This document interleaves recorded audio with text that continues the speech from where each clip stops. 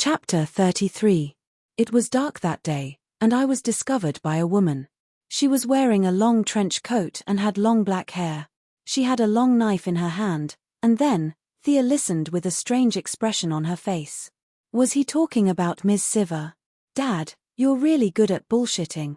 She gave Malcolm a thumbs up when Tommy wasn't looking, implying that he was really good. Malcolm couldn't say anything now, so he could only hold on. He was afraid that they would ask more embarrassing questions, so he used the excuse of dizziness to send them away.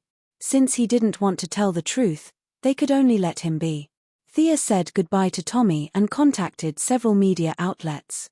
The matter went smoothly. Thea and Tommy's family background played a key role, and the media outlets that received the invitation all said that they would participate in this great event. 3 days later, the Star City Police Station and Quinn Group officially held a signing ceremony. At this time, the main character of the meeting was naturally not Thea. After all, the CEO was still Moira. She had only briefly told her mother about the police fund, and neither of them paid much attention to it because the money was really not much, and compared to the good reputation they would gain, it was a drop in the bucket. Watching her mother on the stage talking about the various contributions and sacrifices that the police station had made to Star City, and looking forward to the beautiful scenery of the future, one had to admit that Moira was really talented in politics.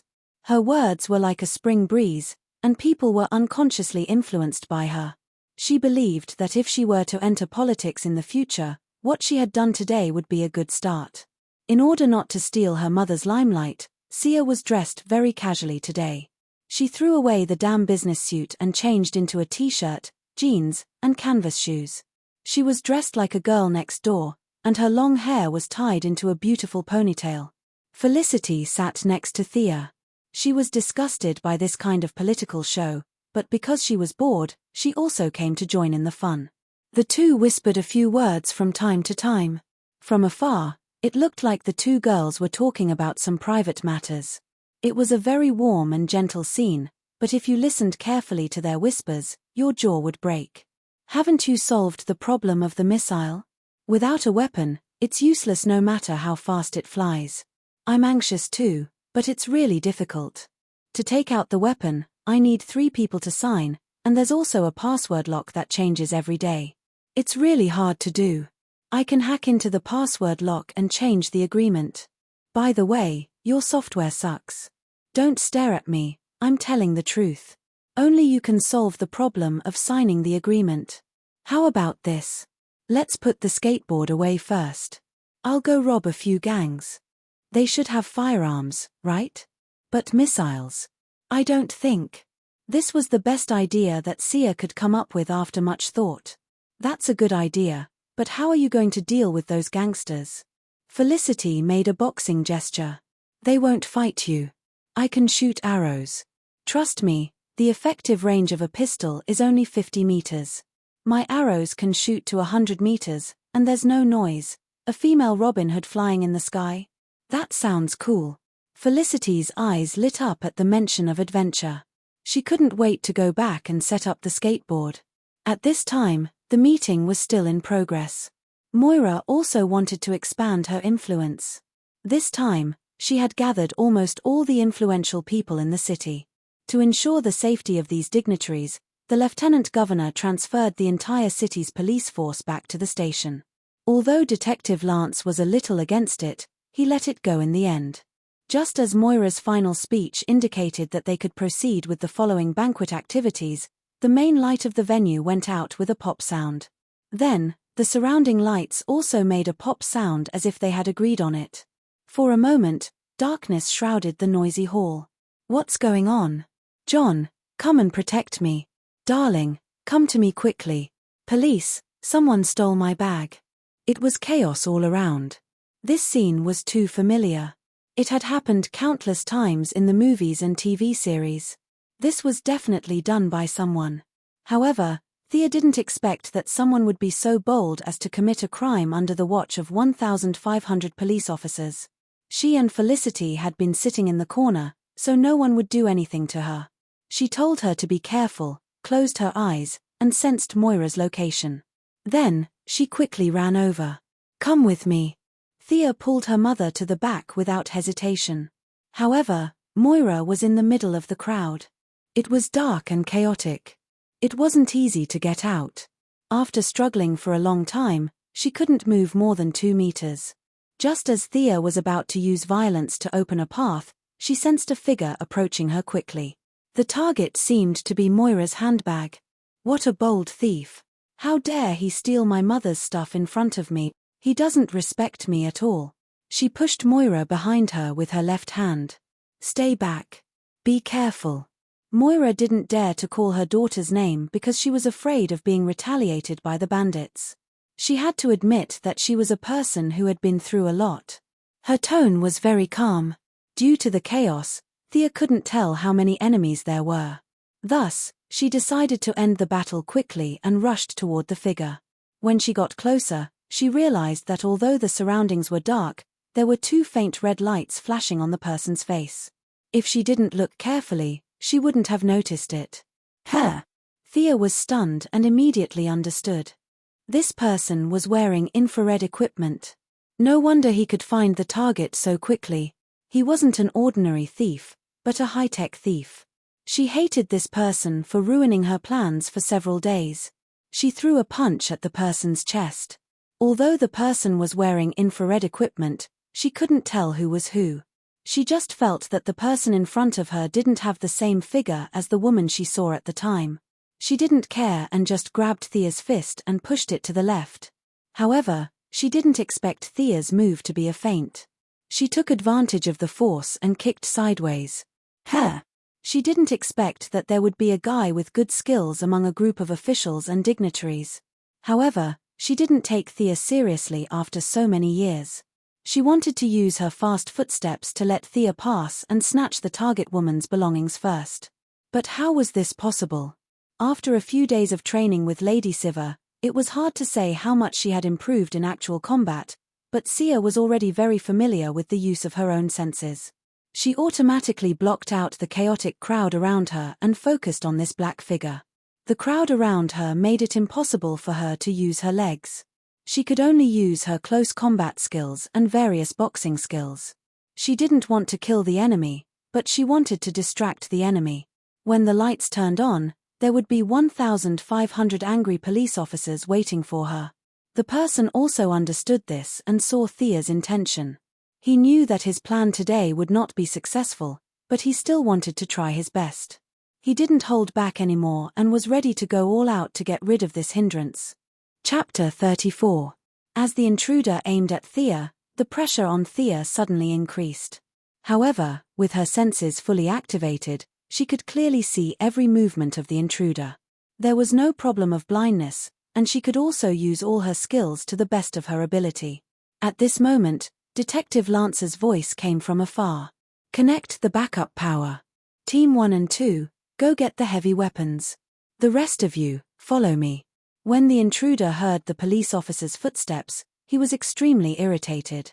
No matter how good he was at fighting, he couldn't withstand the gunfire of more than 1,000 people. Even the Terminator couldn't withstand it. He had thought that this was just a simple mission for him to relax and have some fun, but he didn't expect to be held back here. He couldn't even take half a step out, and he couldn't even run away. The enemy opposite him was thin and he couldn't tell who it was. Logically speaking, he should have seen or heard of someone with such skills. Sia was also very unhappy. Although the current situation was that the police officers had lost a lot of face, the event that she had painstakingly organized was also completely ruined. How could she not be angry? Although the person opposite her was not weak, he was only about the same as her. As long as the lights came on, it would be useless no matter how good he was at fighting. The two of them gradually became more and more aggressive. Both of them were agile fighters, and they fought with speed. The situation was in a stalemate for a while. The lights on the side slowly came on. Thea stopped in time half a second before the lights came on. She stood in the crowd, trying to be a graceful spectator. She didn't want to expose her skills. After all, in the eyes of kidnappers, kidnapping a weak young lady might be enough with a knife. But if they were to kidnap someone who could fight, they would have to bring a submachine gun. You could say that she was pretending to be a pig to eat a tiger, or that she was pretending to be low-key. In any case, Thea was prepared to maintain her image as a harmless little white flower. Under the dim light, Thea looked at the figure opposite her.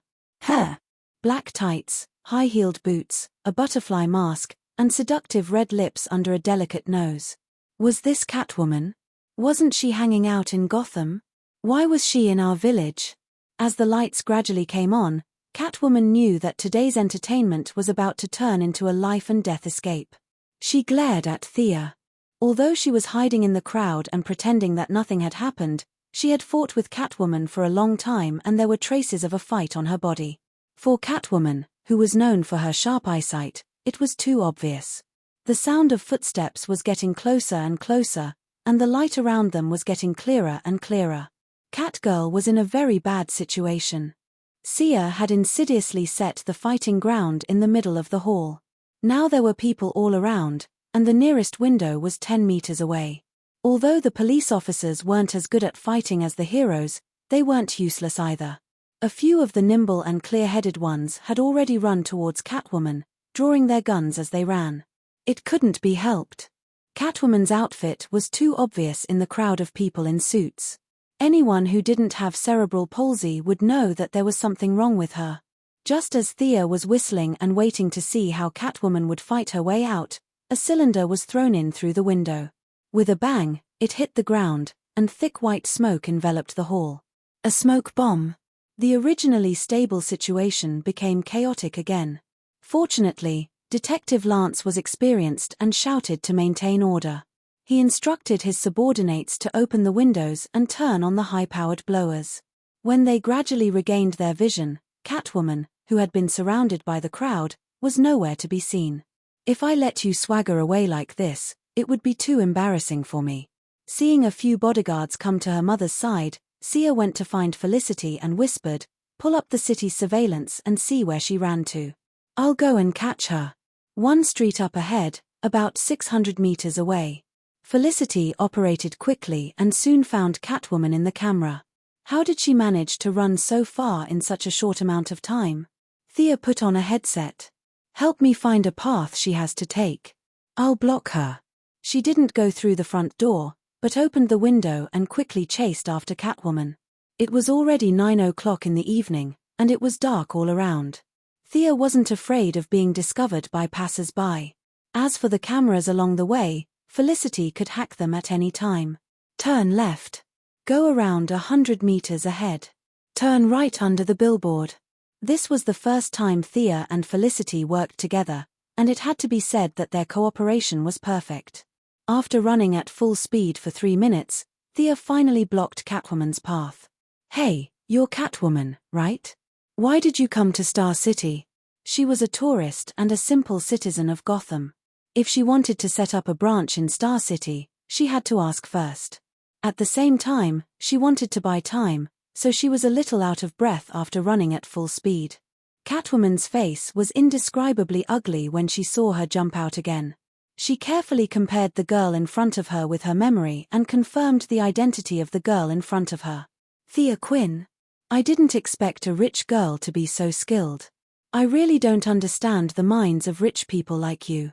There was a hint of resentment in her words. Was she talking about her? Why didn't it feel like it? Thea was a little confused. Although Catwoman wasn't a hero, she wasn't a villain either. Her facial features did look a little like Anne Hathaway's, and her original desire for revenge faded a little.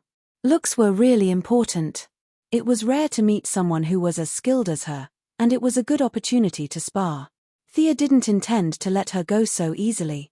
Seeing that she didn't answer her question, Thea continued to ask, "What's your purpose in coming to Star City?" Catwoman said lightly, "I'm just passing by."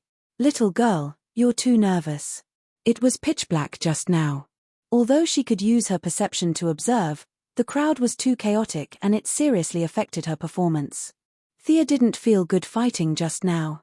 "Since you don't want to tell the truth, then let's continue fighting." Catwoman also felt that she had been in the underworld for many years.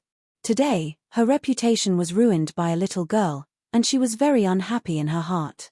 Seeing that Thea rushed over, she also expressed that she wanted to teach her a lesson and let her know the power of a senior and that she should be careful in the underworld in the future. The two fought again after 3 minutes. Thea had completely recovered her vision, and there was no noise around to disturb her, so she could exert 100% of her strength. Catwoman felt that she had run far away, and the people in the police station couldn't catch up with her for a while. She also didn't have the sense of urgency just now. In the face of Thea's fierce attacks, she cautiously responded with her years of fighting experience. For a while, the two were evenly matched. Thea had a strong perception, while Catwoman had a rich experience in street fighting. She could always use some roadblocks, trees, and the like to resist the attacks. For a while, neither of them could do anything to the other. As the physical strength of the two was severely exhausted, Thea gradually gained the upper hand. This was mainly because Catwoman was still wearing high-heeled boots when fighting. This person's sense of balance was really strong, and she could do all kinds of high kicks, side flips, and other movements in high heels. This made Thea want to write a big word of admiration. Seeing that Catwoman's breathing was getting more and more disordered and her footsteps were no longer as stable as before, Thea knew that she was not far from defeat. After all, she was still an Earthling. If she could defeat her in high heels, she would have lived in vain. She would be too sorry for the teaching of old Ma and Siva. Chapter 35. Thea knows that if she wants to defeat Catwoman, she has to limit her speed. Although she is agile, that's only when compared to Catwoman. Compared to her, there is always a gap between them. It's this gap that allows Thea to have the upper hand, but she can't expand her advantage. She moves sideways to avoid Catwoman's consecutive kicks. It seems that Catwoman's leg skills have been trained hard. Whip kicks, spinning kicks, and all kinds of other kicks make Thea tired. She really doubts whether this guy has the supernatural ability to walk on flat ground while wearing high heels. This is too unscientific. Anyway, Thea thinks that if she wears such shoes, it's good enough that she can walk at a normal speed. How can she kick up and down like this? It's already GG. Finally, when Catwoman's physical strength is exhausted, her powerful side kick loses its precision and is easily blocked. Thea sees that she shows a flaw, so she rushes to the inner circle and hits her face with her elbow. Catwoman sees the fierceness of this move. If she is hit in the face, with the dense nerves on the face, it will definitely cause a short period of coma. At the critical moment, Catwoman suddenly exerts strength between her waist and legs, and her body jumps up a little. However, the fierce elbow still hits her shoulder near her collarbone. Thea is not going to let it go. She grabs Catwoman's shoulder with both hands, stomps on the ground with her right foot, and bends her left leg, using a Muay knee strike. Seeing that Catwoman is about to be hit in the lower abdomen and lose the ability to fight, a shining metal object in the distance quickly flies towards Thea's right foot. She doesn't know what it is. If she continues to exert strength, although she can hurt Catwoman, she will also be injured. Thea weighs for a moment. She just wants to learn from each other, not a duel of life and death. It's not worth getting injured for this. She can only change her upward knee strike to jump back with both feet to temporarily get out of the fight. With a crisp sound, the metal object was inserted into the ground where Thea was standing. She stared at the metal object that was inserted into the cement road. It was streamlined and had a special metallic texture under the dim light. There was also a sharp blade on the side of the metal object that was exposed from the ground. "Oh my, is this a bat dart?" Felicity's anxious voice came from the earpiece. "Thea, be careful. It's Batman." In fact, Thea also saw the legendary Master Batman. He was wearing a Kevlar bulletproof bodysuit, a black mask, and a dark black cloak. He looked like he was flying on a sword as he floated down from the sky. If he were to return to the Middle Ages, he would be worshipped as a god. This was to put pressure on him. The information said that he was a famous psychological master, and it was true. Where did he come down from?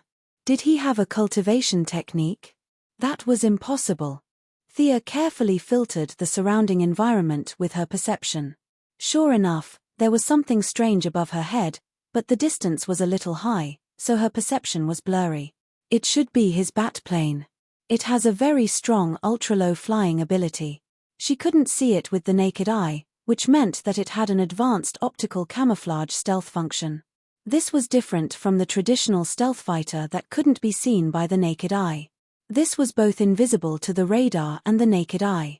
It was very advanced.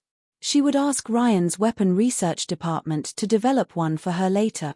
After seeing Batman float down, he stood beside Catwoman.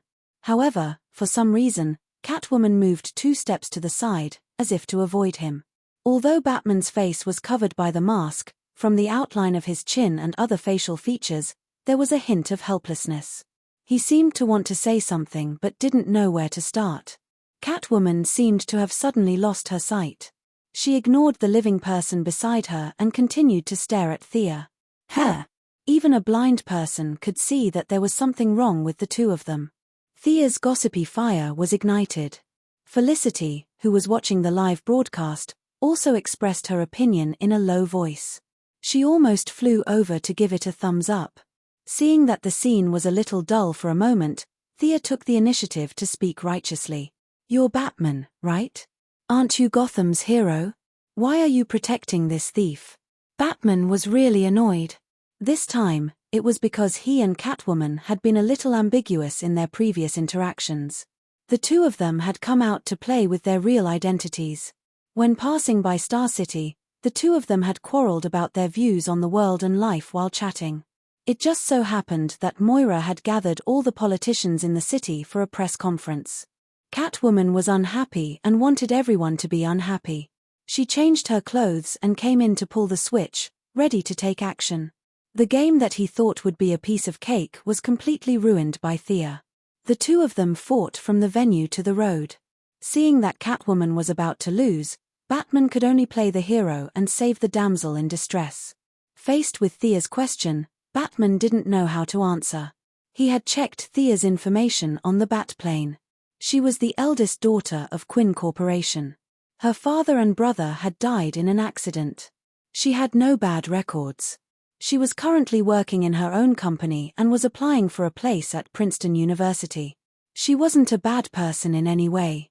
Instead, she had experienced the same thing as him. She hadn't fallen, she hadn't given up, and she could still maintain such an optimistic spirit. This made Batman, who had fallen into darkness several times, envious. Someone else had done what he couldn't do. Naturally, he admired them. So, Batman could only pretend that he didn't hear her question and be a quiet, handsome man. Seeing Batman playing dead, Catwoman was agitated again and again tonight. She couldn't maintain her usual elegance and calmness. She shouted, "Come and catch me if you can." Thea would be stupid to go over. The two of them were clearly in a team. With her small arms and legs, she could forget about it. Moreover, she didn't intend to fall out with Batman. After all, he was a big shot in the Justice League. She would still be in the hero circle in the future. It would be unwise to offend him. As long as she didn't have superpowers, she would automatically be in Batman's camp. Yes, there were also factions among superheroes. Similar to the conflict between Marvel's Team America and Iron Man, the DC was mainly reflected in Darkchow and Batman. Batman was hostile to all abnormal humans. In his eyes, no matter good or bad, all alien mutants should be eliminated. The only difference was that aliens were all hostile, while mutants were selective. With his wealth and wide circle of friends, it might be difficult for him to get some superpowers. However, it wasn't difficult for him to get body-strengthening drugs. However, he would rather maintain his identity as a pure earthling than accept those enhancements. This showed his philosophy. To deal with this kind of person, it was useless even if your martial arts were better than his. Unless you completely beat him to death, he would always be like a cockroach, jumping out of nowhere to scare you. Thea decided to use the same trick that Prometheus used against Green Arrow in the future to deal with him. First, she would use a big move, which was a famous protagonist's exclusive skill, mouth escape. First, she would seize the moral high ground. There was no need to compare whose fist was bigger. As long as she could make him speechless, she would naturally win. Chapter 36. Thea said loudly, "Tonight is the signing banquet held by the Quinn Corporation and the Star City Police Station. In order to fight crime, we specially developed facial recognition software and gave it to the police station for free. Such a good thing was ruined by this thief. She glared at Batman. Do you know how many gangsters there are in Star City? Do you know how hard it is to fight against these people? If we can get rid of 1/5 of them, the city government will be able to provide 20,000 more jobs.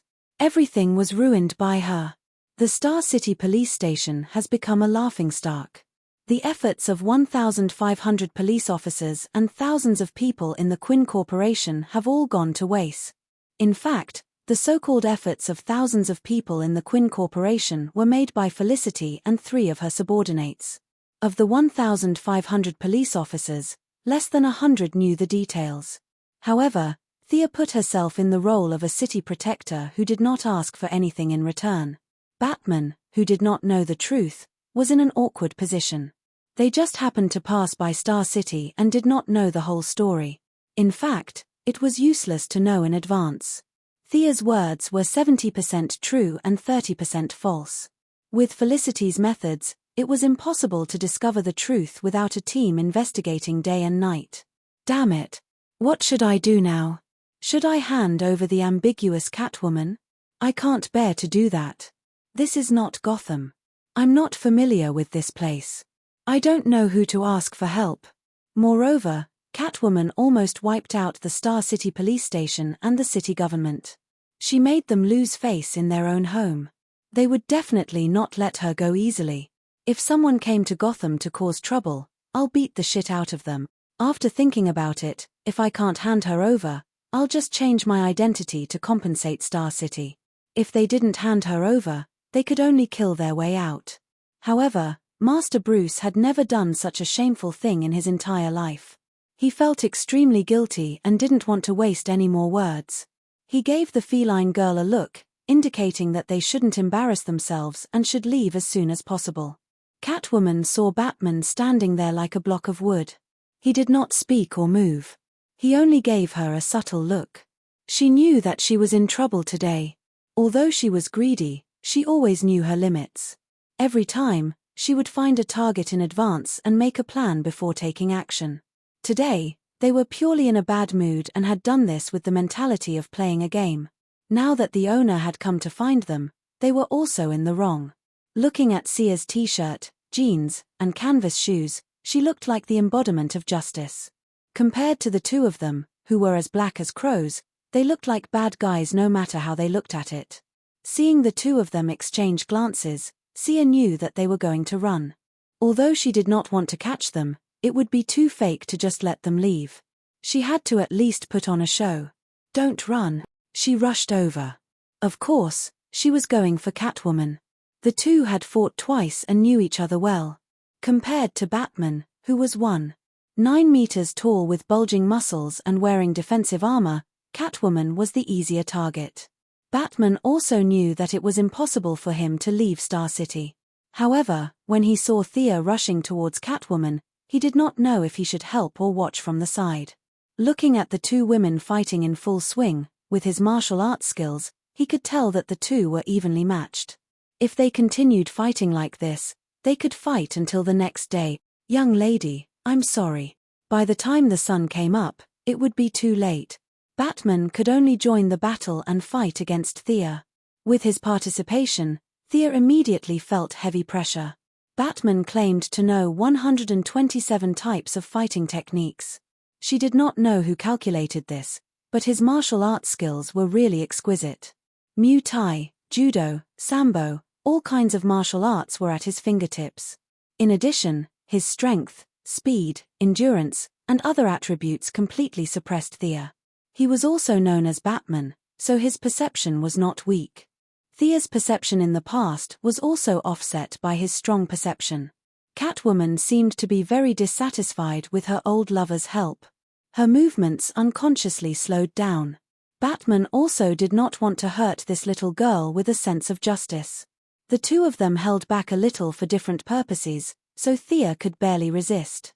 Just when Thea felt that she could not hold on anymore and was wondering if she should pretend to faint or let them hit her twice and then fall to the ground, a high-pitched voice sounded from the side of the road. Haha, I've been watching for a long time, and I can't help it. Today, I must have a good fight. The only person who liked to fight so much and was still a woman in Star City was none other than Miss Shiver. She was still wearing her usual black windbreaker and red singlet, and her long hair danced with the evening breeze. Miss Shiver. Batman was a little depressed at this time. He knew Shiver. The two of them had fought many times, and he had never won. As the mother of the future third-generation Batgirl, the two of them were not familiar with each other, but they definitely knew each other. Otherwise, why would she not entrust her daughter to someone else, but to Batman? Seeing Ms. Shiver walk straight to Thea, the two beauties, one cold and the other beautiful, stood side by side and looked at the two of them.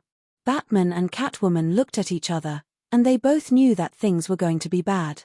Both of them knew Shiver's personality, and today's matter would not be resolved in a short time. Thea also knew that her helper was here, so she had to continue fighting. The more she fought today, the more proficient she became. Sure enough, actual combat was the best teacher. She ordered Felicity to disable the surrounding surveillance cameras. They had been fighting for a long time, and it would be too disappointing if a group of police officers jumped out. She looked at Shiver and pointed at Catwoman, meaning that she was mine. Miss Shiver was also not interested in Catwoman. She smiled and rushed to Batman. Batman, our fifth fight has begun. She knew Bruce's identity, but she did not say it out loud because of Thea's presence. Not to mention Batman, who had a mental breakdown, this was the fourth time today that Thea and Catwoman had fought. The two had fought 3 times before, and it could only be said that Catwoman had lost slightly. In fact, the gap between them was not big. If it was a life-and-death battle, it would be hard to say. Thea naturally did not have such thoughts. She only had the mentality of learning from each other. Catwoman was now not as angry as she was at first, and her mentality was slowly adjusted. The two of them were not in a hurry to practice. In fact, they both knew that the winner was not on their side, but on the other two's duel. Batman's previous judgment was very accurate. The two of them had repeatedly used the same moves several times. In the end, the one with the better stamina would win. In the end, the two of them were too lazy to continue fighting because there was really no winner. After fighting on and off for so long, they were very tired. They simply stopped and focused on the duel between Batman and Shiver. Chapter 37. Batman looked down on women, but his years of education made him maintain a kind of respect for women. It was a mixture of the European chivalry and the ancient chivalrous swordsman who did not hit women. His view of women was to ignore them. Talia had given birth to a son for him and then stabbed him in the back. This was not an adjective, but a stab from a metal object. What he did was to endure it. Catwoman betrayed him, and he also expressed his forgiveness for his old lover, as if he did not know. Even the half-crazy clown girl mainly criticized and educated him, which was a sharp contrast to the way he beat the clown to death. The result of the duel between such a person who was a little obsessed with mental cleanliness and Madame Shiver was predictable. There were too many places that he could not hit. He could not hit her chest, and her waist was too sensitive, so he could not hit her face. Looking at Madame Shiver's cold and elegant face, he could not hit her even more. His hands and feet were tied. His martial arts skills were already inferior to Madame Shiver's, and now the gap was even bigger. He was barely able to maintain a stalemate by relying on the sturdy protective suit on his body. He wanted to see the situation on Catwoman's side. He did not know that the surveillance cameras had been hacked by Felicity, and he was afraid that the police would come out with light and heavy weapons in the next second. He was uneasy and took 2 punches from Shiver. He turned his head to look at Catwoman and was about to shout for help, but he almost bit his tongue when he saw her. At this time, Catwoman and Thea were standing side by side, as if the previous fight had never happened. The two of them crossed their arms and looked at him as if nothing had happened. He did not know that Felicity was eating snacks behind the camera and silently cheering him on. The two women's conversation could be heard from time to time. Shiver didn't use much strength in that punch. Did she not eat? No, there's something wrong with your perspective. That punch was a feint. The key is this kick. Good. Beautiful. This side kick is perfect. Master Bruce really wanted to kneel down to these women. Who am I working so hard for? Do I have nothing better to do than to fight for you? She was even more certain that she would never fight with a woman again. He wanted to call for a ceasefire, but Madame Siva was having a good time and didn't give him a chance. Thea concentrated on watching their movements, footwork, and moves. They were real martial artists. At best, she was just a martial arts user, not even a fan. Thea, let's retreat. The police will be here in a minute, Felicity said hurriedly. The police are coming. They were all fellow martial artists. Sia felt that it was inappropriate to abandon them and run alone, so she shouted at the battlefield. To be honest, the people present were not heroes. Thea still had to maintain her identity as a little white flower. Catwoman and Siva, one was a thief and one was an assassin. Batman was also a person on Gotham's wanted list. The 4 heroes were all dead. The few of them stopped immediately. In fact, it was mainly Madame Siva who stopped. Batman had wanted to run long ago, but she still wanted to continue. She curled her lips and called out to Thea, "Continue training tomorrow morning." Before she finished speaking, she had already disappeared into the dense forest. Batman nodded at Thea. At this point, he knew that Thea had no intention of arresting them. Otherwise, she would have called the police. He hugged Catwoman's waist and fired a claw gun into the sky. The two of them quickly rose 30 meters into the air and disappeared without a trace. As the blurry layers of the sky shifted, Thea could finally see the outline of the Batfighter. The body was long and narrow, and the propellers were arranged below the 2 wings. This was the key to vertical takeoff and landing. When she was ready to take a closer look, the Batfighter had completely disappeared into the air. Sigh, she must study it carefully next time. Thea could vaguely hear the sirens and quickly retreated according to the route provided by Felicity. When Thea returned to the venue, she thought that her plan to save face would be completely ruined after Catwoman's antics. She did not expect Moira to be so capable. Before the reporters and politicians left, Moira launched a crisis PR. When Thea entered the venue, she only heard the second half of the speech. "We should not be scared away, we will not be defeated. We should join hands to fight these criminals who threaten and intimidate us. They are afraid of us, afraid of our united strength. Lieutenant Edward and I have submitted a draft to the city government and the parliament respectively. The Quinn Group will donate 5 million yuan worth of equipment to the Star City police station to fight these criminals. Please lend a helping hand, help us maintain the good image of Star City and save our home. Finally, the Quinn Group and the city government will each give out 1 million yuan as a reward to those who can provide clues about tonight's troublemakers. Friends from the media, please publish this news. We must resolutely strike down their arrogance. Even if the celebrities in the audience were unwilling, they could only grit their teeth and say that they were willing to donate money. Even the shameless ones could not say, 'Come, take 50 cents and don't look for the change.' Seeing that others had donated 100,000 yuan or 80,000 yuan, they could only take 50 cents back and sign a check to make up the number. After signing, they had to say that they were happy. They were indescribably happy.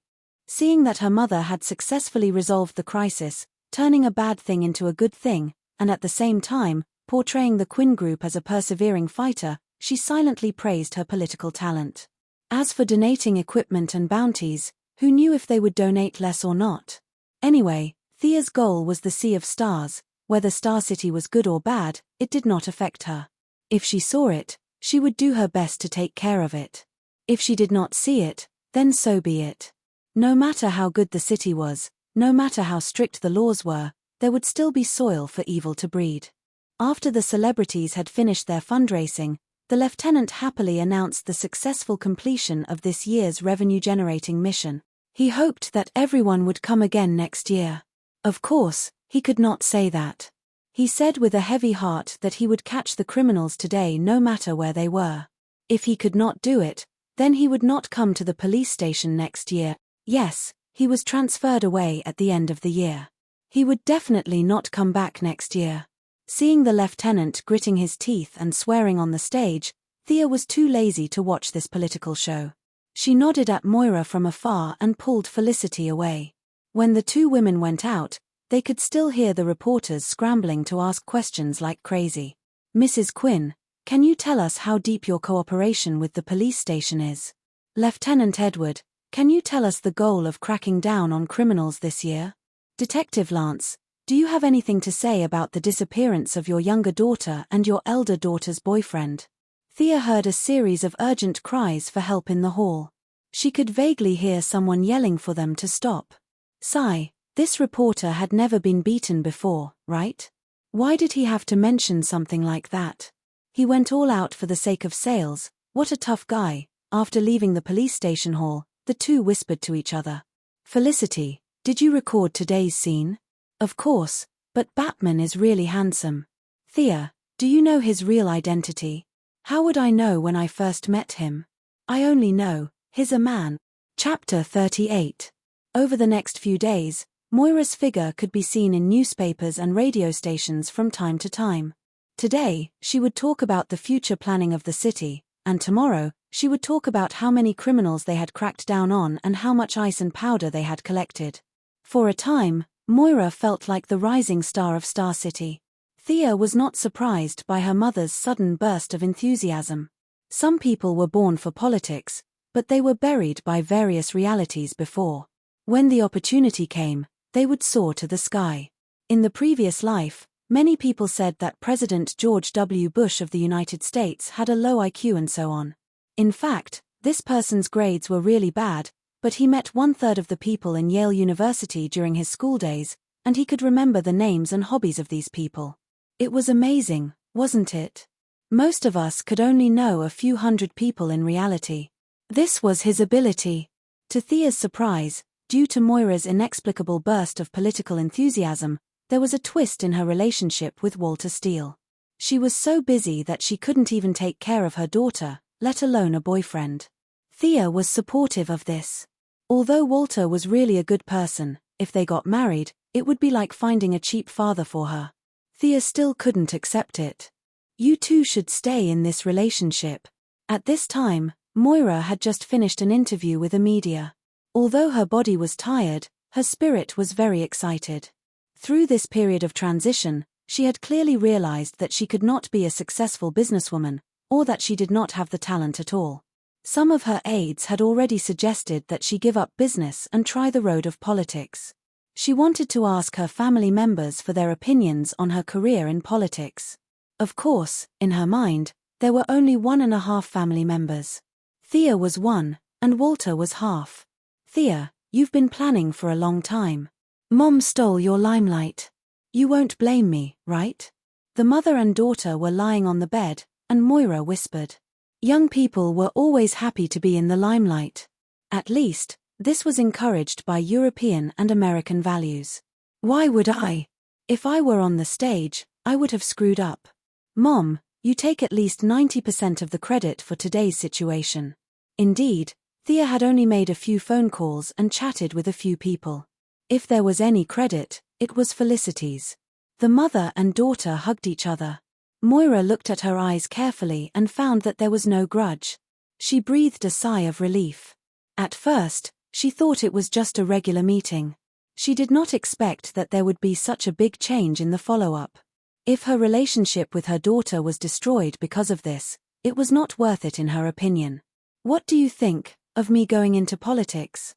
I've been really comfortable and happy these days. It's a completely different feeling from when I was in the group. Moira looked at Thea eagerly after saying that. Great, I've finally led you to this path. Thea wished she could punch the wall and shout. Her mother was a shrewd person. Moreover, the two of them met each other every day. She was even harder to fool than Malcolm. Thea had put in a lot of effort and luck, and she had finally managed to get her mother onto the path of politics ahead of time. She thought so in her heart, but she could not honestly say it out loud. Go ahead, I can't wait to be the mayor's daughter. Thea could only smile and say in a flat tone, it doesn't matter. If you think politics suits you, then go ahead and try. Maybe I can be awe-inspiring when you become a high-ranking official. By the way, if you leave the group, your relationship with Walter. If an Asian mother and daughter were to talk about stepfathers while hiding in bed, the scene would be very awkward. However, it was a very common thing here. Moira had also thought about this issue before. Although none of the political figures were clean, they all maintained a clean appearance. Now that her husband and son had passed away, it was a good time to play the sympathy card. If news of her remarriage suddenly broke out, her reputation would not be completely ruined, but it would not be much better. After hesitating for a while, she said, "Let's maintain the status quo first." Thea understood instantly. This was the beautiful version of using the sword of wisdom to cut off the threads of love. This woman was really decisive. She probably had the same mentality when she sent her husband and son to sea. In her heart, she mourned for the gentle black Uncle Walter for a second. Her stepfather crisis was finally resolved. In the original plot, they did not have any children of love. However, what if they gave birth to a younger brother or sister under her little butterfly wings?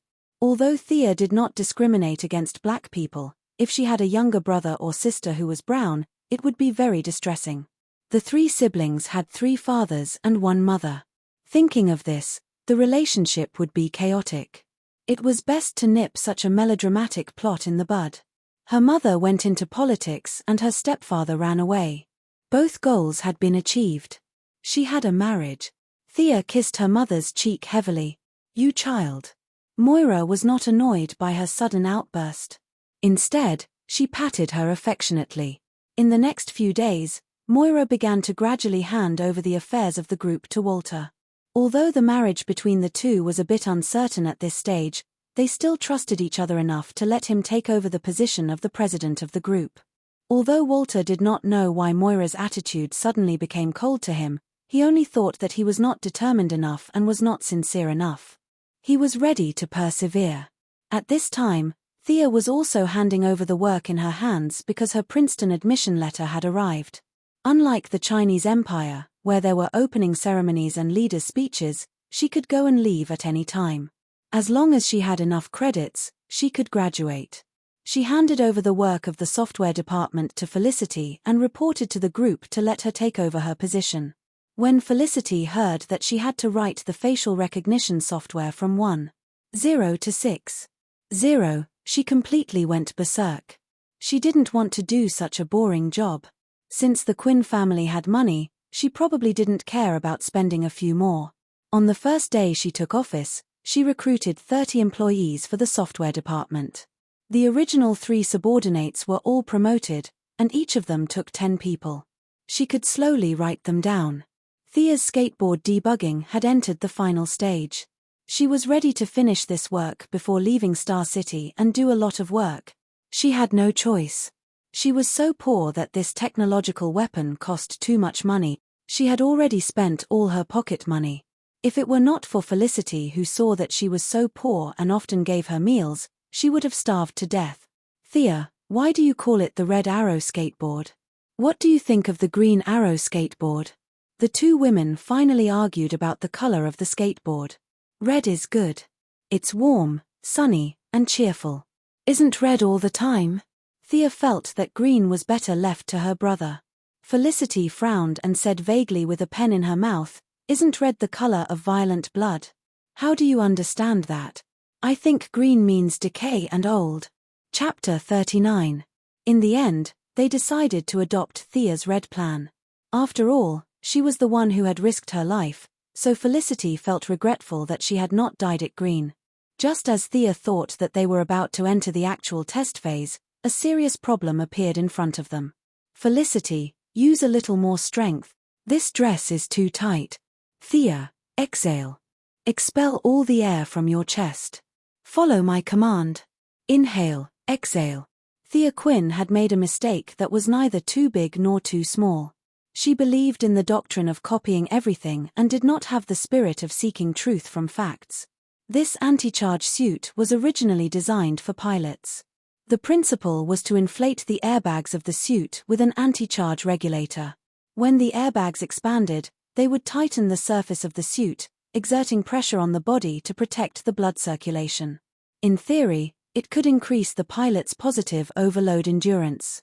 It was more than enough for Thea's skateboard, which was moving at less than 400 kilometers per hour. However, a problem that she had been neglecting appeared.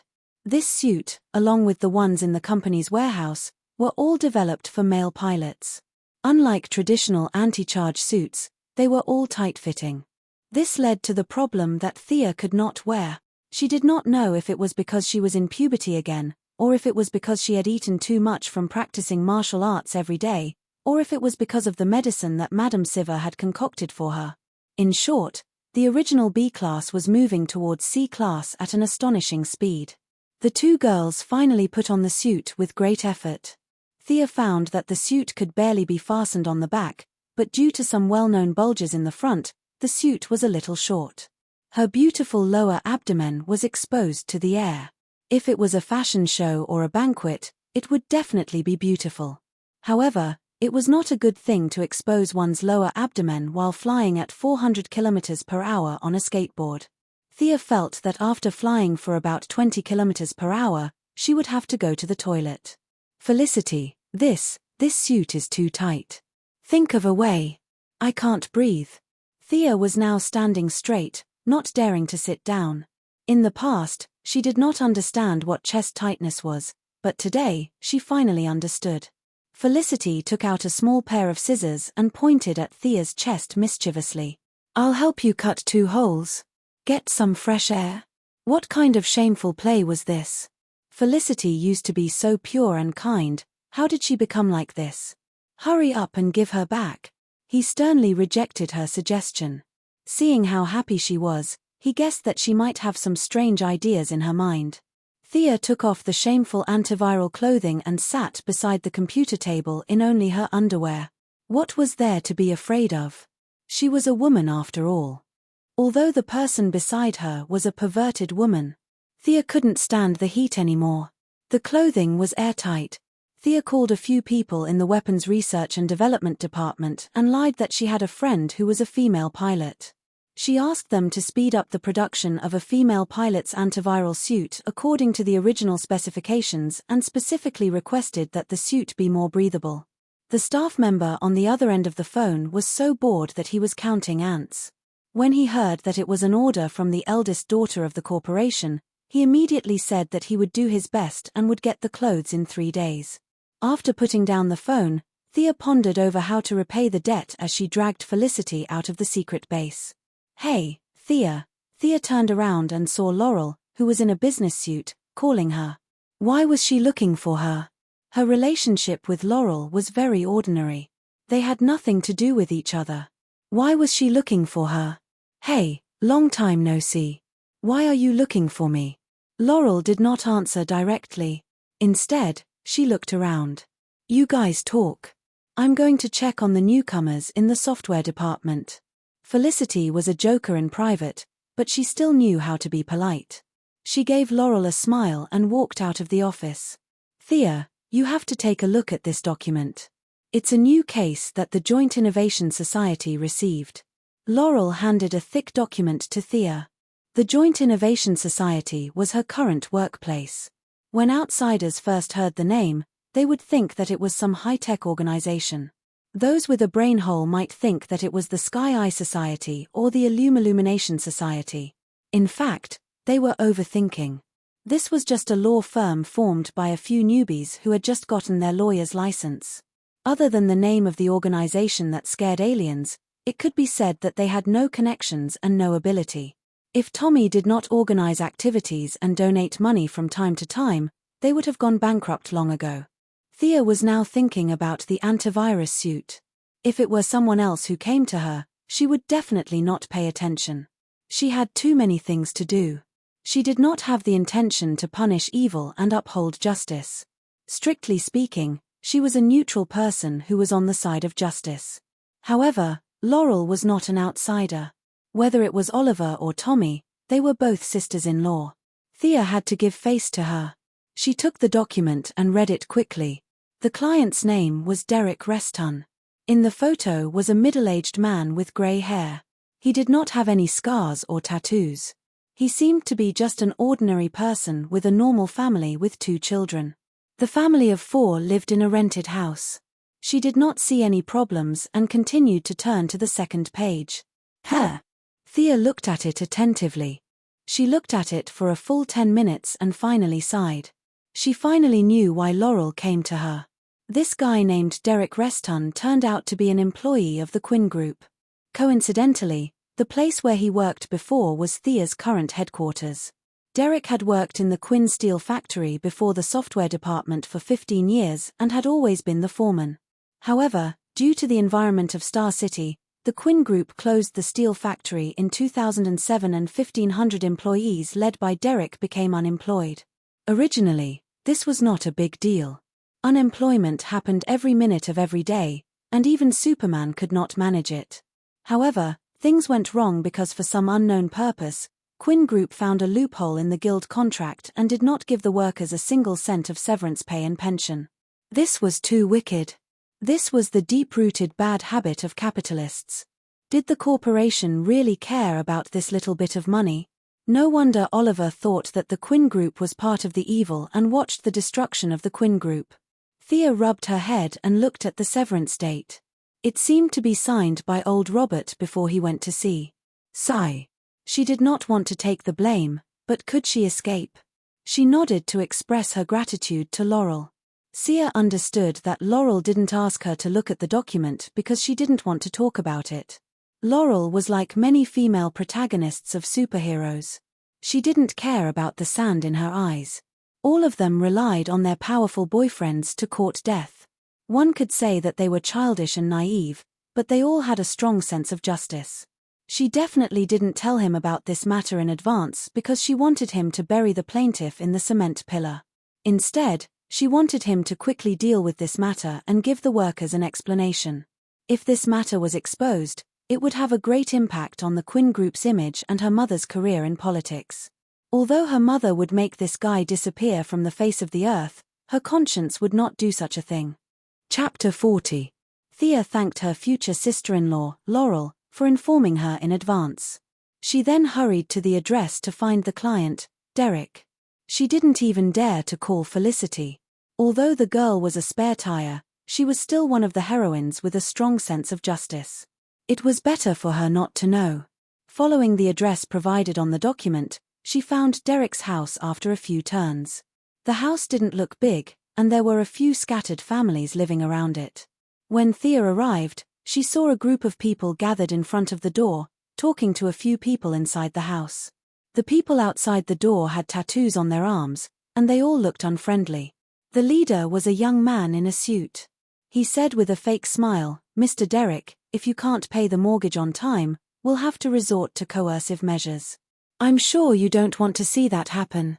The few people in the house didn't say anything. They were just silent protesters. Under the lead of Derek, they formed a human wall to prevent the group of people from entering their houses. At the same time, a few of the neighbors opened their doors to show their support. "Mr. Derek, we support you. Keep it up. We'll find a job." The young man smiled contemptuously and pointed at Derek. "I'll give you 3 more days. If you don't vacate the house by then, Mr. Frank Botnar will be very angry." He glanced around, and a few neighbors who looked at him lowered their heads. The young man left with a few strong men. Frank Botnar, on the surface, was a businessman who specialized in construction, but he was secretly the boss of the city's mafia. He was also one of the top families in Italy. Later, he killed his daughter's fiancé. His daughter wanted to kill him like a madwoman. That woman seemed to have had sex with Oliver. What was her name again? She couldn't remember. She only remembered that she was quite good-looking. She didn't know if that happened. She had to ask Felicity to check it out. Seeing the crowd gradually disperse, Thea walked to the door. "Mr. Derek Reston, can I have a word with you?" The middle-aged man, Derek, was wondering where he could get the money. When he saw the girl who suddenly walked in front of him, his first reaction was that the debt collector had come again. However, he immediately knew that was not the case.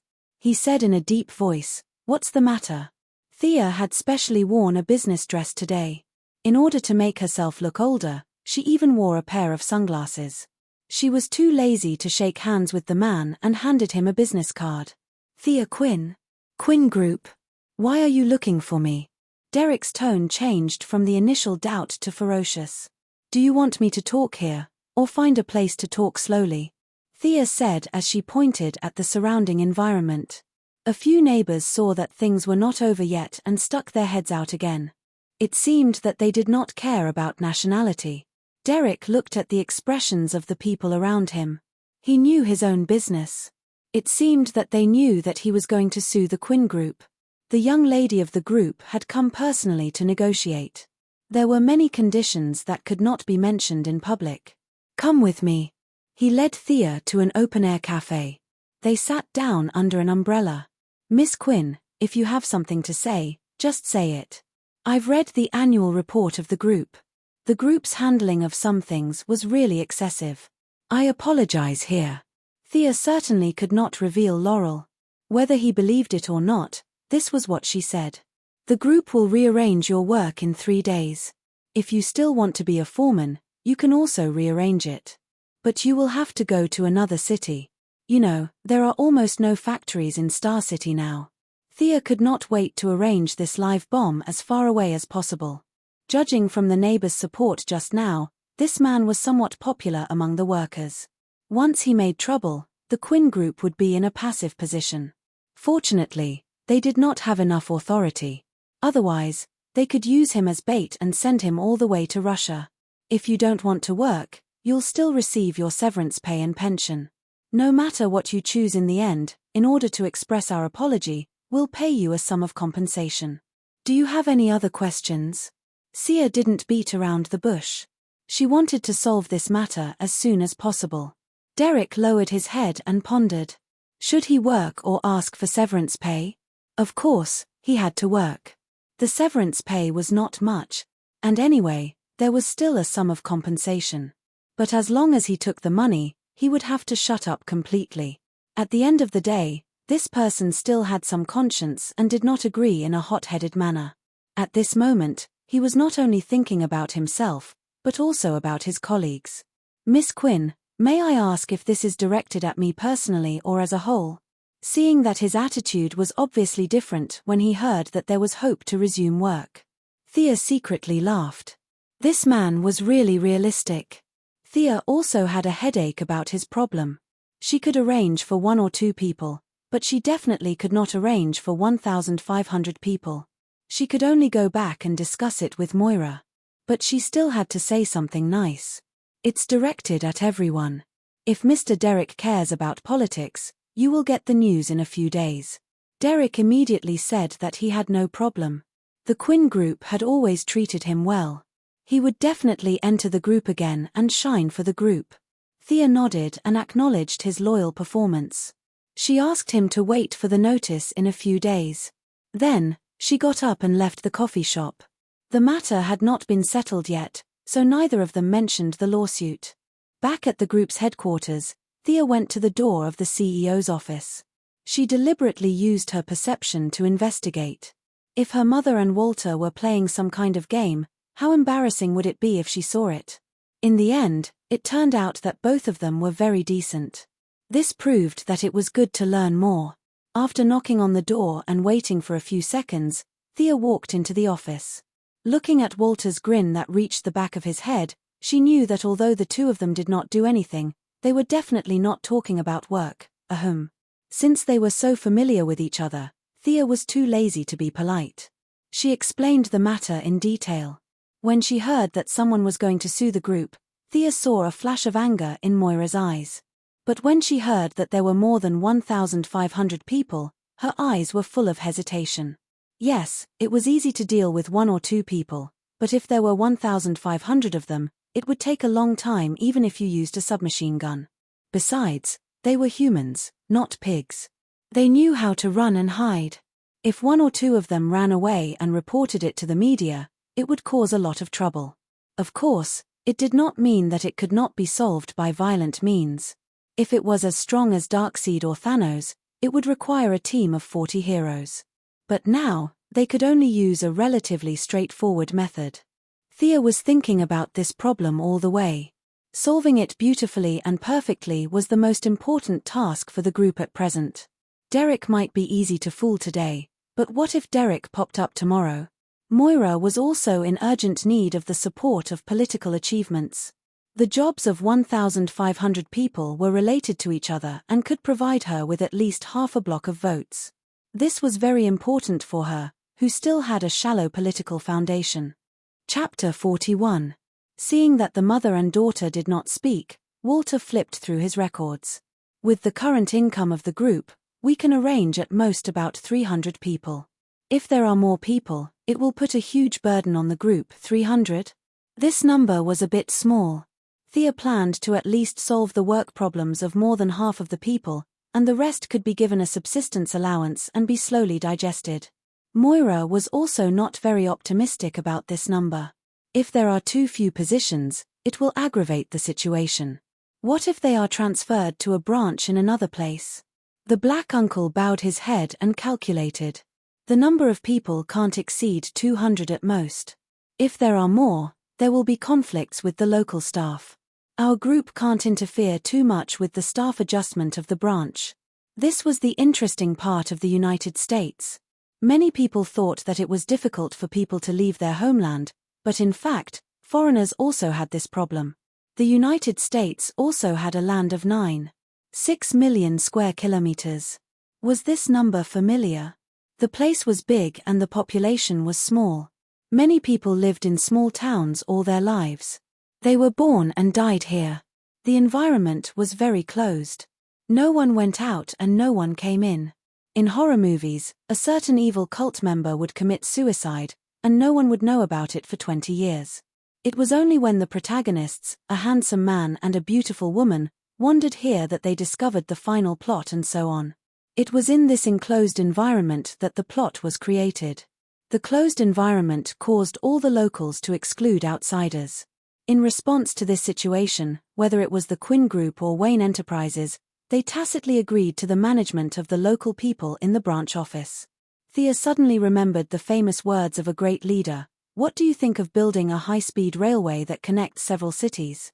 The East-West Railway in the United States had been built for more than 100 years. Daily wear and tear, coupled with various crazy villains who loved to bomb the railway on the ground had long been unusable. On the one hand, it could reopen the steel smelting project of the Quinn Group. The remaining more than 1,000 people could not be solved, but more than half of them could be eliminated. At the same time, it could also increase the economic output of Star City, which would be of great help to Moira in next year's election. This is a good idea. Moira was completely considering it from her own perspective. She thought that she would just shout slogans. If they chose her, she would continue to invest. If they didn't choose her, she would not lose anything. Railway work was not a task that could be completed in a day or two, or even a year or two. The time would be extremely long, and the voters would not scold her for not building the railway in a week. Moreover, now that he had a program, he could pull it out and talk about it every time he gave a speech in the future. It would save him the trouble of racking his brains to come up with a speech. It wasn't difficult to implement. He knew so many people in the early stages of the investment, and each of them could contribute a little. The more he thought about it, the more he felt that it was a good idea. Although Walter didn't like the idea, he didn't object when he saw that the mother and daughter both thought it was a good idea. Anyway, since they were willing to pay, he couldn't be bothered to interfere. Thea urged her mother to send someone to sign Derek's agreement as soon as possible. The rest had nothing to do with her. Moira was aiming for the mayor's throne. Although she had yet to formally submit an application for the election, she had already established a huge campaign team. She had recruited a lot of elites from all walks of life. These people could contact the surrounding cities and the major companies' affairs to this group of people. With nothing to do, Thea began to live a life of idleness. She had watched the video of Catwoman and Batman 3 times. Batman's moves were all strong and heavy, which was not suitable for her. On the other hand, Catwoman's street fighting skills were very inspiring to her. She really admired her balance.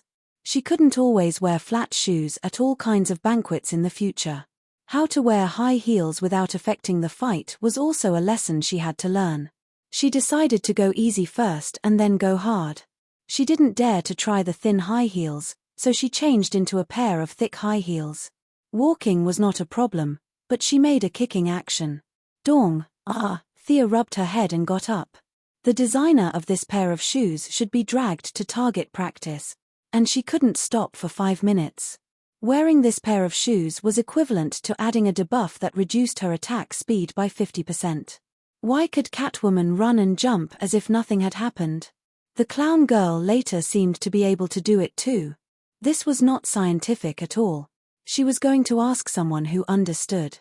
The next day, in the elementary school class, she found Madame Siver and asked her question. Why is Catwoman's balance so good? Catwoman? Chimph, loser. Stand up straight and let me see.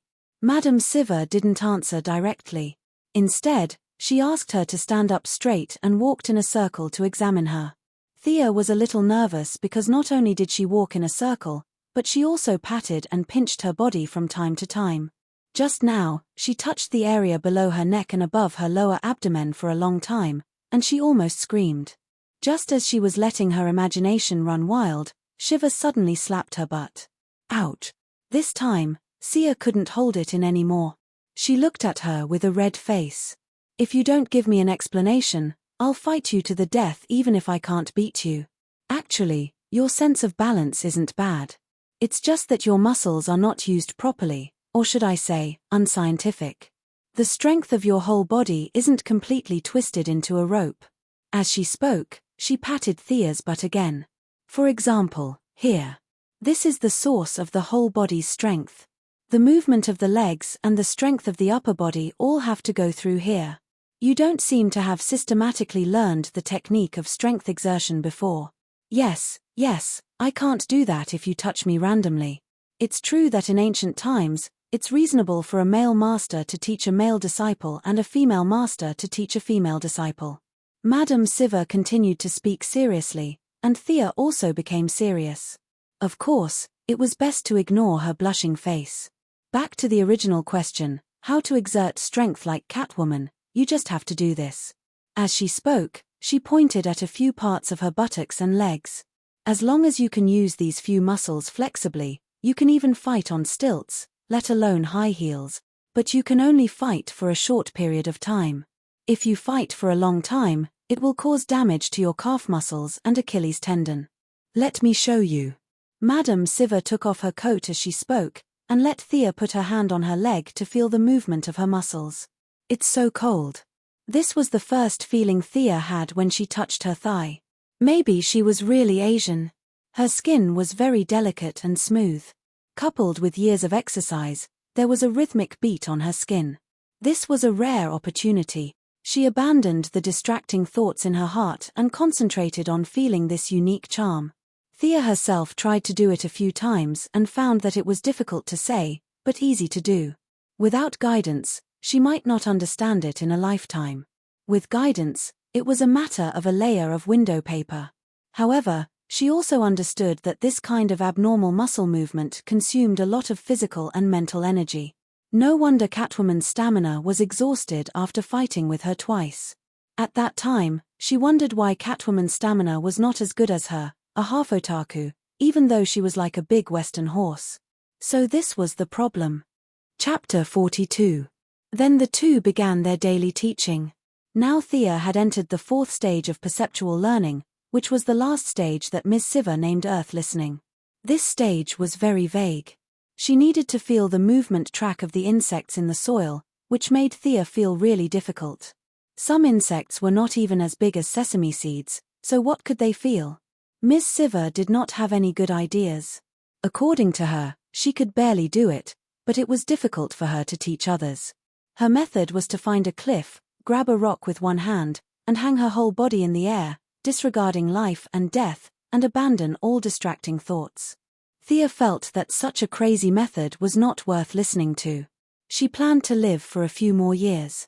In addition, she remembered that there were a lot of people on social media who took selfies of themselves hanging in the air on cliffs and skyscrapers. They were all inspired by you. You are the originator of the Foreigner series. Thea decided that she still needed to use the health science method to train. The activity of the heartbeat was not suitable for her. Sitting on the ground was good enough. If one day was not enough, then 10 days. I am still young. I am not in a hurry. Moira acted quickly. Only a day after Thea talked with her, a fresh announcement was sent to the desk of major media and radio stations. She had contacted the city governments of Central City and Midway City, revealing the plan to build a high-speed railway between the cities. She also vaguely said that she had contacted some enthusiastic businessmen to donate generously, and the two governments only needed to nominally support a small part of it. Such a good thing, the two governments had no reason to oppose, and they also expressed their support for Moira's high sense of social responsibility. The implication was that as long as she could pull in dollars, they would support her campaign. It was unknown whether this was Moira's own idea or the strategy of her think tank. Anyway, the bundled election was a reflection of political wisdom. The signal to the voters was, if you choose me, I will have a job. If you don't, then goodbye. You can go find whoever you choose. Actually, it was not a new idea to combine the campaign and employment together. Many people had done it before, but there were successes and failures. The failures had their own reasons, while the winners all had one condition, and that was to be rich. Malcolm also paid attention to this matter when he was teaching Tommy. He did not expect his old lover to burst out with such enthusiasm.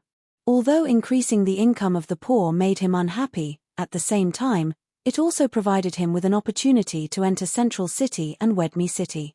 Generally speaking, he supported the idea because his huge underground organization had nothing to do every day and was bored out of its wits. No one knew what he had in mind at the beginning. The huge organization he had established had members from all walks of life, from business stars like Moira, politicians, police chiefs, boat runners, powder sellers, and even street vendors like Leo Miller who sold submachine guns. There were so many members that the diary was full. Conservatively speaking, there were at least a few hundred people. His organization could be said to be the most inactive organization in the multiverse. After the establishment, they did not go out to do demolition work in groups of two like Akatsuki. His reason was that they would take action when Unidac Industries' seismic device was developed. He did not know whether it was because of his big heart or because he was good at calculating. Anyway, these people did nothing but eat and wait for death to come. At present, he was in the waiting period. When he got the news from Moira, he planned to let a few of his underlings explore the way. If everything went well, they would take down 2 cities. If not, they could also solve the instability of his underlings. With Moira's strong candidacy and Malcolm's secret help, in less than 4 hours after her announcement, one of the 3 candidates had announced his withdrawal and called for supporters to fully support Ms. Quinn. Thea was watching TV at Felicity's house, watching her mother on the stage talking about the dangers of various means of transportation except for high-speed rail. Planes. There are so many hijackers crashing into buildings, and supermodels flying by from time to time. It's so dangerous, and you still dare to take it. Ships. Moira laid out facts and reasons, combining them with her family's experience, and talked about the 108 unsafe factors of sea transportation, as if Robert and Oliver had gone out to sea on a raft instead of their family's cruise ship. All in all, vote for me if you want to be safe and want to work. Several people in the audience, who were not sure if they were hired by Moira or not, immediately applauded fiercely after Moira finished her speech, as if they had heard some wonderful words. For a moment, the atmosphere was as warm as the new year.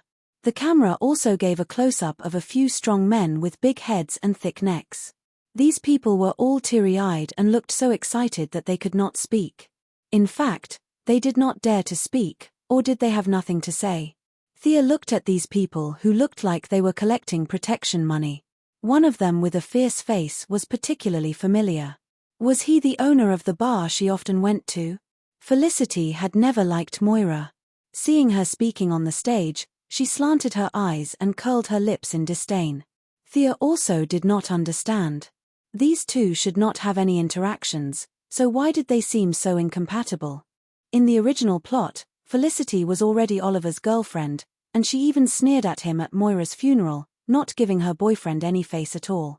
Perhaps it could only be attributed to the incompatibility of the two.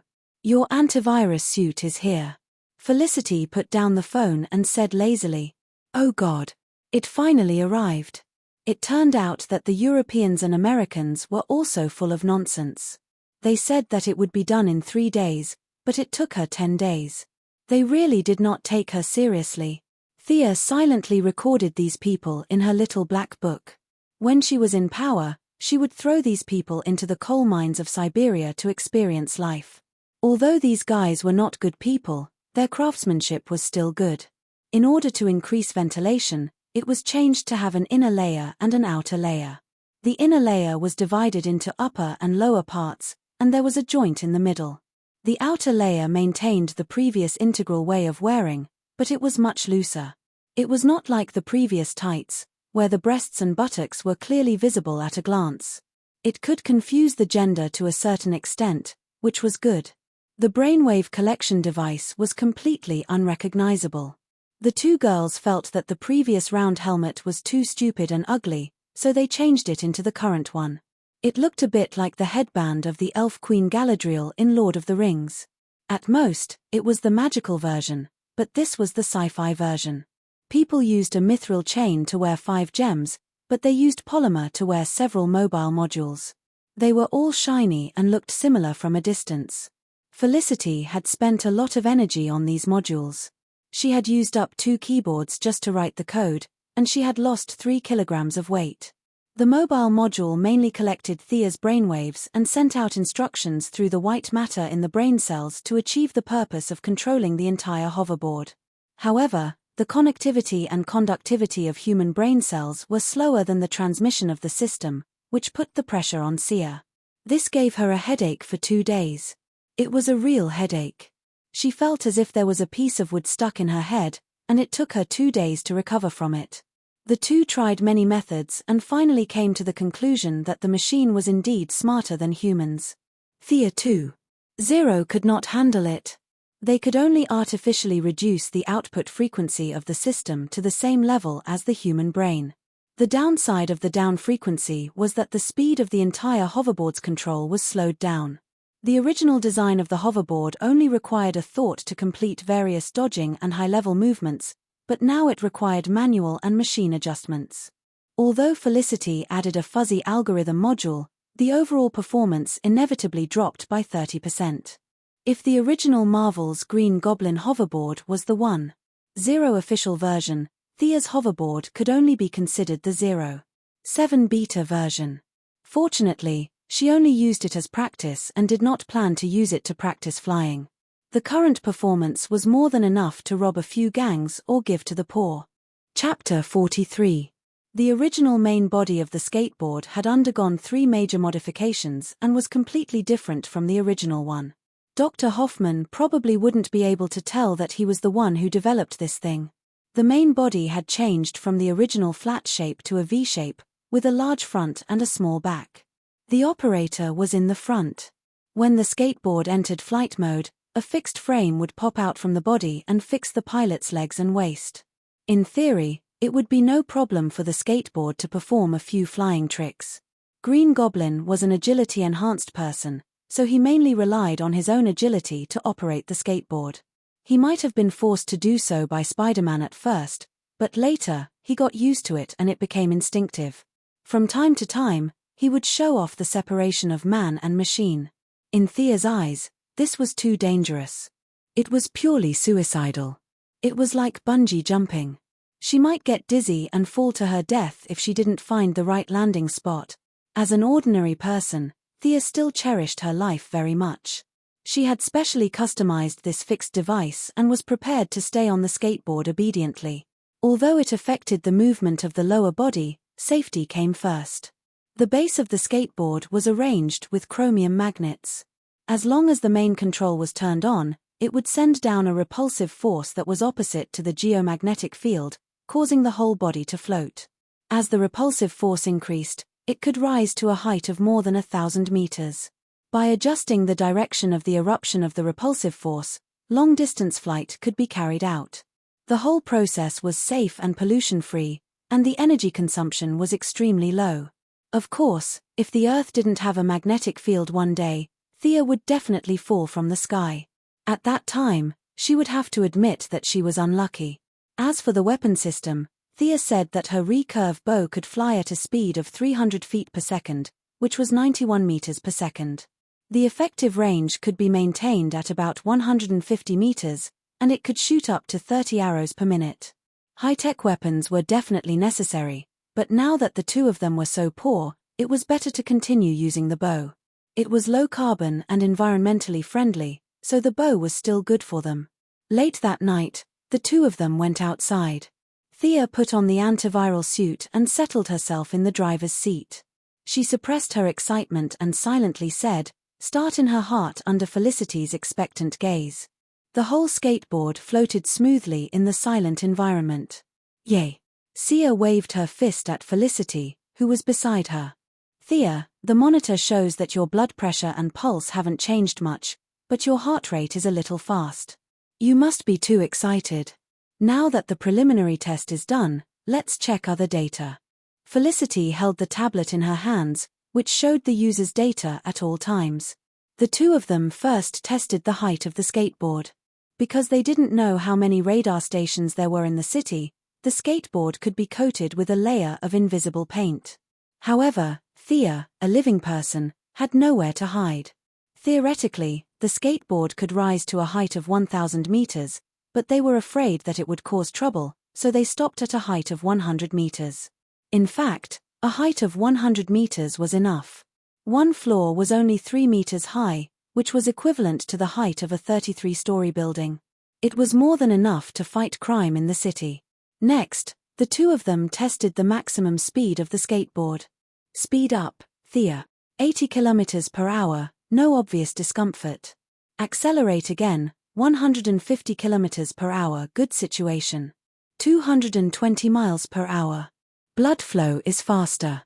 Heart rate is stable, 300, Thea, stop. Don't speed up anymore, your body is close to the danger line." Since Thea had reached the limit, there was no need to risk her life. It seemed that 300 kilometers per hour was her current limit. She believed that with the improvement of her physical fitness and the increase of the intensity of training, there would be some room for improvement. It was too cool. He enjoyed the speed of the sprint in the breeze. He didn't have to think about anything. He didn't have to calculate or worry. No wonder so many people liked to race. It was really a great enjoyment. Thea circled around the city at a height of 50 meters. She wanted to slow down and fly with Felicity, but she didn't expect the girl to be afraid of heights. Next, they entered a period of chivalry for them, but robbing for the bad guys. Thea put on a red leather jacket over the anti-lotus suit. It couldn't be helped. The anti-lotus suit was too professional, and anyone with the intention would be able to trace it back to her. Initially, she wanted to add another bulletproof vest, but after putting on 4 layers, she looked too ugly. Her slender figure looked like a fat person wearing the bulletproof vest. Even Sia, who was afraid of death, couldn't stand it. She had no choice but to remove the bulletproof vest and add 2 fiber protective plates on the chest and back. She tied her hair up. It was best to cut it short, but she really didn't want to. She pulled down the hood of her jacket and looked at herself in the mirror. She really did look like the original Thea 1.0 in the show. Nonsense, they were the same person, okay? She didn't wear an eye mask. That was too low class. She was now wearing anti-wind goggles with infrared function, and the lenses were made of bulletproof Lycos resin. Thea carried her bow and arrow, took her usual katana and dagger, and set off to find her hunting target under Felicity's excited gaze. Although she had made a lot of mental preparations and thought about how she would deal with the unexpected situation, the facts proved that she had thought too much. Star City was like a dead city in the middle of the night. There was not a single pedestrian on the road. Since there were no pedestrians, the robberies had naturally disappeared. Although it was okay to rob each other, it seemed that their bosses had forbidden this kind of behavior. Thea was in such a situation now. There were no pedestrians, and naturally, there were no robbers. Her goal of robbing the rich to help the poor had disappeared. Damn it, she cursed in her heart. Was she going to waste all the money she spent? She should have done some market research. Just as she pulled out her katana and looked around in confusion, Felicity's voice sounded. "Thea, Frank Botnar, whom you asked me to keep an eye on last time, is moving. 3 of his men are chasing a young man. This man is called Michael Astia. Do you want to take a look? Could this man be Helena's fiancé? Interesting. Let's go and take a look." He asked through the earpiece, "Where is the location?" What's the location? That's right. At the intersection west of Cypress Street. The surveillance camera shows that they are driving very fast. You have to be careful. They are all armed. Can they be faster than me? I'm going in a straight line. Thea increased the altitude to 100 meters, confirmed the location, and began to move forward at full speed. Soon, she saw two cars driving fast, one in front and one behind. The car behind kept firing at the car in front. In the silent night, the sound could be heard far away. The thugs should be from the car behind, right? Thea judged that Michael was neither a psychic nor a special forces soldier.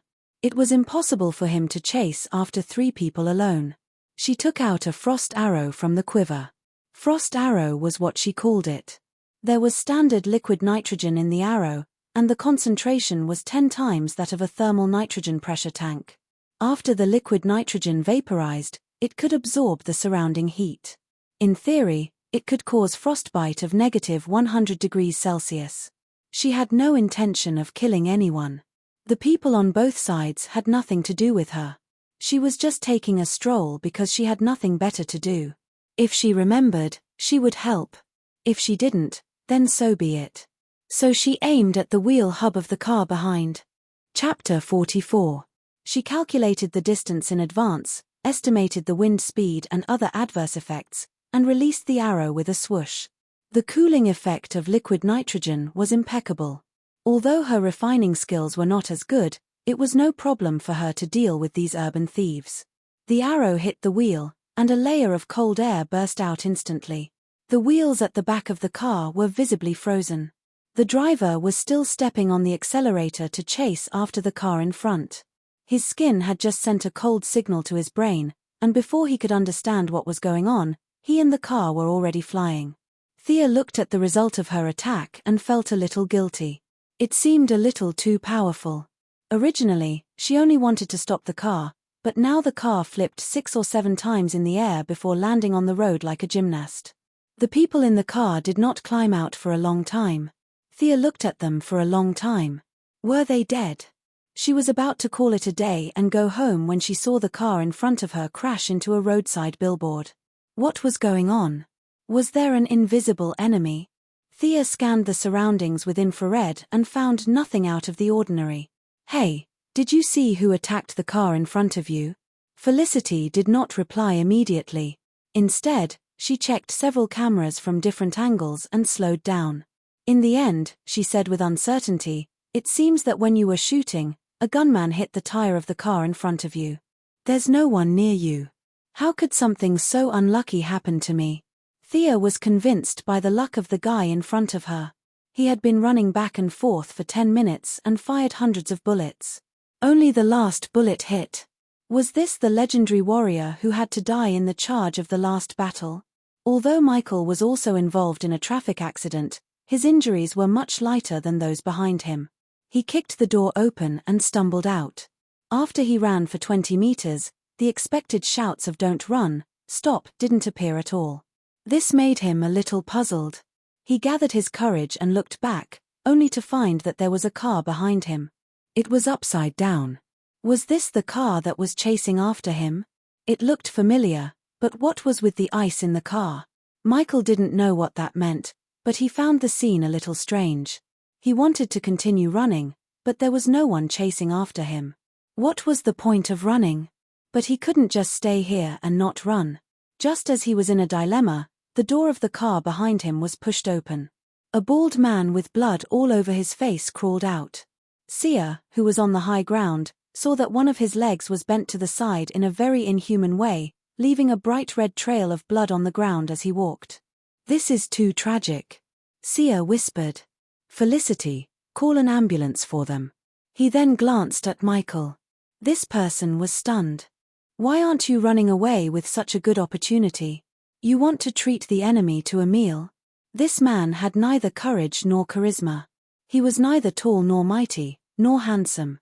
Helena, the future huntress of the Raptor squad, really didn't have good taste.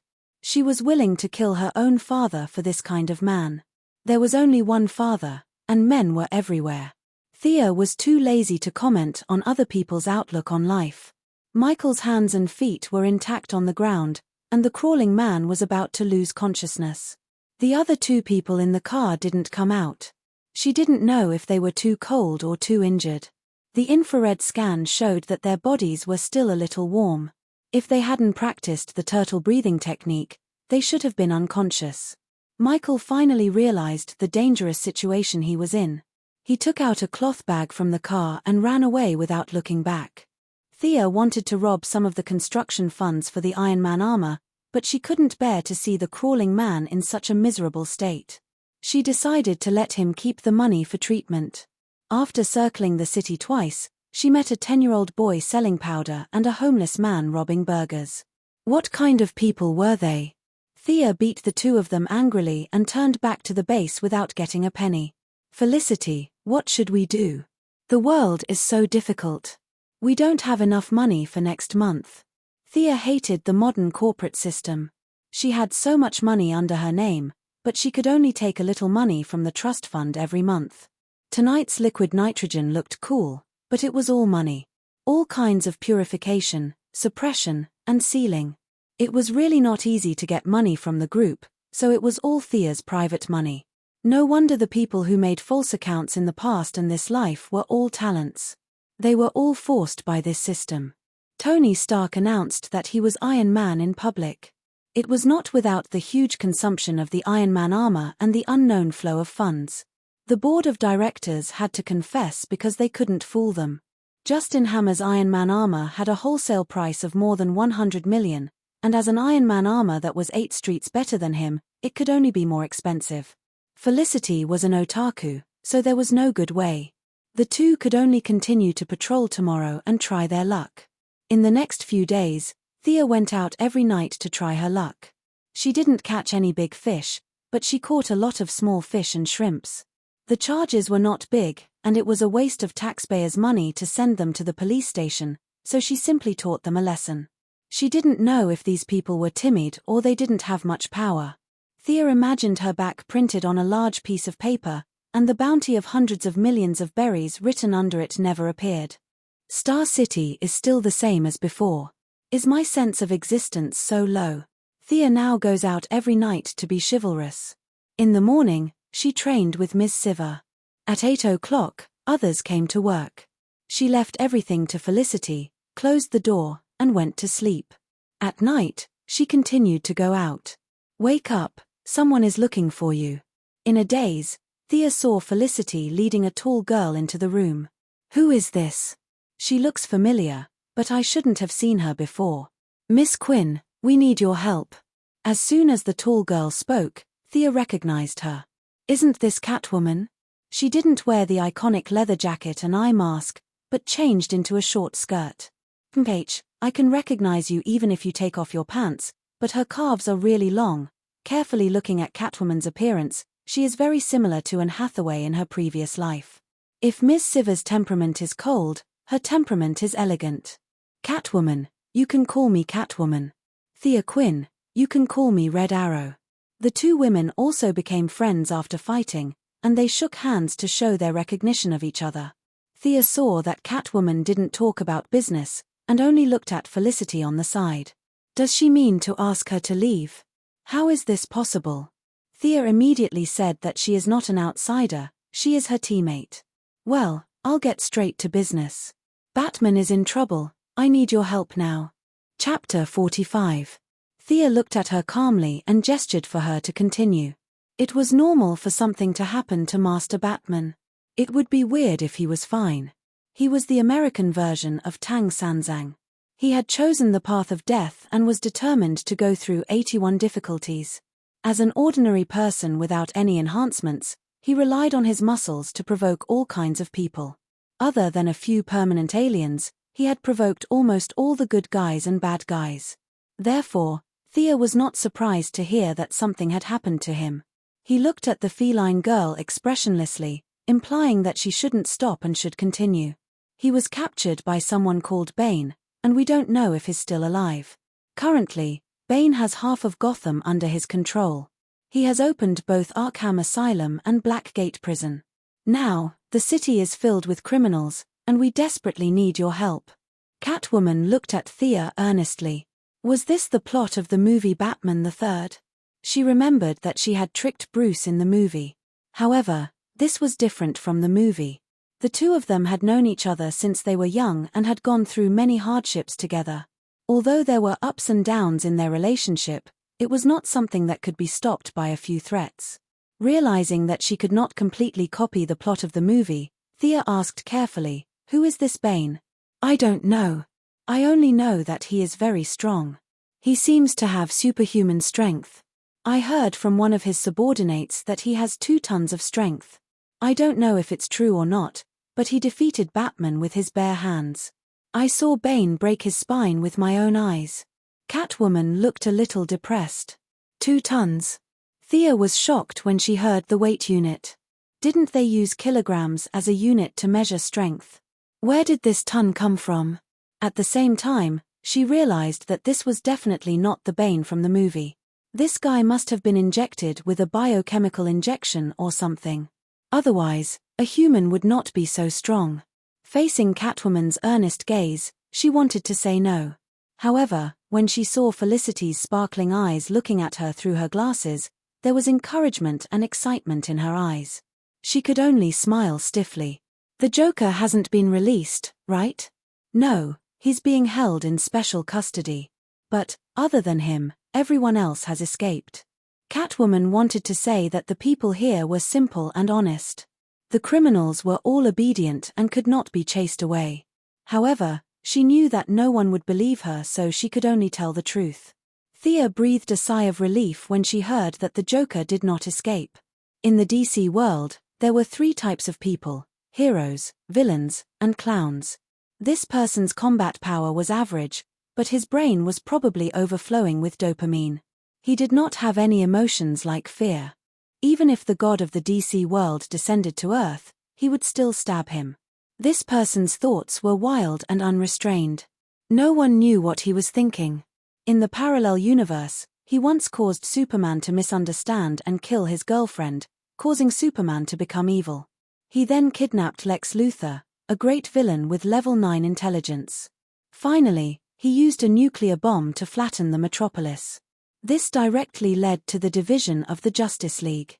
His initial goal was to fool around with nothing better to do. Thea did not dare to provoke such a dangerous person. If he found out about her identity, her family would be in big trouble.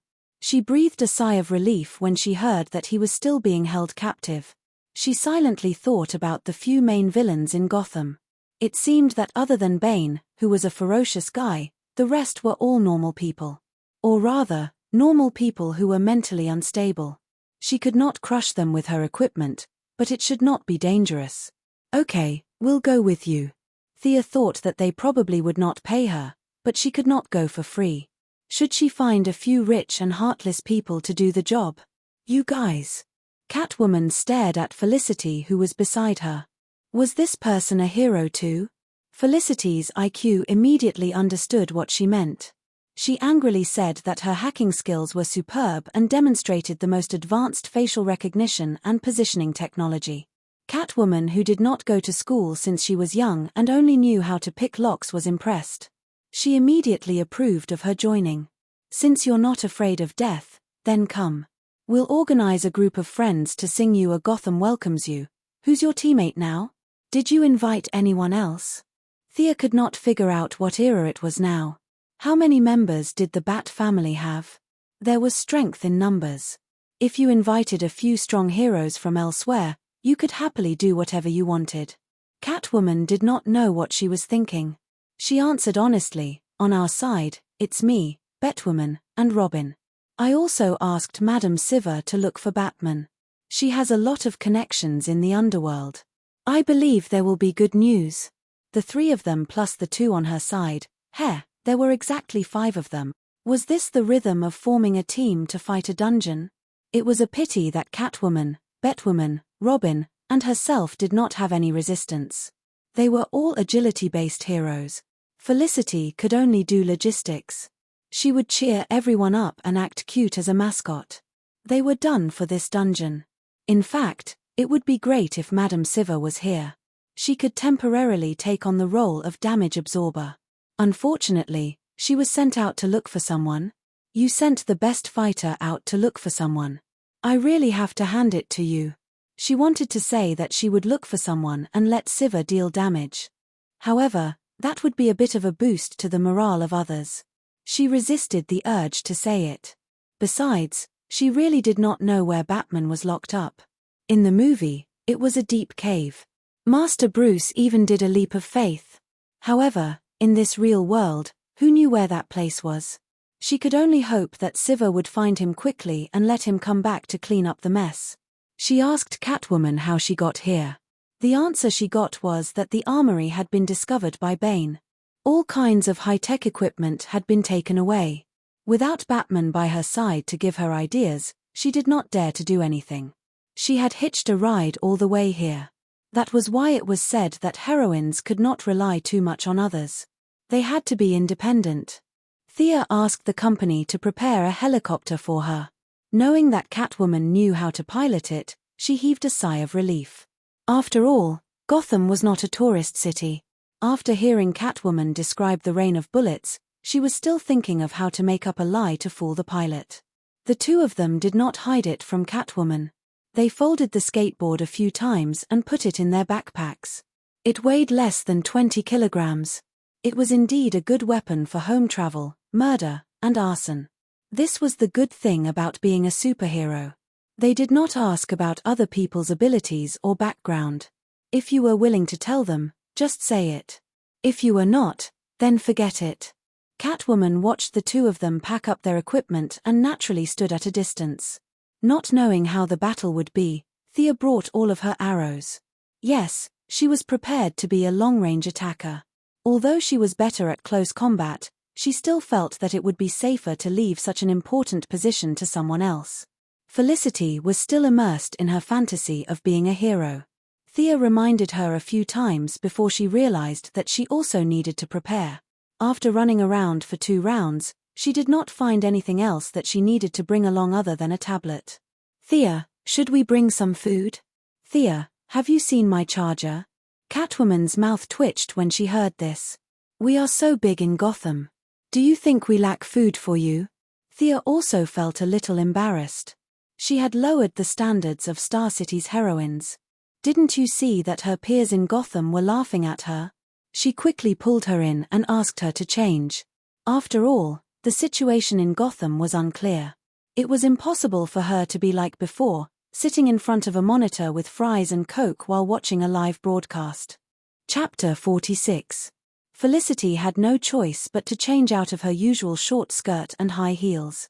She rummaged through her closet for a set of sportswear and changed into a pair of hiking shoes. However, no matter how Thea looked at the clothes, they were filled with traces of time. The clothes were really old-fashioned, definitely from 10 years ago. She wanted to ask her to change into another set of clothes to bring honor to Star City, but when she saw Catwoman looking at the time from time to time, she had no choice but to give up. She hoped that the people of Gotham were in deep trouble and did not have the time to care about the fashion of their sister city. The three of them rushed to the Quinn family's private helipad with big and small bags. Most of them were Thea's equipment. She brought hundreds of arrows, hundreds of different types of arrowheads, and a large number of long knives, daggers, and throwing knives. Felicity and Sia each took one of the 2 pistols they had seized a few days ago. Although Sia didn't specifically practice her marksmanship, with the bonus of a long-range weapon like a bow and arrow, her marksmanship wasn't inferior to that of an ordinary police officer. As for Felicity, she only asked her to protect herself and not shoot her own people. Thea, where are you going? Moira heard that she had hurriedly enlisted a helicopter and did not know what she was going to do. She was not used to her daughter's way of life and hurriedly rushed over from the office. We are going to Malibu Beach. Thea said and hugged Felicity and Catwoman's waists with a bright smile. Felicity and Thea had hugged each other more than once, so there was nothing unusual about it. However, this was the first time Catwoman was hugged by someone of the same sex. Her waist was a little sensitive, so she could not help but shiver. However, she forced herself to suppress it and forced an ugly smile. Moira knew Felicity. Although they had not spoken, she knew that she was an employee of the company and was her daughter's good friend. However, This was the first time she had seen Catwoman, who appeared out of nowhere. She felt that although this woman was beautiful and had a good figure, there was a hint of wildness in her eyes. She felt that it was dangerous for her daughter to be with her. However, when he saw the three of them standing together intimately, he didn't say anything. He only said that they would call him when they arrived and tell him that they were safe. As an experienced person, even if she had never eaten pork, she had seen pigs walk. She had noticed her daughter's abnormality early on, but there was nothing she could do to stop it. He contacted Malcolm to ask for his opinion. Initially, old Ma was a little surprised by his son's sexual orientation, but on second thought, it seemed that there was nothing wrong with it. Compared to his daughter lying in the arms of a man, finding a woman was still acceptable. 99% of fathers in this world were dissatisfied with their daughters finding boyfriends. They always felt sad that their daughters had run into another man's arms, as if their cabbage had been eaten by a pig. At most, some people were more dissatisfied, while others were weaker. However, they were all unhappy and unhappy. Joe West, the father-in-law of the Flash Barry Allen, cared about how far the two of them had progressed and whether they had done anything. This was only because Barry had been raised by him since he was a child. It was a kind of mindset of keeping the goodies within the family. He was not a real father-in-law of the nation. Malcolm's current mindset was to let nature take its course. If it was a woman, then forget about it. If it was a man, then he would kill him immediately. Of course, he wouldn't find anyone for his daughter. It would be best if she was always 18. Thea didn't know that her parents were worried sick about her marriage. She arranged for Catwoman to pilot the helicopter in front. Since you are leading the way, I don't have to worry about you if you go in the wrong direction. She sat in the back seat and watched Felicity break through the firewall of the Gotham police station. As expected of a police station in a big city with millions of people, it took Felicity a full 10 minutes to find the mission target. Thea looked at it. There were quite a lot of targets that she needed to deal with. Scarecrows, Riddlers, Penguins, and so on had all come out. She specially checked but didn't find any news about Poison Ivy. Could it be that she hadn't killed her way into Gotham yet? This was good news. As long as there were no superpowers involved, it would be difficult for her to kill anyone with her skills and equipment, but she could still escape unscathed. Get ready, we are almost there. Catwoman shouted from the pilot seat. Through the glass of the helicopter, Thea saw the distant view of Gotham. The whole city was dark, as if there was a dark cloud pressing down on it. Occasionally, there would be flashes of fire on the streets. She didn't know how the original founder of this city chose this location.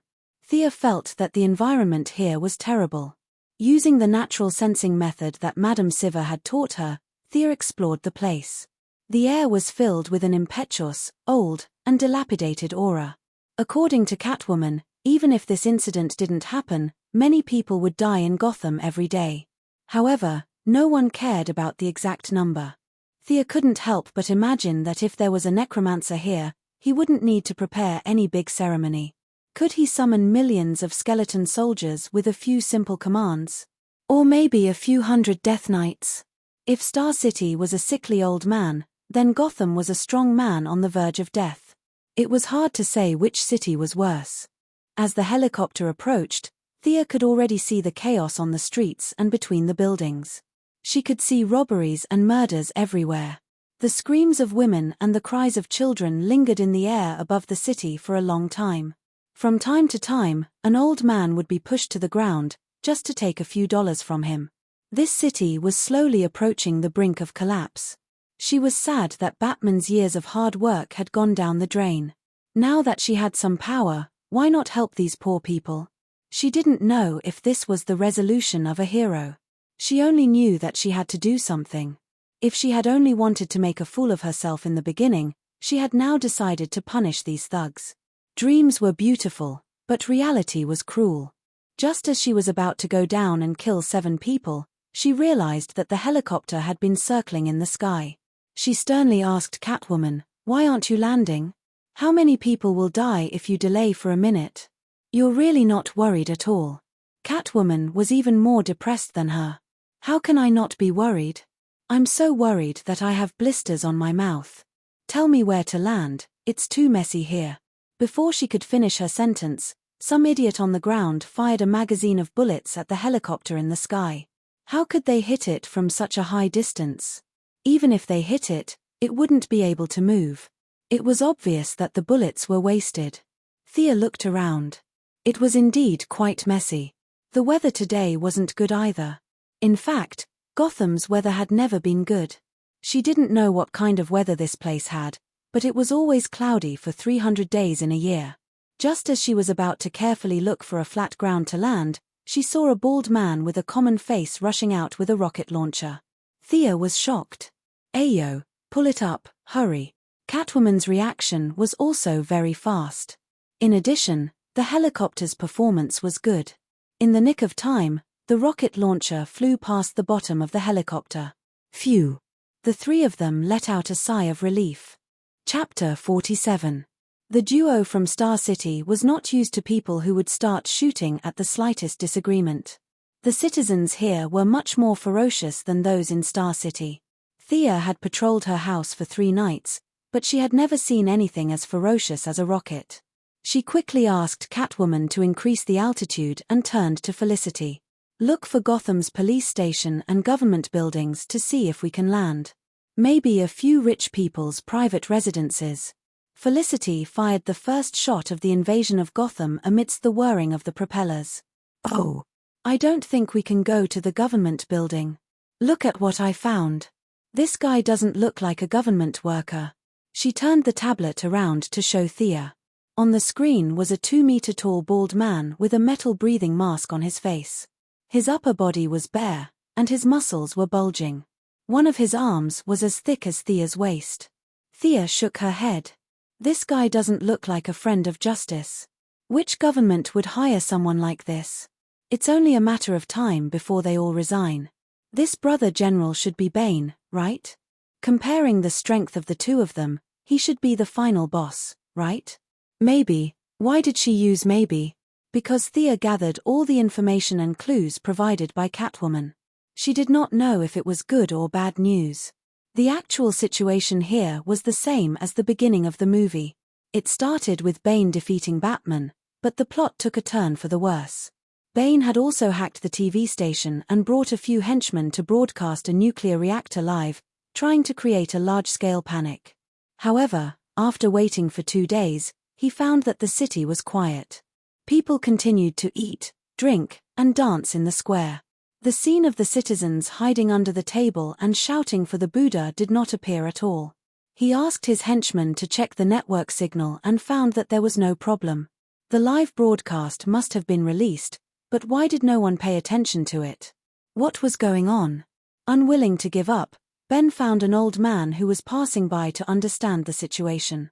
He explained to the old man how awesome he was and how many bad things he had done, bragging about his deeds. You should be scared now, right? The old man calmly said, Young man, you're an honest person. It's not easy for such an honest person to survive in Gotham. You can't just focus on the surface of things, you have to look at what's inside. Look at me, I'm 76 years old this year, and I've received my citizen's certificate for more than 60 years. Actually, I have a dirty bomb hidden in the basement of my house. There are 2 bottles of sarin gas in the fridge. Look at the basket I'm carrying now. I just bought 2 kilograms of radioactive material this morning. Seeing that you're living so miserably, why don't I sell it to you at a cheaper price? Bane, whose face was filled with disbelief, randomly found a few enthusiastic citizens to conduct a survey. The result was that none of the citizens of Gotham were afraid. What he thought was terrifying was nothing out of the ordinary here. Do you think I'm scared? This sentence was in the category of threatening words elsewhere, but the sentence itself was a question. However, in Gotham, this sentence was the truth. They were indeed scared since they were young. This sentence was often used in Truth or Dare, and it was a statement. The citizens of Gotham had been tested for a long time. Every one of them had strong nerves and a strong will. In other cities, casting a fear spell on a crowd would cause chaos. However, in Gotham, you would only see a screen filled with the word immune. According to the game's terminology, if you chose Gotham as your starting location, your innate resistance to dark magic would increase by 50%. When he realized that his 3 axes were completely ineffective, Bane could only seek help from his partner this time, Talia al Ghul, the daughter of a ninja master. She was one of Batman's lovers, and also the mother of Batman's son, Damian. Talia was indeed a ninja master who had nurtured her for many years. She was very cultured. She taught Bane an idiom, which was a strategy from ancient China. It was called using the people of Gotham to scare the people of Gotham.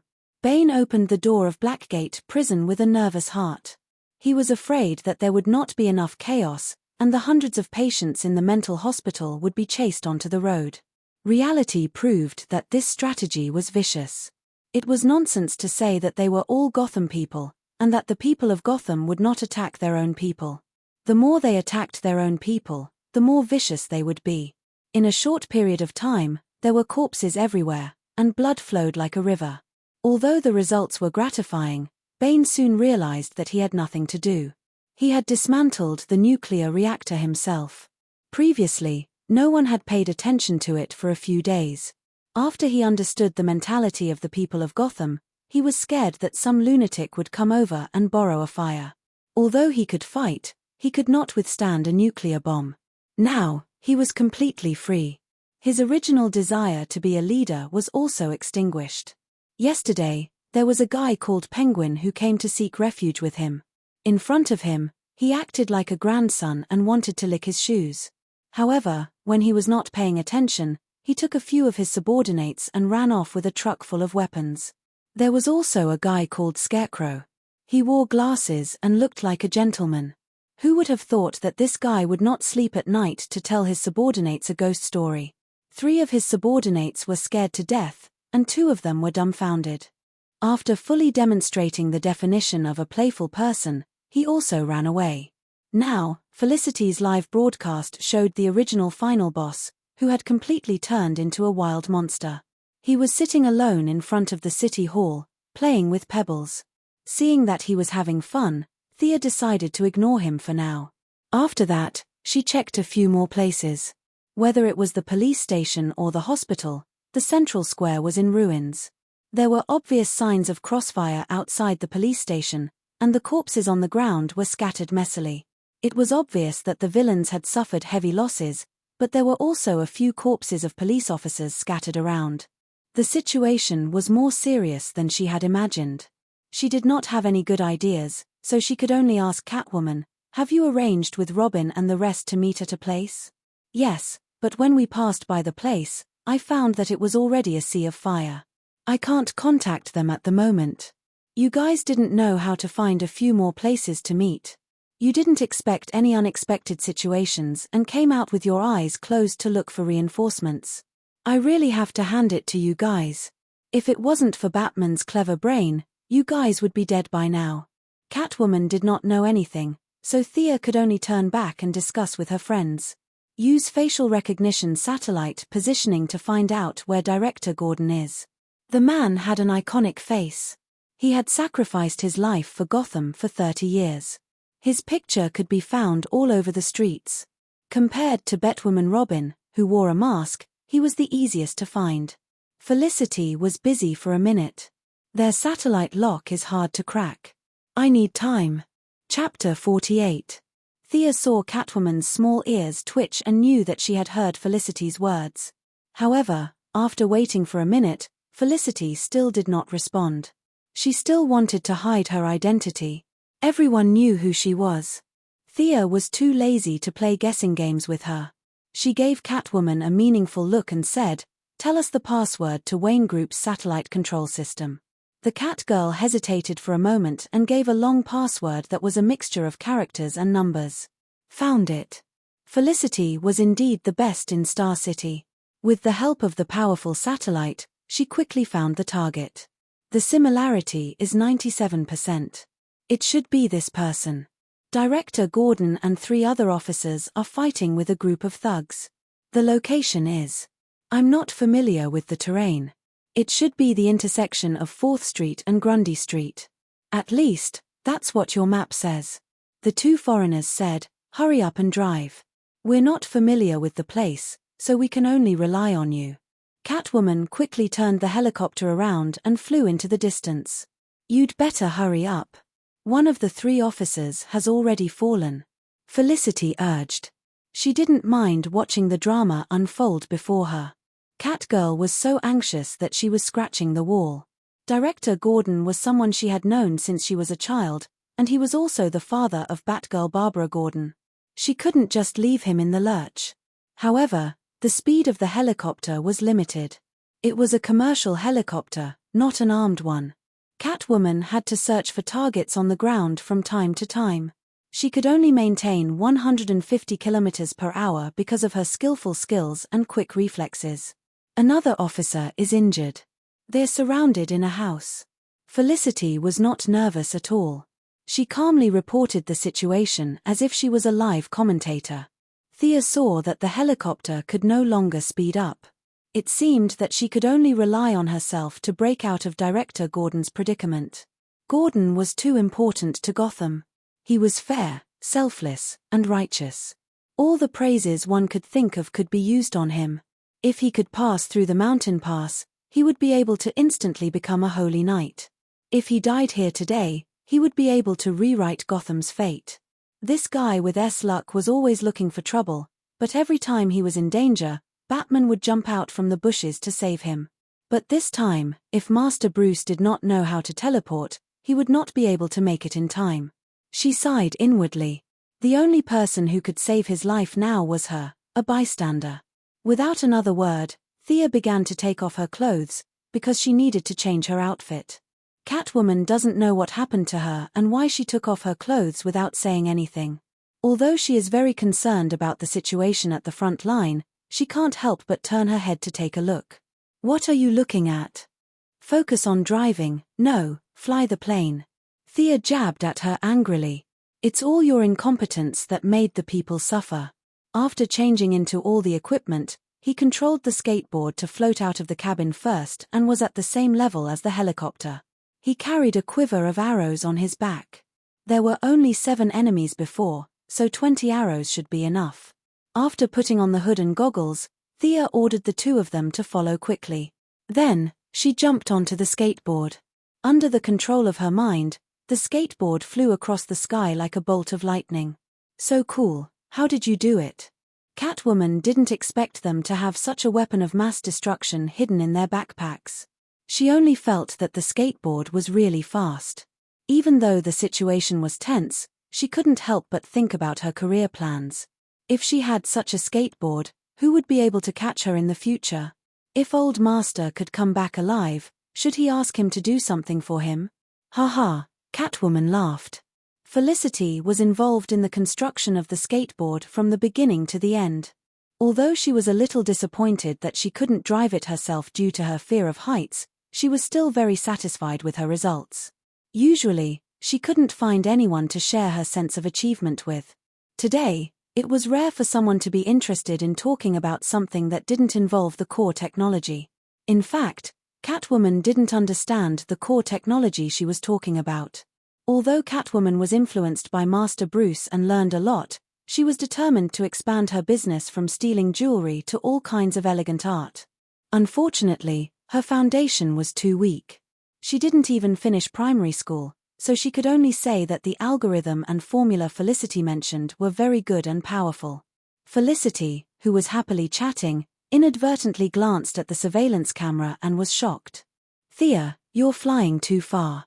Hurry up and fly back." At this time, Sia didn't know that her little friend was bragging too much and didn't pay attention to the road situation on her side. When she heard that they had run, she thought it was her own fault and sped up all the way. She was too fast for her to react, so without saying a word, she flew back the way she came. This time, she didn't dare to fly too fast. She carefully looked for suspicious targets. Fortunately, the distance wasn't far. After flying for a few miles, she finally arrived at a crossfire. She counted the heads. There were 7 on each side and 4 on the other. It seemed like this was the place. In fact, she was flying like a gust of wind and just happened to fly over these people's heads. Because she was flying too fast, these people didn't see clearly what she was. They only vaguely saw a red shadow flying from south to north. In a few seconds, it flew out of their vision. The two groups of people were a little surprised. Because of this, they stopped fighting for a few seconds. They only continued fighting when the unknown shadow flew out of their sight. When Thea came back, these people were shooting from a distance. Gotham had daily combat records. Regardless of whether it was the police, villains, or civilians, they were all very sensitive to the sound of gunshots. Everyone had a special way of dodging bullets. Therefore, although the gunshots didn't stop, there weren't many casualties on both sides. The suspected dead police officer that Felicity saw earlier only had a slight injury to his shoulder. It didn't affect the battle. The situation was 4-7. Although Gordon was in danger, it wasn't to the extent that she expected. Most likely, he had successfully escaped in the original plot. But now that she was here, it wasn't appropriate for her to watch the show. She had to at least do something. Just as she was thinking about whether she should kill them one by one or kill them one by one, a strong man below saw her floating in the air. Perhaps he had lived in Batman's shadow for many years, so he wasn't afraid of such high-tech equipment. Bang! He raised his rifle and fired at the sky. He didn't hide his actions from Thea. Moreover, with such a big body, it was impossible to hide. Thea had long seen this guy who jumped out to seek death. She judged the trajectory of the bullet. The x-axis was off by 10 meters, and the y-axis was off by 25 meters. Unless the bullet could bend, it wouldn't hit her. She used infrared glasses to look at this guy who was in a hurry to reincarnate. Under the lens, this guy's skin was obviously darker than a normal person's. A normal person would only be a light red, but this guy was dark red. If he wasn't a fire ability user, then he had too much heat in his body. Thea judged that he had consumed too many calories. Looking at his body size, she knew that he was a regular at the Coke and hot dog shop. She wanted to use a frost arrow to cool him down, but she was afraid that he would be too greasy and dirty her arrow. She had to be careful with every penny she spent, so she had to recycle her arrows if she could. She silently calculated everyone's position, rose up, and took out a special arrow from her quiver. Magnetic arrow, go. A dark blue arrow shot 10 meters in front of the villain. Chapter 49. The two groups of people on the ground didn't know why she was being so high-profile. They stared at the arrows stuck in the ground. No matter which side they belonged to, they couldn't help but think to themselves, "Isn't your archery a little too bad?" Thea ignored their stares. She was wearing a pair of goggles, and her face was completely covered. None of them would know who she was. Under the confused gazes of the police and bandits, she pressed a switch on the bow. Vroom. A low hum sounded. Even Thea found it a little jarring. Not to mention the people on the ground. Some of them covered their heads, some shook their heads vigorously, and one of them who had lost a lot of blood was already dizzy. Whoosh, whoosh, whoosh. The guns in the hands of both the police and the bandits were attracted by the huge magnetic force of the magnetic arrowheads.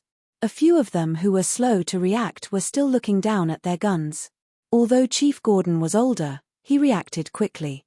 He immediately looked up at the mysterious person in the sky. He didn't know what she was trying to do.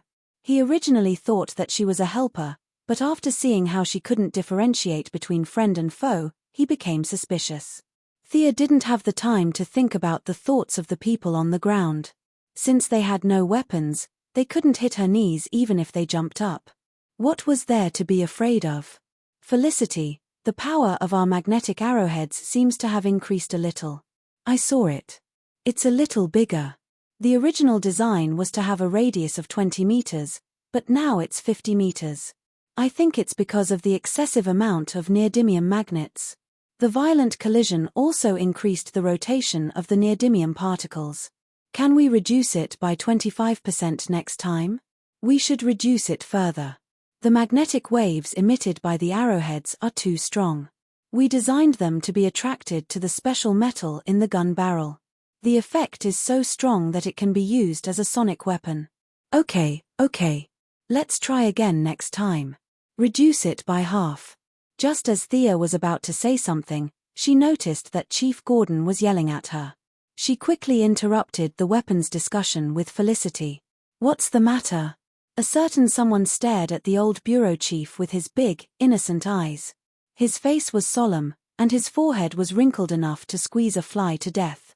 "What are you talking about?" The old director looked at her with disdain and pointed at the enemies on the other side. Two villains gritted their teeth and struggled for a long time to remove their guns from the arrows. "How fresh. The magnetic field is still in effect. How can your little arms and legs compete with the magnetic field? If you had so much energy, you would have been the boss long ago." Seeing that they couldn't take down the weapon for the time being, there was nothing they could do. They couldn't figure out what it was. That was how people who didn't study were like. But at least they still had some brains. They knew that they had to deal with the enemy in front of them first before doing anything else. They all rolled up their sleeves and prepared to fight. This was the situation Chief Gordon was facing. He was about to retire, so he was considered old and weak. Beside him, there was another person who was shot and was considered to be disabled. On his side, there were only 2 people who were still intact. On the other side, there were 7 people, all of whom were experienced in street fighting. The one in the lead was a guy who weighed 150 pounds. Although he looked stupid, he was actually quite strong. Previously, he could barely hold on with his gun. But now, he really couldn't win. He waved at Thea with all his might. He wanted to ask her if she was here to help or to lead them to change their strategy. Thea scratched the back of her head embarrassedly. "Yeah, they were fighting so well before, but I came in and used a big move without distinguishing between friend and foe. Now, with my help, the situation is becoming more and more disadvantageous for them." Sigh, she really wanted to help. She just wanted to test out the weapon on a whim. Tens of thousands of dollars were gone just like that. Looking at Chief Gordon's bitter face, he probably wouldn't reimburse her. She could only help them fight these small monsters. As for changing the strategy, she couldn't afford to lose face. Secondly, the skateboard was only so big. There were 4 policemen and 5 of them, so there was no place to stand. Moreover, she didn't want to let random people use her equipment. She now had the mentality that since they sincerely begged her, she would be merciful and help them get rid of their enemies. It would definitely feel good to shoot one person at a time, but he definitely couldn't go on a killing spree in front of these policemen, especially old Gordon. First impressions were very important, and the first impression that Green Arrow gave people was very bad. At least, it was very bad for legal professionals. He took on all the jobs of the police, judges, and judges. Those with poor morals were afraid of losing their jobs, while those with good morals felt that he was blaspheming the sanctity of the law. Although he tried his best to salvage the situation, he still couldn't get rid of this bad impression. He was chased by the police for a few rounds for no reason. The bad guy ran in front, the hero chased behind, and the police chased the hero in the end. If he had known this would happen, he wouldn't have done it in the first place. Superman didn't have this problem. His first impression was very good, and he did everything openly. Perhaps it was also because his strength was beyond the atmosphere. Although the high-ranking officials were afraid of him, no police station in the Metropolis put a bounty on his head. Therefore, in order to make a good first impression, Thea gave up the idea of putting on a show for Chief Gordon. She found a good angle, drew an arrow, and aimed at the 300-pound fat man. She whispered, "Look at me. What should I call this arrow? Let's call it the entanglement arrow. Felicity, record the data." Whoosh! The arrow hit the ground right under the fat man's feet. Under his curious gaze, the arrow and the ground collided and triggered the arrowhead's mechanism. A large ball of milky white gelatinous substance flew out and quickly turned into a 2-meter tall and 5-meter wide net after coming into contact with the air. The fat man was too close to the net and didn't even realize what was going on. The rest of the people who were charging were also caught off guard and bumped into the net one after another. Thea's entanglement arrow was designed based on Spider-Man's spider silk. She didn't know what the original spider silk was made of, but she used a compound carbon acetylene molecule product developed by the Quinn Corporation. The original author, Dr. Hoffman, had good intentions. He used it to deal with people who jumped off the building. A small ball of it was launched into a large net, and it was so tough that it could catch an elephant falling from the building.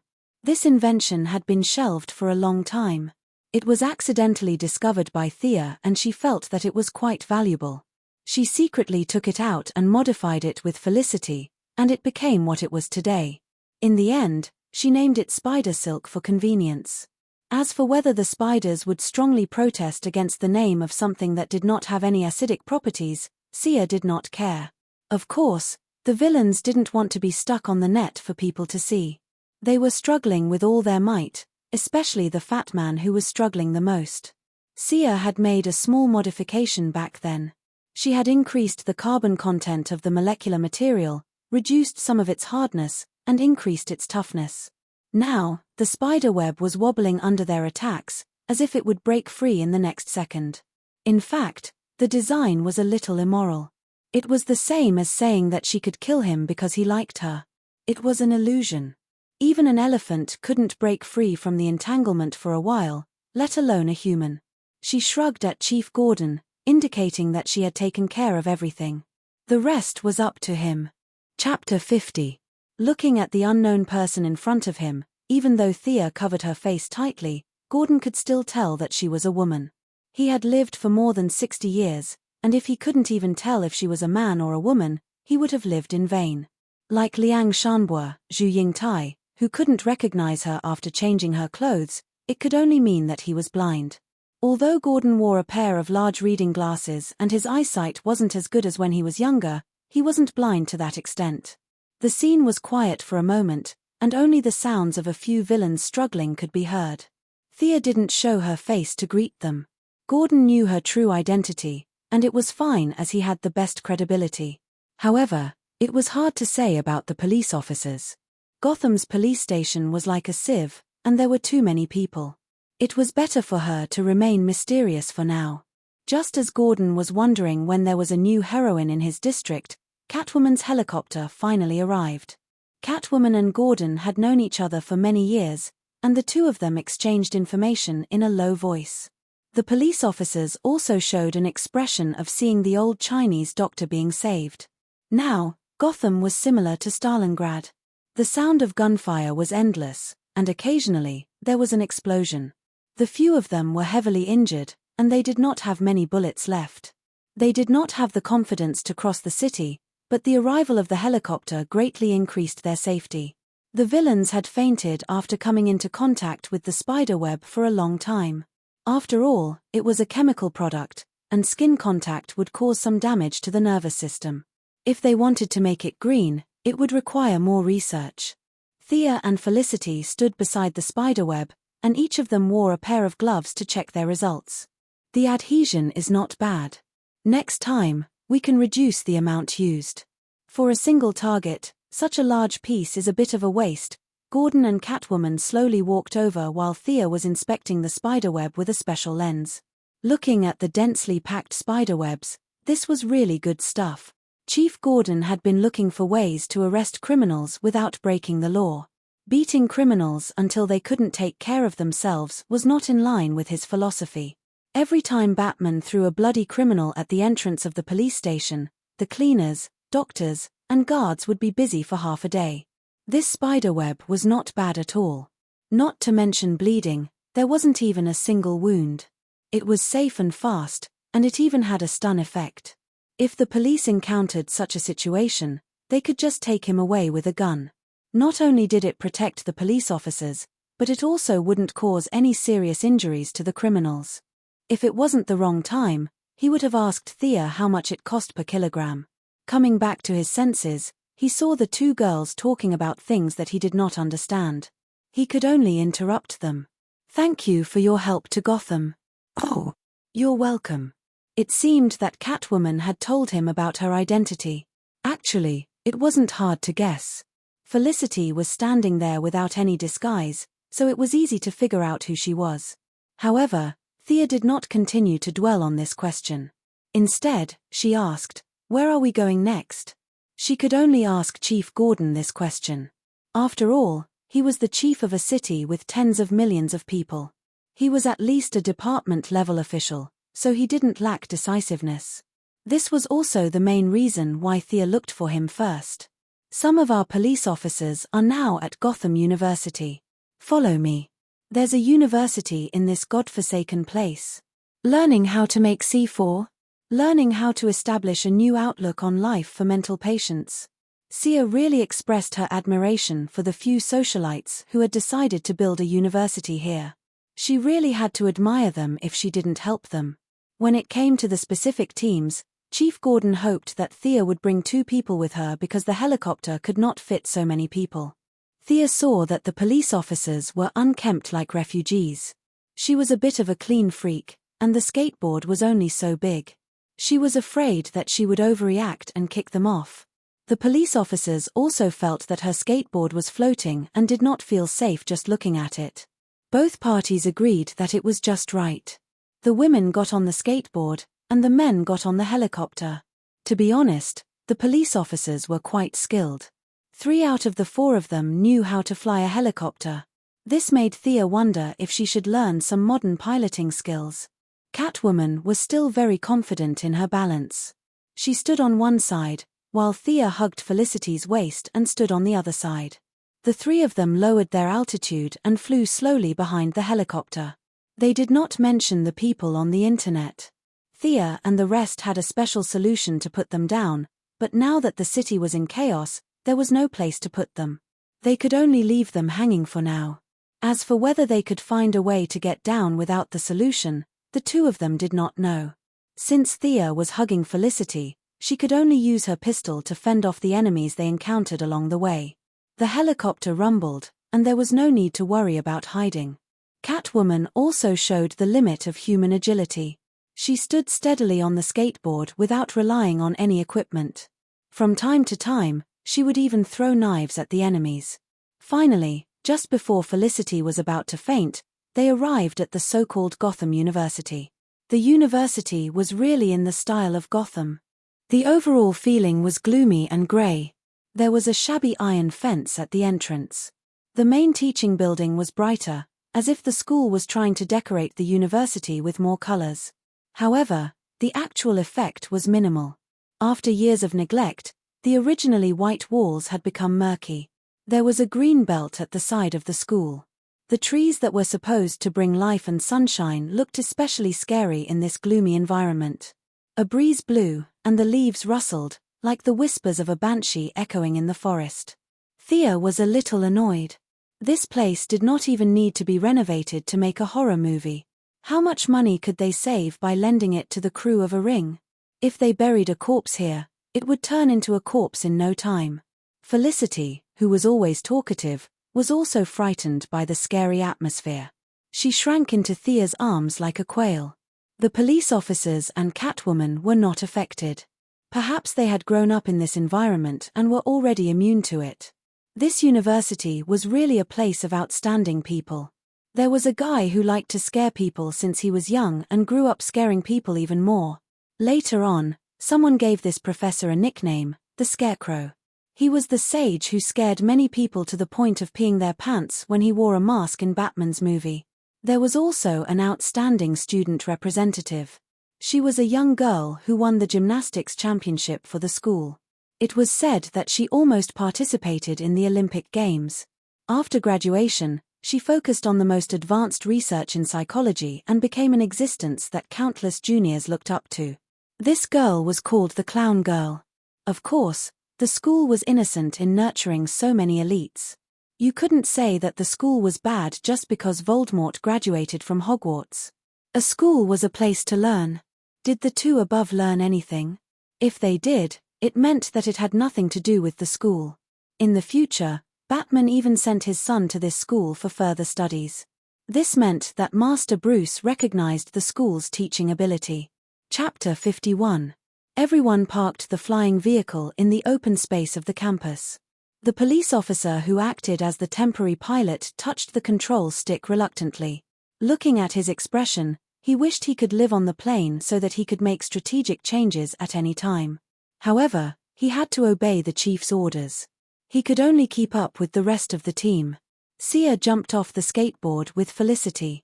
Just as she was about to ask Felicity where the other 2 teammates were, Felicity stopped. "Dad, you're finally back.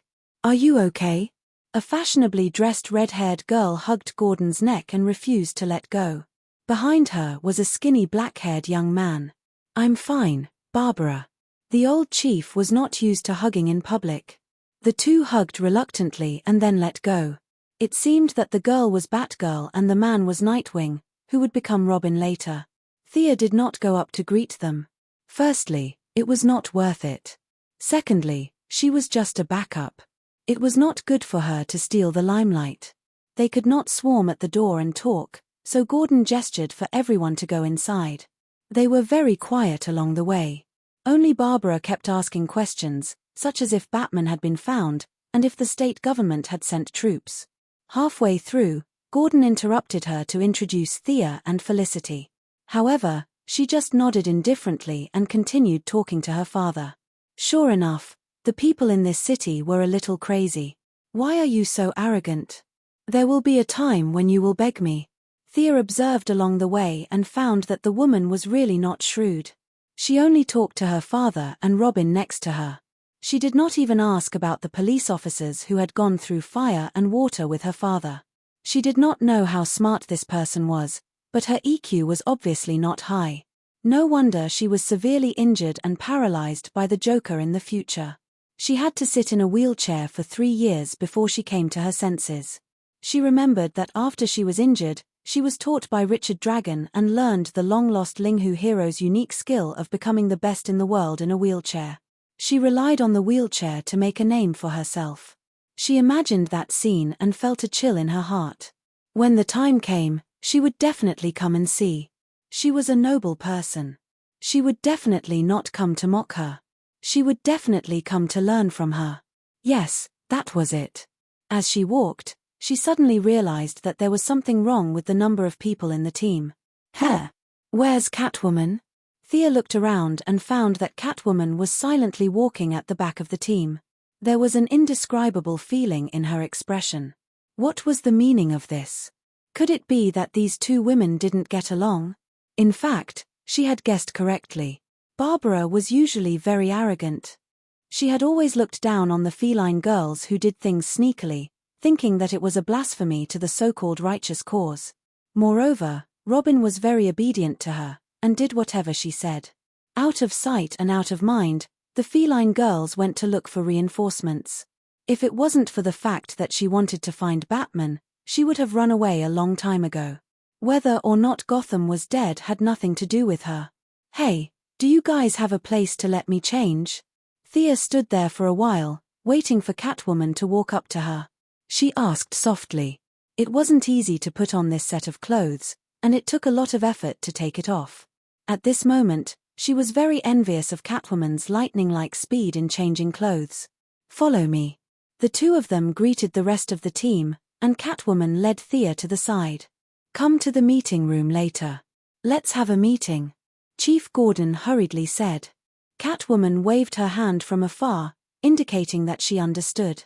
After changing into a lighter set of clothes, Thea returned to her harmless little white flower identity, and followed Catwoman to the door of a meeting room. Along the way, they realized that the school building was densely packed with citizens. Some were wearing suits, some were wearing t-shirts and shorts, but these people all had one thing in common, and that was that they were not lively. Almost everyone had bloodstains on them, and many of them were even wrapped in bandages. After entering the meeting room, everyone made a formal introduction. This job could only be done by Catwoman, who was familiar with both sides.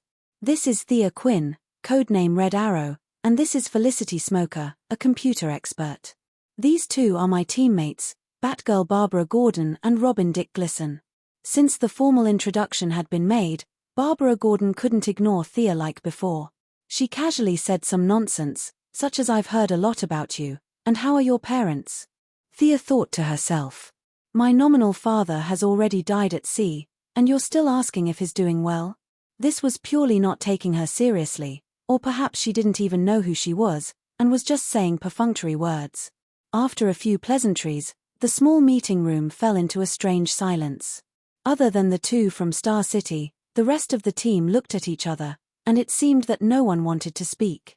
Even Barbara, who seemed to have a lot of nonsense before, shut her mouth. The atmosphere was quite strange. Why didn't they speak?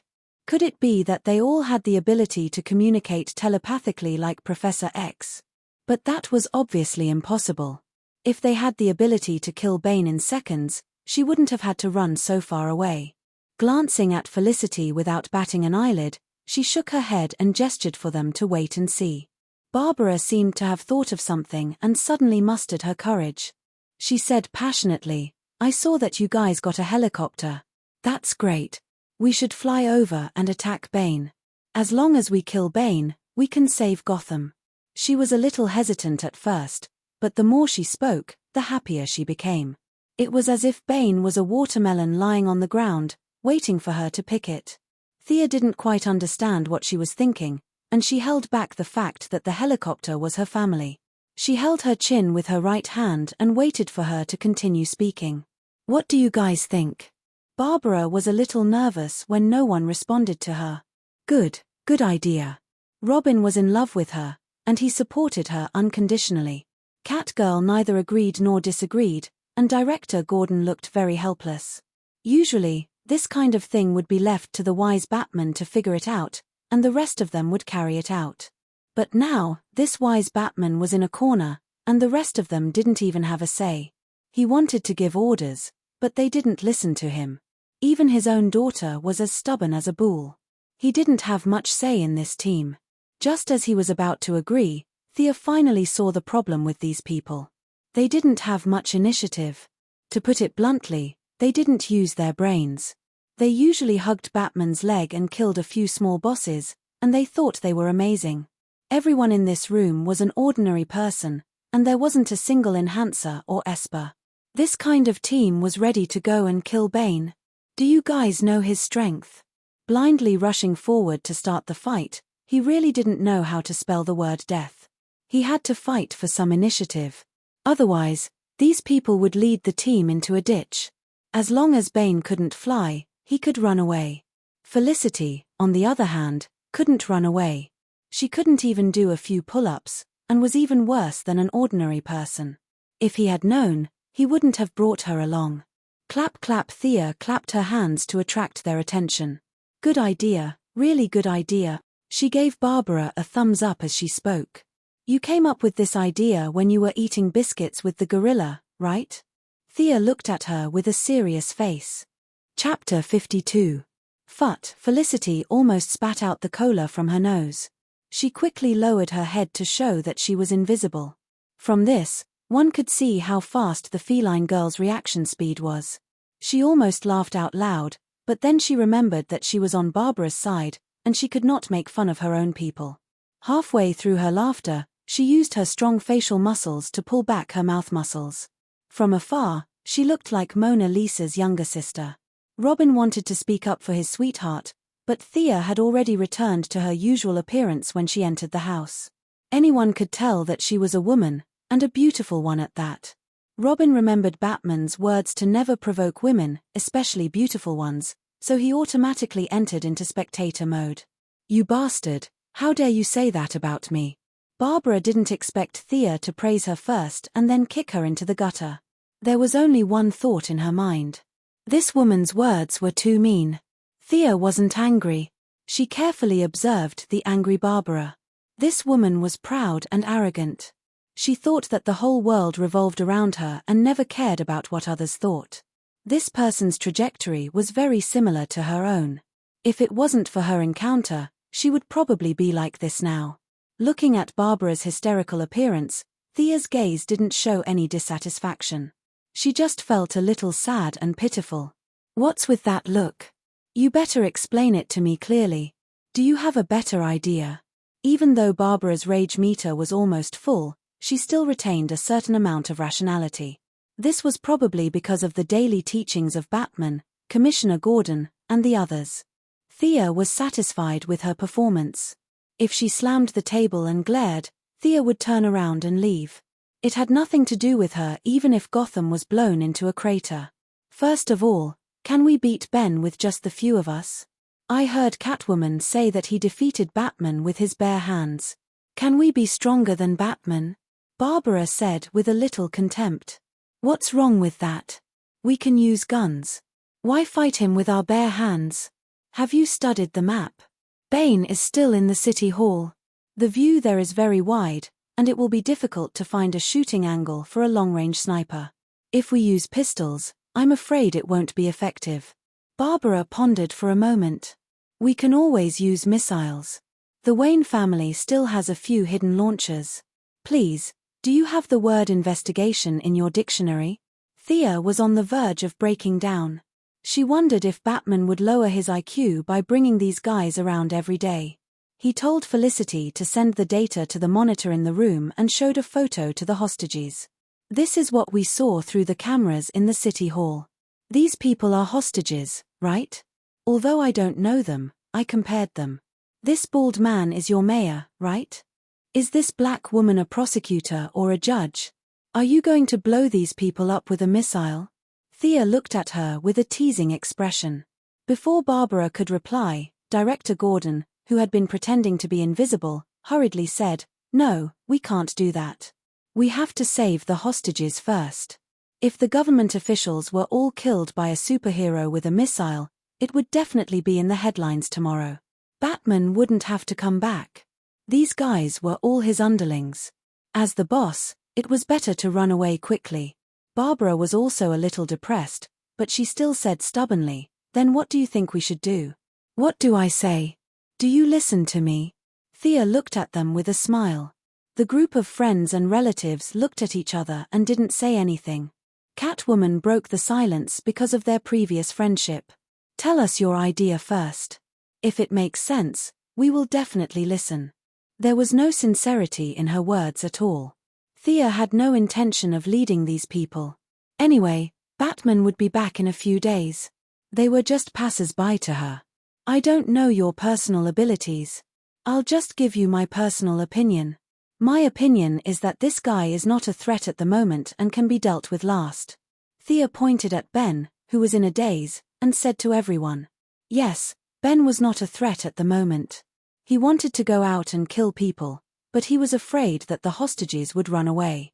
If he didn't go out, he would have nothing to do.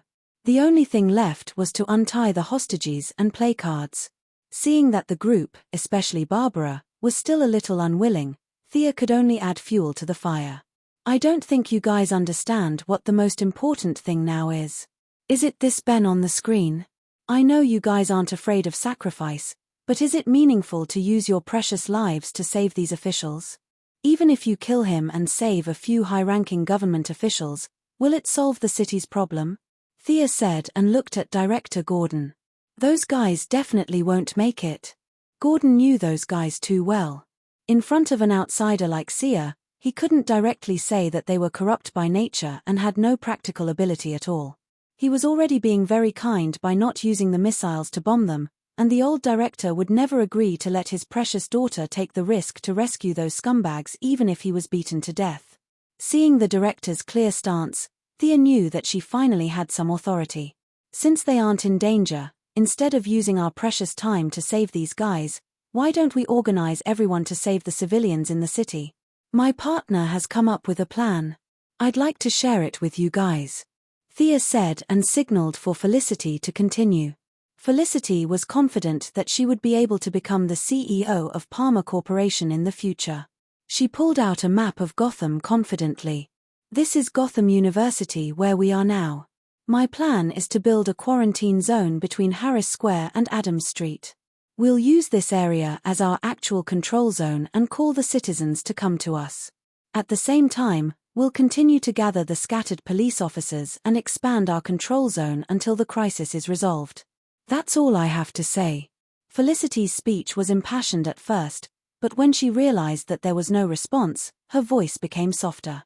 Barbara and Robin were a little dazed. Catwoman seemed to have understood something. She said nervously, "Are you trying to start a war? Building fortifications and quarantine zones? Oh God, am I back to the war era?"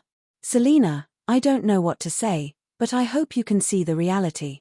Isn't this a war? At least 1,500 criminals escaped from Blackgate prison. Adding in the hundreds from the asylum, the city is full of bad guys. Are we going to catch them one by one? How many citizens are going to die in this period of time? Catwoman's thinking represented the thinking of a large number of superheroes. No matter what happened, they would take the blame. To put it nicely, they were willing to take responsibility. To put it bluntly, they were too self-centered. They felt that the world would stop spinning without them. Sia could guess that if she had not been involved in this incident, they would have killed Bane as quickly as possible, and then spent a lot of time looking for fugitives all over the city. The previous criminals and lunatics were the results of 10 years of catching them. This time, they all had criminal records, so it should be simpler. However, it would take at least 5 years to catch them. This was a good thing for the manga artists. They were secretly happy that all the characters could be used again, but it was not a good thing for the people in the real world. Chapter 53. Catwoman wasn't wrong when she said that she wanted to turn Gotham into a war, and that was exactly what Thea was planning. She had nothing to do with Gotham, and it was already good enough that she volunteered to help. Was she going to use her morals to tie her down and work for them for 5 years? What a joke. Batman's group of friends and family members was a classic example of someone who had been poisoned by the idea of a hero. They felt that the citizens were so weak that they could be blown away by a gust of wind, and they would rush to the front whenever something big or small happened. The truth was that the citizens weren't that weak, and the bad guys weren't that strong. As long as they could start a war with the people, they would definitely win in a place like Gotham, where the level of combat power wasn't high. Heroes were brave enough to take responsibility, and their guiding philosophy was with great power comes great responsibility. This approach wasn't bad, but you had to look at the timing. Now that the city was full of bad guys, it wasn't realistic to plan to act as a unit and try to kill them one by one. The most important thing now was to restore order and unite the citizens. After all, there were only a few bad guys, and the majority of the citizens wanted to live a peaceful life. I have a suggestion. We should choose a leader. After all, Batman isn't here. Thea saw that they still didn't speak, so she had no choice but to give them a strong push. That's your real goal, isn't it? Barbara mocked her with an expression that said you've finally revealed your foxtail. Thea truly felt that she and Barbara were at odds. The two of them didn't have any grudges, but Thea just didn't feel comfortable looking at her, and she believed that she felt the same way too. Perhaps it was a natural mismatch. Actually, thinking about it carefully, the two women that she didn't like were Batgirl Barbara and Black Canary Laurel. Both of them were from the Raptor Squad, so they were naturally at odds with each other. He had talked to Laurel twice. Theoretically, the relationship between them should be harmonious. After all, regardless of whether Laurel chose Tommy or Oliver, she was still Thea's relative. However, both conversations could only be described as dull. The two talked about jewelry.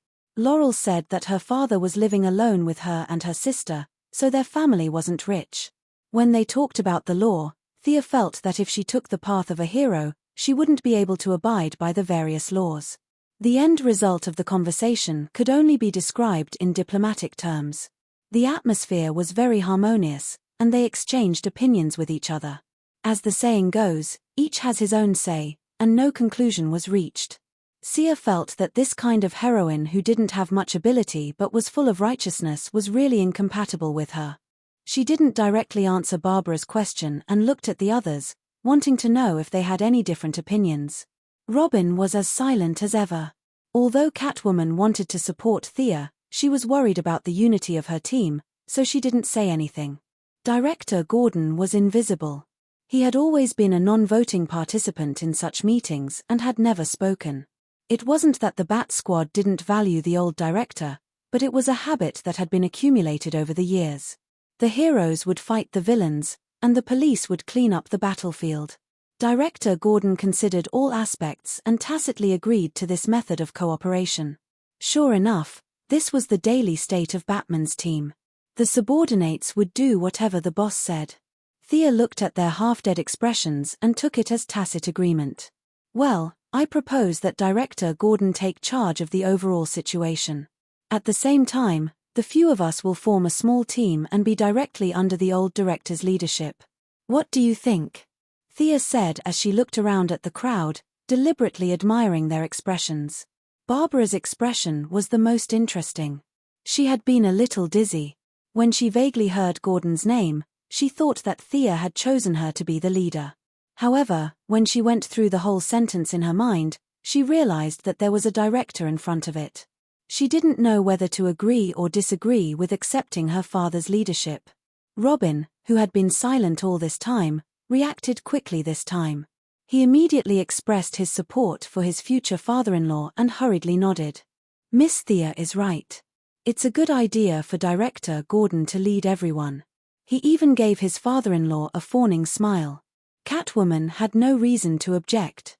She had known Gordon, who had just become a police officer, since she was a teenager.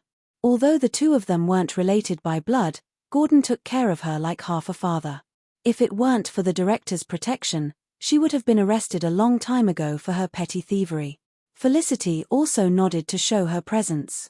Director Gordon didn't know what was going on. How did he suddenly go from attending the meeting to speaking on the stage?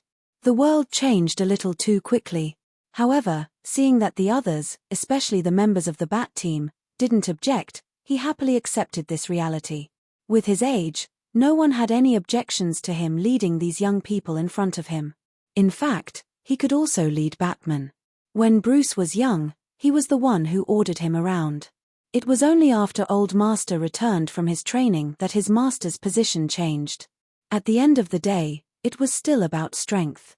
Thea heaved a sigh of relief when she saw that Gordon had successfully taken over the leadership.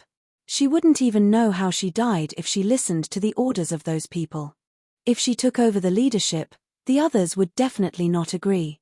Even if she forcefully took over the team, the result would definitely be a split. Besides, she was just a bystander. There was no need for her to take the lead. Now that there was a senior who was willing to take over this hot potato, it couldn't be better. As for whether Director Gordon's life would be in danger if he attracted too much hatred, Thea felt that he had attracted hatred for more than 30 years. He didn't lose an arm or a leg, so it wouldn't be a problem even if he carried the burden for a few more days. After handing over the heavy burden, Thea relaxed and leaned back in her chair. She felt that the situation was serious on the plane. When she saw the situation in Gotham, she felt that she had to add an update to her previous sentence. This was equivalent to being pulled into a group of friends and family right after reaching the max level. After joining the group, she found out that the leader and main tank had been kidnapped. The remaining damage dealers ignored everything and went to explore the new dungeon. How could she tolerate this? The original plan was to choose one of the current members to be the leader.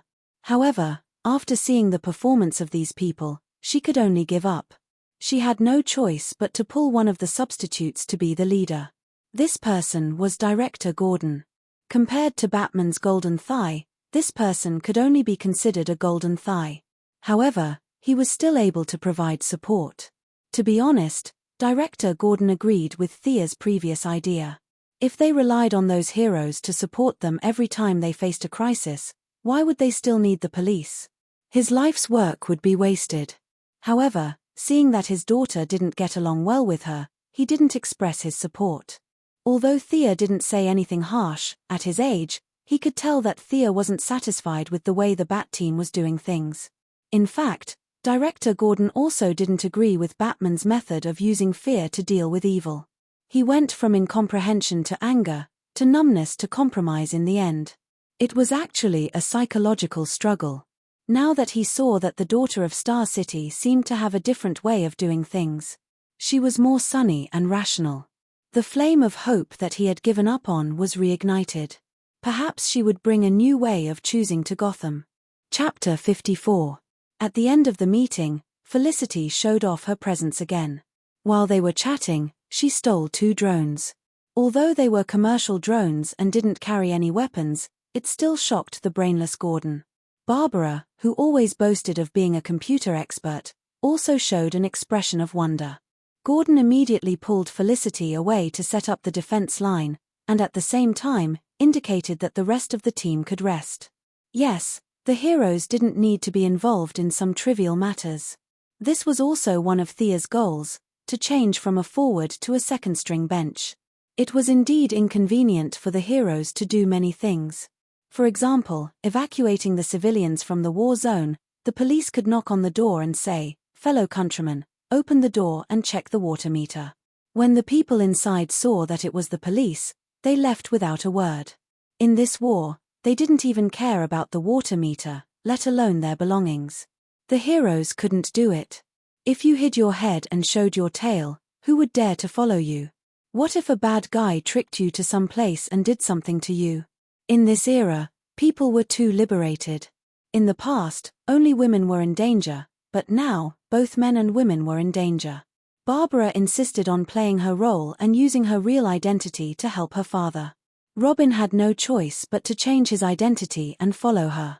Catwoman stood there in a daze. She wanted to help, but to be honest, she didn't feel comfortable being with dozens of policemen. She was afraid that the policeman would suddenly raise his badge and gun and shout, "Hands up, I'm GCPD, Gotham Police." This scene had appeared countless times in her childhood dreams.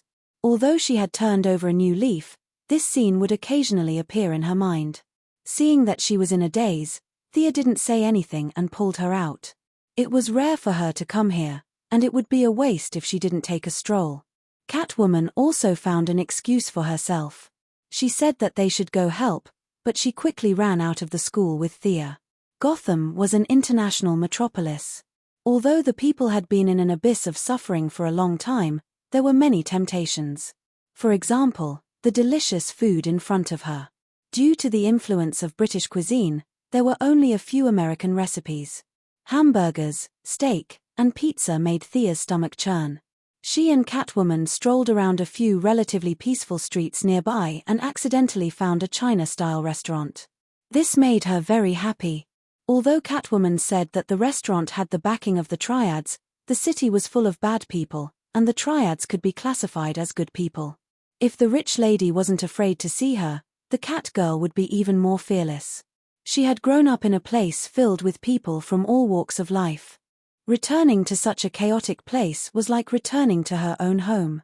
It would be an exaggeration to say that she was like a fish in water, but it was indeed much more comfortable than staying in a high-end neighborhood. This was probably where she and Barbara had their differences. Barbara's mother left the family when she was 10 years old. Before she left several large properties in Gotham to her daughter. Therefore, although Gordon was as clean as noodles, the father and daughter didn't live in poverty. When Barbara was young, she was definitely not poor. She was at least above the middle class. The conflict between Catwoman and her had been going on for a long time. Catwoman thought that she was elegant, so why did she say that she was vulgar? Barbara thought that she was cultured, so why did she say that she was arrogant? In addition, Catwoman had spent a long time with Bruce. She had always compared Bruce to Barbara. In fact, it was because of Bruce's chivalry. However, in Catwoman's eyes, the Wayne family was the representative of the upper class. Compared to Barbara, who was a petty bourgeois, she had a feeling that the Wayne family was so rich, but they were humble and polite. What was the big deal about Barbara's family? The conflict grew, and the misunderstandings grew. In fact, both of them had some small flaws, but under the premise that they didn't like each other, they were infinitely magnified by each other.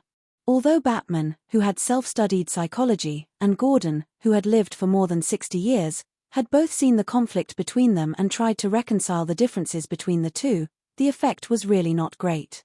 Batman had lived his entire life in hatred and had never had a girlfriend. Gordon's marriage had only lasted for a short period of time, which was equivalent to being a bachelor for half his life. Neither of them understood women's psychology. The conflict between the two women was actually just some daily trifles, but they didn't know about it. They just explained the facts to the criminals and reasoned with them. The rift that might have been able to be mended was completely shattered in the process of chattering about the future and life. Now, when the two met in a good mood, they would greet each other, "The weather is good today," or "Have you eaten?" When they were in a bad mood, they would pretend not to know each other.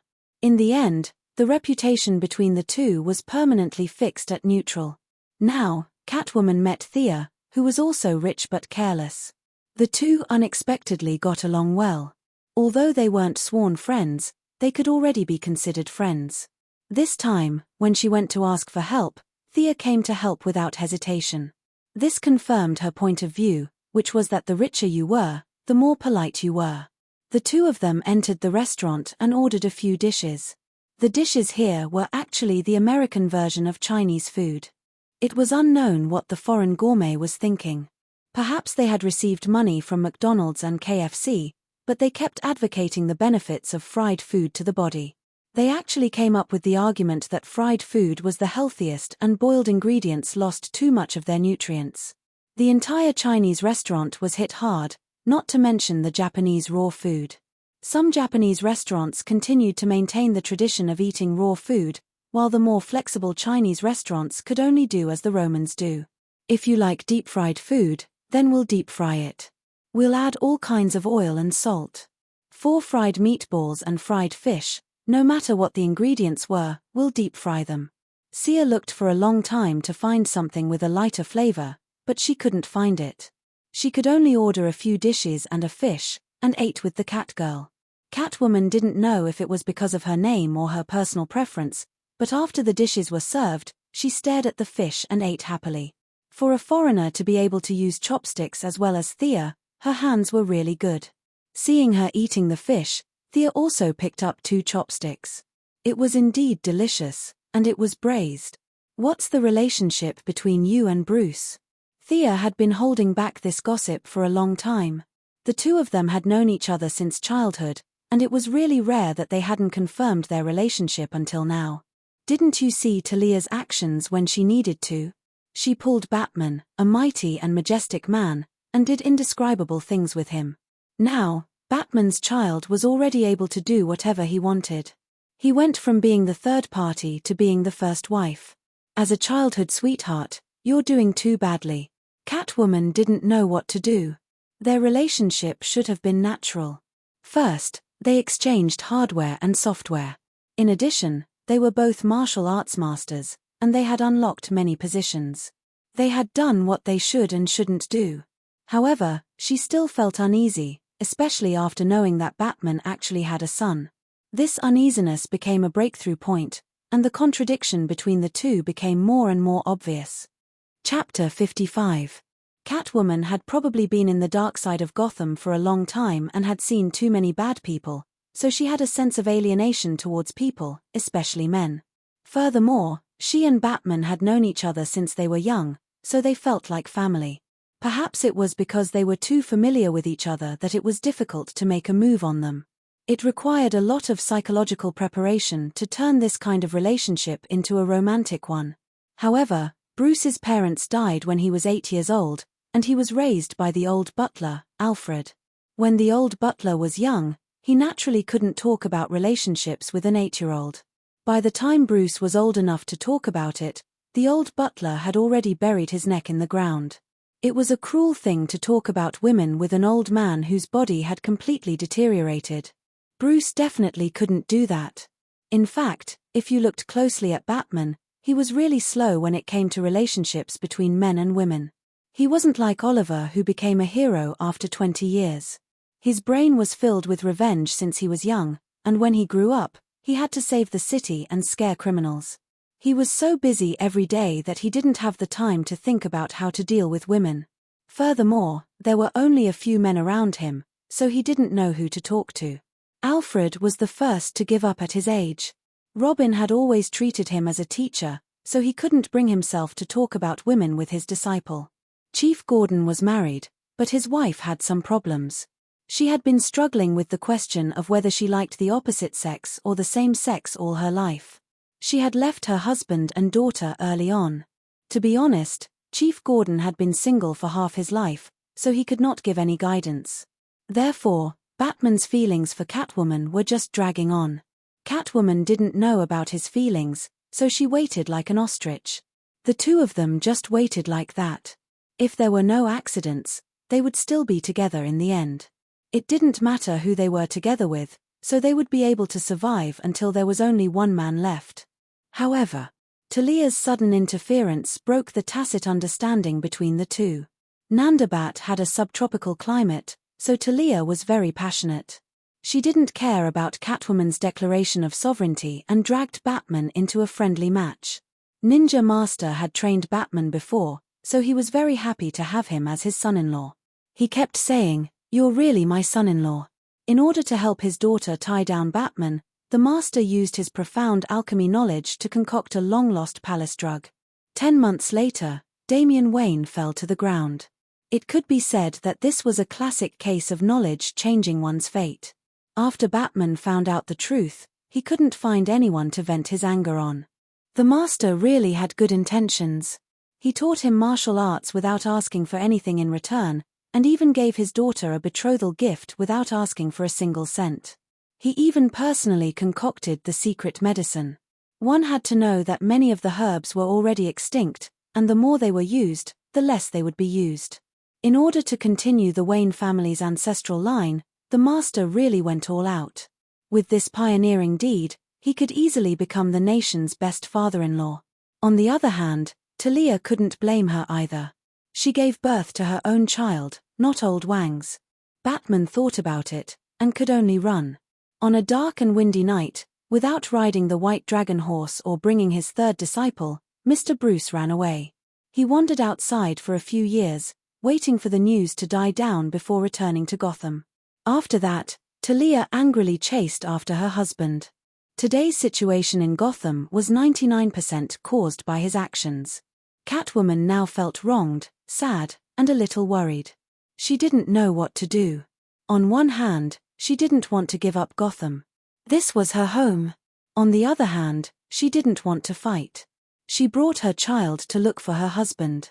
Although breaking her husband's spine was a little extreme, it was also a way to express domestic violence. Maybe they liked this when they were together. What right did she have to get involved? No matter how she looked at it, she was just a lover. It was rare to meet Thea who had nothing to do and liked to listen to her ramble. Thinking that she wasn't familiar with her team, and that they would go back home in 2 days, she didn't have anything to worry about. Thus, she started to talk about her troubles. After hearing a few sentences, Thea understood the gist of it. She sighed in her heart. Actually, it was a very easy problem to solve, but these few people had created such a big problem. Batman had self-taught so many psychology books. He was a giant in theory, but a dwarf in life. No wonder he only knew how to scare the bad guys for 30 years without wavering. Translator, Lonely Editor, Millman 97. As the saying went, one should apply what one learned. He had probably learned a lot, and it was not enough to describe him as a scholar. But as for how much he had learned, it was obvious from G. Tan's reaction. As for Catwoman's current situation, although Thea didn't learn any great books, she could tell that her subconscious wanted to fight, whether it was a fight with the bad guys or a fight with Talia. However, Batman's hesitation made her feel a little awkward. She lacked a way to get out of the awkward situation. If she was Batman, she would be able to settle it with a few words. However, she wasn't, so she could only use a roundabout way to talk to her. That was to compare who was more miserable. When someone complained to you in real life, this method was very useful. For example, you said that your father ran away when you were 12, and you relied on your mother since you were young. Look at me, my grandfather was killed by the Japanese from the Foot Basin country when I was 9. Aren't I still alive and well? The most important thing to be a person is to be happy, right? When the other party heard this, they felt that it made sense. When they compared their own experiences, there was no such thing as the worst, only worse. They immediately completed their psychological construction and revived on the spot. This was what Thea was doing now. She artistically embellished her own painful experiences. Of course, Malcolm kept it a secret. He only talked about how he missed his father and brother, how his mother wanted to remarry, and his various misfortunes. The listeners were shocked and moved to tears. Catwoman was indeed shocked by Malcolm's painful experiences. When she compared her own past, although she lived a hard life, she didn't have so many bad things. Her childhood and youth were still pretty good. When she thought about it and compared it, she immediately felt that there were 4 words floating in the sky: that's not a problem. Then, Thea complained about the difficult lives of rich people. She talked about the snooping of shareholders, the framing of peers, the kidnapping and extortion of bad people. In short, she said, is it easy for me to live for so long?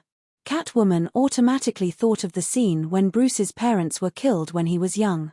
Then, She thought of the King shareholders of Wayne Enterprises. Batman had used 20 years to completely take back the control of the company. Every one of them was greedy for money like a competition. He couldn't stop them at all. These people risked their lives to make money and weren't afraid of death. As Thea spoke more and more enthusiastically, Catwoman could only sigh. Sure enough, the lives of the rich were also full of misfortunes. They were indeed much more burdened than ordinary people like her. Chapter 56. The more Thea and Catwoman talked, the happier they got. They compared their life paths and found that they were surprisingly compatible. Thea suggested that she increase the intensity of her and Batman's love life. After all, they had known each other for so many years. She knew what he looked like, and he knew her depth. What was there to be afraid of? Just chase after him. It was too easy for a girl to chase after a guy. Speaking of which, it was quite strange. Gotham was a place where money was good but not people. Perhaps it was a feng shui problem, but every couple that was about to succeed would break up in the end. For example, Batman and Catwoman, Gordon and Barbara's mother, the Riddler and that girl. Every single one of them was a failure. Oh, no, other than the domineering Joker, the rest were all broken up. Perhaps the feng shui of this place couldn't withstand the Joker's madness. Oh right, have you guys dated before? Thea was doubtful that the serious Master Bruce knew that men and women needed to go on dates to be together. Just once. Catwoman was a little embarrassed as she spoke. She lowered her head and looked at her. It was that time when we went to Star City. Alright, so this date of yours is just going to cause a ruckus at my place? So this was Gotham's way of expressing romance. It was quite unique. Don't you guys give each other gifts? Yes, my gloves and long whip were all given by him. Catwoman's blissful expression made Thea shiver. Oh my, I was wrong to say that Batman was slow.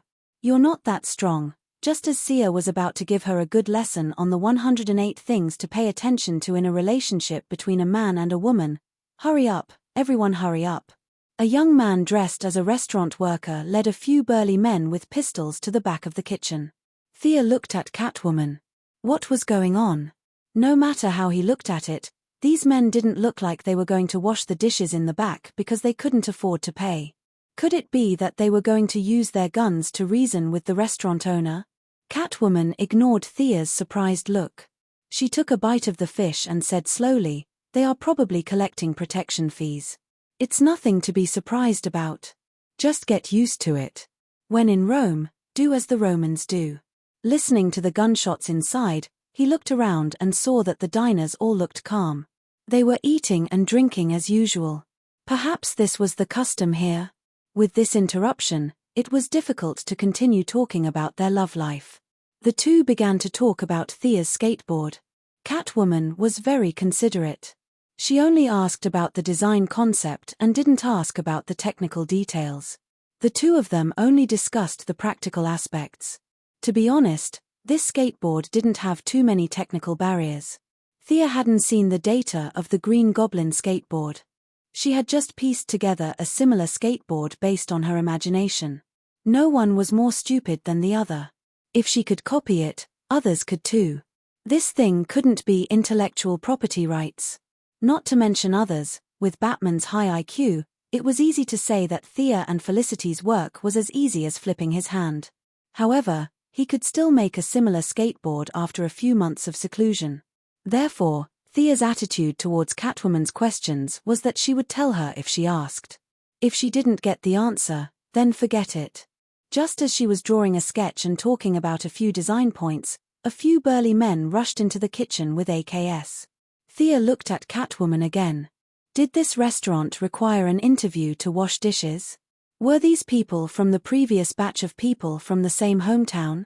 The previous batch of people felt that it was easy to earn money here, so they asked their friends to come quickly. The feline girl was also a little surprised. She unconsciously stretched her head to take a look inside. Come on, you're a feline girl, not a giraffe girl. What can you see from dozens of meters away and a wall? Realizing that she didn't see anything, Catwoman didn't look embarrassed. She elegantly lit a woman's cigarette and spread her hands at Thea, indicating that they were just like this. They had embarrassed themselves in front of the people of Star City. Thea also expressed her admiration for the vibrant lifestyle of the people of Gotham. They couldn't continue the topic of weapons. They could only switch to the topic that Thea was currently most concerned about: how to fight in a high-heeled battle. Catwoman almost laughed out loud when she heard this question. This was exactly what she was proud of. In her previous love life, she was always at the stage of the audience when it came to skateboard equipment. She was the one who received the knowledge and guidance. Now, she could finally hold her head high. Thea, even a little girl like you doesn't know how to do it. Let me teach you a lesson. It's time for me to attack. She then explained her experience in detail. It was similar to what Siva said, but it was more about how she felt in actual combat. Catwoman didn't know if she was traumatized when she was young, or if she was a Gotham citizen. She was more or less mentally ill. She seemed to have a sensory disorder. Her self-awareness was completely focused on height. She was full of confidence when she wore high-heeled shoes, but when she changed into flat shoes, her aura plummeted. She was 1.7 tall, but she still wore high-heeled shoes every day. From afar, she looked 1.8 tall. This height made many suitors flinch. Her appearance could be said to be the prettiest girl Thea had ever met. Her figure was even more so.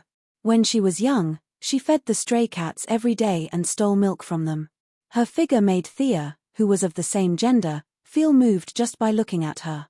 While she was listening attentively to Catwoman's experience in actual combat, footsteps were heard. 3 gang members carrying machine guns and 1 carrying a rocket launcher passed by Thea's table aggressively. This time, without Thea asking with her eyes, Catwoman could tell that something was wrong. In just a short while, 3 groups of people had charged in. The last few were carrying rocket launchers. Judging from their posture, this wasn't an ordinary gang dispute. The 2 girls had a feeling that today's meal would not be paid for. Women always had a sixth sense. With a loud bang, the entire restaurant quieted down. However, the silence didn't last for more than a few seconds. Screams came from the kitchen. Run, run. The few people who went in earlier ran out with their faces covered in blood. A few of them ran while throwing their weapons. Among them, a bald man stood out. He didn't leave through the door. Instead, he covered his head with his clothes and found a weak spot in the wall. With a loud bang, he broke through the wall and rushed out. Thea was stunned. The successor of the Iron Head art? What a tough guy. But what's going on? The 2 girls looked at each other. Looking at the few people running away as if they wished they had more legs, Catwoman knew that something was wrong. Thea could understand Chinese, but the few people's accents were Americanized. They were neither Chinese nor foreign, so all she could hear was the word run. I hate situations like this. Thea didn't bring any equipment with her. She thought that nothing would happen in the police's area, but it was too late for regrets now. Catwoman was also dressed casually. She only had a dagger with her. However, looking at the chaos around her, she didn't have any intention of performing the 72 steps of Tan-Tui. Since we can't start the fight, let's just run. Catwoman pulled Thea and ran out. Chapter 57. The 2 ladies were both agility-type heroes. Their long legs made them look like they were flying. They did not need to run faster than the Flash, as long as they could run faster than the customers in the restaurant. The 2 ladies gave the crowd a live performance of Run, Sisters. After running out of the restaurant, they found an open space and joined the crowd of onlookers. Since they did not know what was going on, as the host, Catwoman could not shirk her responsibility. She was also curious. Under Thea's gaze, she found a gangster who had entered the restaurant earlier and dragged him to the corner of the wall. After a round of punches and kicks, she returned to Thea's side. It's Killer Croc. I think he jumped out from the saws. He killed 2 people at the scene. I didn't expect him to be released. Sia didn't ask who it was. In any case, she knew that Batman's team had dealt with him before. That was easy. This meant that there was a strategy. Many villains were very powerful in the early stages, but later on, they were reduced to soy sauce and replaced by new villains. The key point here was that the heroes had a strategy. The same trick wouldn't work on Saint Seiya the second time. There was a similar setting here. Many villains had mutated abilities. The first time, they didn't understand the situation and fought fiercely, but the second time, they could easily take the opponent's head. Abilities were temporary, but technology was a lifetime. Thea was more certain of her technology enhancement path. That was it. In fact, she had no choice but to do so. She was forced to do so by the situation. If she had Kryptonian blood, she would have found a beach to sunbathe. Why would she practice martial arts? She did not have a choice. Just as she was about to ask Catwoman to explain the strategy, the load-bearing wall of the Chinese restaurant not far away suddenly shattered. The entire building slowly collapsed and finally turned into a pile of rubble under everyone's gaze. What a pity. The fish in this restaurant is really good. Hearing Catwoman's murmur, Thea could only express her admiration for Gotham's strong mental fortitude. Let's go. Catwoman pulled Thea and walked out. Were they leaving just like that? What happened to the Friends of Justice, the defenders of the city? It's not good for us to just leave like this. After all, we ate a lot of food and didn't pay. We should help if we can. Can't you see that the restaurant owner has already fainted from crying in the toilet? Catwoman seemed to know her doubts and patiently explained, according to Killer Crocodile's past habits, he won't go on land when there are many people. He often moves in places with water such as sores. Let's go back to change clothes and get equipment. He won't go too far. There is a small artificial lake not far from here. He will most likely go there. Thea scratched her head when she heard that they were going to fight underwater. Her equipment would be completely useless if she went underwater. She had never tested it underwater, and she had never heard of the hero who could shoot arrows underwater. Besides, she was also very resistant to getting wet. If they all wanted to go underwater, she could only support them mentally. Just as the two of them were rushing back, Thea's phone rang. Felicity's voice came from the phone. Thea, are you guys still at the scene? Listen to me. Killer Crocodile is in a man-made lake not far from you. Their naming skills are terrible. She muttered in a low voice. Robin is rushing over. Barbara is a little worried. You guys go and help him. Thea valued the taciturn Robin. After all, he was Batman's first disciple. If Batman didn't have a daughter, he would definitely be his son-in-law. Although Felicity didn't say that the situation was serious, it was still dangerous. There's no time to get equipment. Let's just go there. Sia hung up the phone and turned to ask for Feline Girl's opinion. Feline Girl was even more concerned about her teammates. Not to mention Robin, she would not even leave Barbara, who she did not get along with, in the lurch. She immediately led the way, and the two ran towards the artificial lake. The more they walked, the more remote the area became. There were more trees around, and the traces of pedestrians gradually decreased. After walking through a sandy area, Sia finally saw the so-called artificial lake. It seemed to be a large amusement park, but it had been completely abandoned due to lack of maintenance. The dilapidated wooden horses and the broken Ferris wheel added a touch of gloominess to this place that used to bring laughter in the past. The artificial lake was located in the north of the amusement park. When the two of them got closer, they saw that Robin was already fighting the killer crocodile with a short stick. This guy is really ugly. That was Thea's first impression. She could only tell from its appearance that it was a humanoid monster that walked upright. Its upper body was naked, and its body was covered in dense dark grey scales. Its head was huge, and its mouth was filled with sharp teeth. The guy was at least 2 meters tall. Judging by its thick arms and legs, it weighed more than 250 pounds. Thea shook her head. How much did it eat in a day? How did this guy become like this? Was it a malignant experiment or a biochemical modification?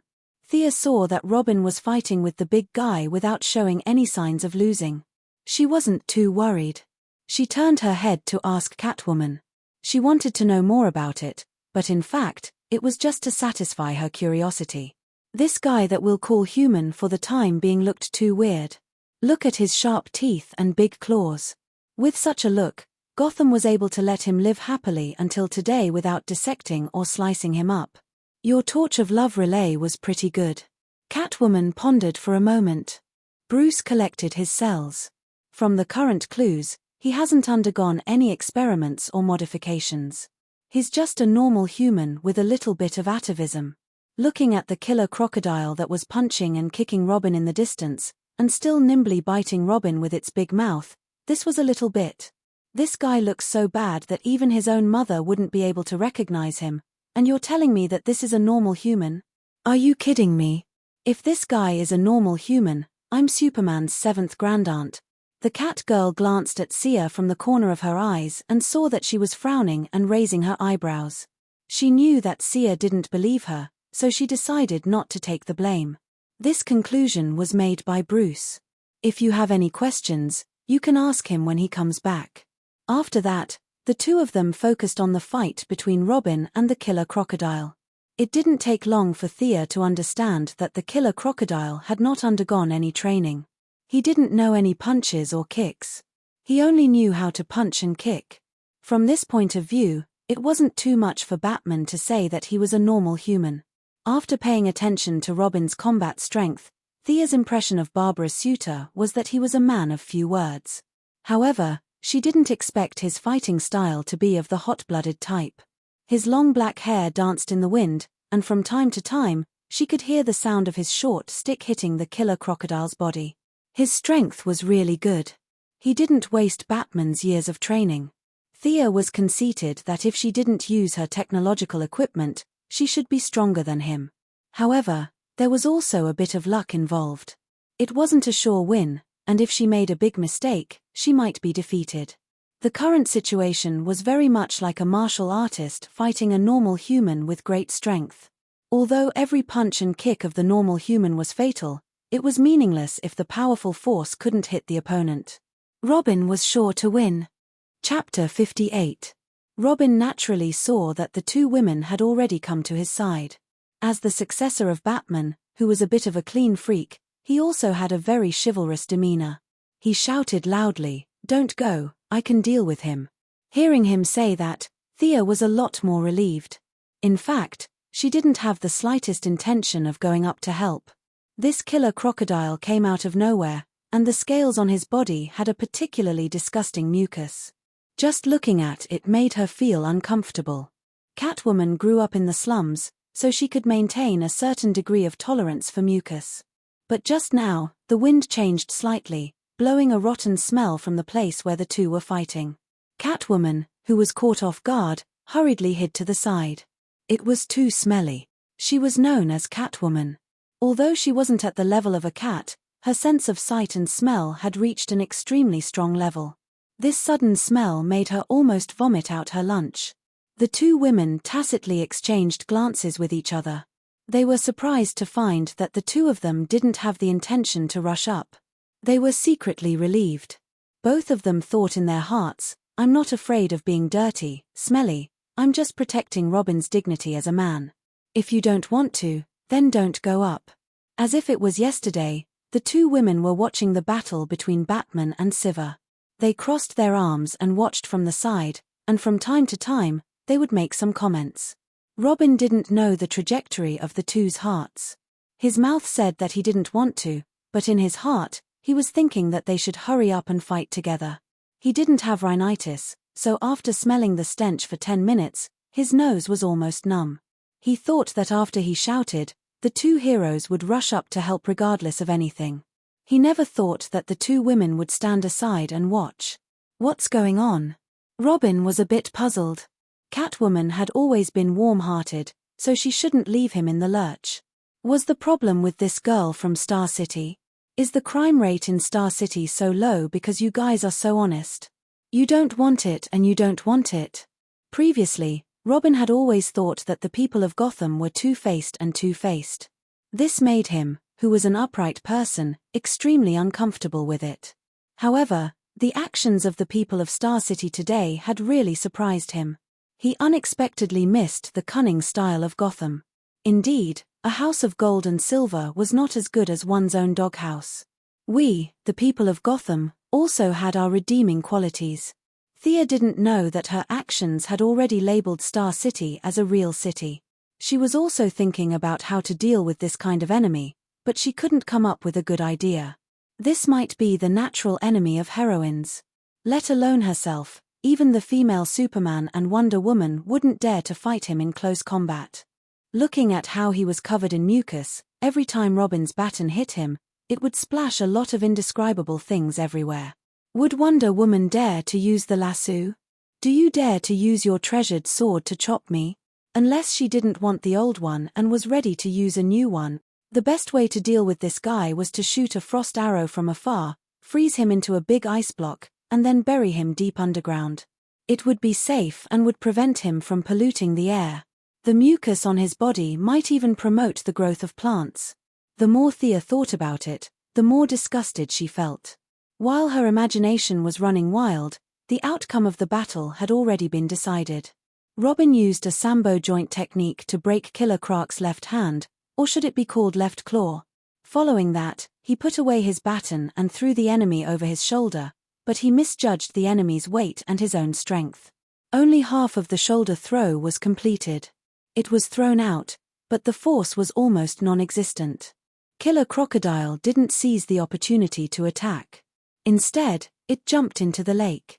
It was unknown whether Killer Crocodile was afraid of being beaten or he was naturally timid. When he swam to the center of the lake, he popped his head out of the water to provoke Robin. Perhaps his vocal cords had deteriorated, but the sound coming out of his mouth didn't sound like a human's voice, but some kind of incomprehensible roar. It wasn't appropriate for the two women to continue watching, so they quickly walked towards Robin. However, after taking a few steps, they stopped at the same time. There was no other way. Robin's body was now full of smell, especially after the last shoulder throw. He was stained with a lot of messy things. The originally black and red skin-tight clothes were now covered in patches of white and green mucus. Needless to say, it was disgusting. Thea made an inviting gesture to Catwoman, which meant that she didn't know him well, and that she was his teammate, so she should go up and talk to him. At the same time, she thought mischievously, "Robin, if you don't shower 8 times when you go back home, Barbara won't let you enter the house." Catwoman couldn't blame Thea for her lack of loyalty. This was her teammate, and it was indeed a little too much for her to stay away from him. She could only pinch her nose and go up to talk to him. Robin was the same as Batman. On the surface, he seemed to be tolerant of women, but in fact, he didn't know how to talk to women. Looking at him following behind Barbara every day without saying a word, it was obvious that he was a big boy who was so honest that he was almost dull. So, not to mention that the two girls were just watching, even if they wanted to hit him when he was down or even stab him in the back, he would only ask why and if there were any difficulties. He wouldn't stab them in the back. "Are you hurt?" Catwoman tried her best to hide her sense of smell, hinting that she didn't smell anything, and recalled the delicious taste of fried fish, grilled fish, fried fish, and so on. What? Crocodiles were also fish. Crocodiles were fish, and they were reptiles. Catwoman, who was very sensitive to fish, would tell everyone that they had nothing to do with fish. No, no. Robin, who was fighting with his blood boiling, didn't know that there were so many things attached to his body. He only felt that although the enemy had run away, the stench was still lingering around his nasal mucosa. He wondered if his nose was damaged. He went back and found a doctor to check on him. Superheroes didn't have medical insurance, and they had to be treated in advance if there was a problem with their bodies. He was a little angry when he saw that Killer Crocodile hadn't run far, and had instead poked his head out of the water to provoke him. In fact, it wasn't just Thea.